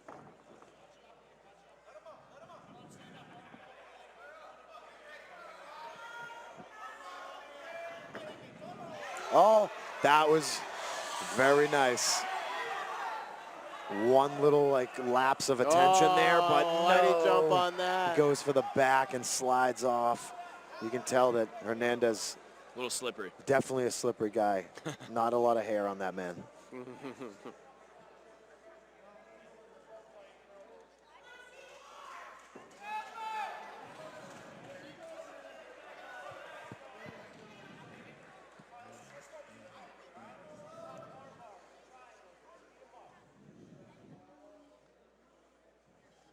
Mola doing a good job of staying out of danger, but these are just minutes off the clock here that he's not winning.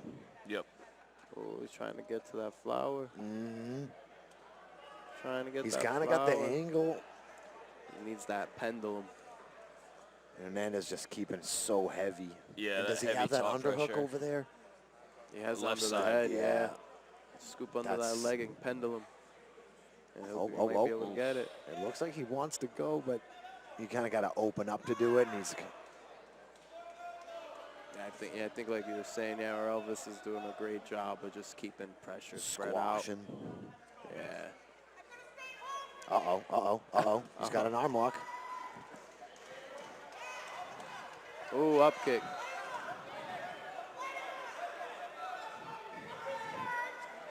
He's look at Elvis looking for the big right hand. Yeah, yep. He's kind of showing it to him, and then like What? he's kind of like right showing hand. him. He's like, I'm gonna hit you with it. He's like waiting for him to like flinch. Oof. There's a lot of coaches here in the crowd today. Yep. It's only halfway through this round, though. It's still a young round. Thing is, when he's that good at jiu-jitsu, it's going to take one mistake. That's exactly. Just like that back take, it was like it can happen quick. One lapse of attention, bam. That's the difference, too, is like the wrestler is going to dominate in these positions, but it's the jiu-jitsu guy that may suddenly find a solution. But it's going to be tough. Trying to create some space here.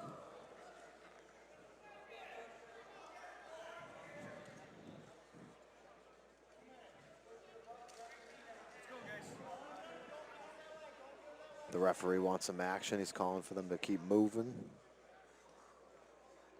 Yeah, a little bit of urgency from the referee.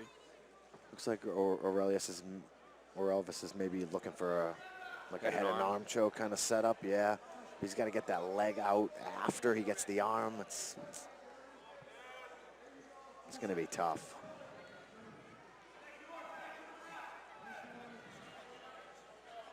I think we're dangerously close to getting sweat on us. Oh yeah, most definitely. I can smell. There's a musk about the air right now. You notice that?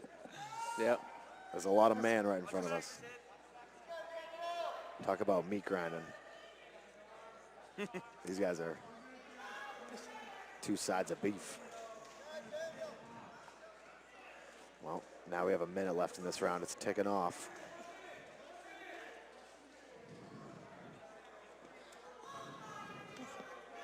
Ooh, nice body shots by Elvis right in front of us. Like literally right in front of us. Oh, they're going to stand it. Interesting. Okay. Not a lot going on. 30 seconds left, 40 seconds. Or Elvis for the takedown this time. Powerful. Ooh, I like that though. Daniel Mola's throwing some little elbows in there. Right back down. Mm-hmm. Good thing we stood him up. Huh? Just a great double leg. Great wrestler. There we go. Yeah, we did more of that, and then we don't even get the stand up probably. Oof. Ooh, that was sharp. Sharp elbow. Oh. Very, very creative elbows right there. Those are really nice to me when you frame. Yep. Frame, boom. Slide that. Oh, gosh. Yeah, you can generate a ton of force. And you throw your body into a little bit when you're 225 pounds. And a lot of that times, hurts. like, they'll be pushing back a bit, so bang, it's just like two trains colliding. Mola's really got to find a solution for this ground and pound and this top pressure. Well, he's going to need a finish here. I feel like maybe you should just, try to stay on the feet a little bit. Definitely. Pick his shots a little He's bit more. He's definitely very willing to go to the ground on his back. And Seems like it's not working with Elvis's top pressure and knowledge of what submissions Daniel Mola is looking for. I think that the leg lock attempt and the entanglement was maybe his best attempt. Yes, that was the best look. So, I mean, try to set up a nice shot better than the ones before and end up on top might be a better option. Yeah, true. Take the wrestler down. That's always a good solution. Is a wrestler on his back. It's not easy, but if it's better than. Oof, oof, beautiful shots. Oh, those were hard. That left hook right there was hard. That right like landed right on the chest. Great head positioning. Oof, Good man, wall when a 200-pound dude hits with those shots, those are serious. Oh, great underhook dig right there.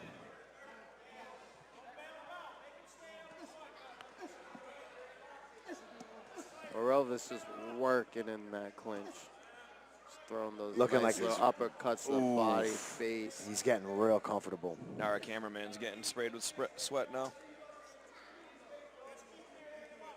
Oh, it's about to be your turn. There we go. I hope they make their way over to you, Dion. I love it. I love it. That's what I came here for. Yep. Closest seat in the house. It's all about the experience. Elvis's corner calling for him not take it to the ground. Just beat him up right he's here. Tired. Keep it on the feet. They're saying don't bail him out. Yeah, don't even give him a chance, right? Because no submissions right here, or very few. A lot of unanswered shots now. Oh, he might disobey. He's shooting in. Instincts are taking over. Oh, he's got a nice S grip. Yep, he's got that body lock. Up to the back. Circles, wow, great Watch work. a roll here. He tries. We're close to a leg entanglement, maybe. Nope, not anymore. Man, still 3 minutes left in this round, too. 3 whole minutes. What Daniel Mola did once they got to the ground, he tried for the roll, and it was a good attempt. Wasn't able to get his hips out, but he got his hips in front, his hips and his butt in front of or Elvis to buy him some space. Yep. But he didn't keep trying to keep it there. So Right. or Elvis just ended up Gets right the to the position. back. Yeah, he just Yep. got the position nice and easy. And now he's got that crucifix. Oh, no. Oh, elbows. Big Ooh, elbows. that's done. Oh, that is early, That no? was done. Maybe a little, but He had the arm, but I mean, Brutal yeah, crucifix ground and pound to finish that. he even had the head holding the other arm. But yeah, I mean, three elbows, a little fast, maybe not. Elvis testing out the cage for us, making sure it's still intact. It seems to be. That's going to wrap it up for us. that was our main event. Exclamation point finish, crucifix. That was crazy. It was fast. A lot of craziness today. This morning. Yes, Excited lots. for tonight now. I know. We barely even started. 5 o'clock, for God's Still sake. 10 fights to go. Oh, my goodness. What time do we wrap up tonight, you think, total at the end? 10. 10? That's not bad. If we actually start at 7. So like 5 hours. Okay. If we actually start at 7. We're going to go to Andy to make it official. Ladies and gentlemen, keep the noise going for these two main event warriors.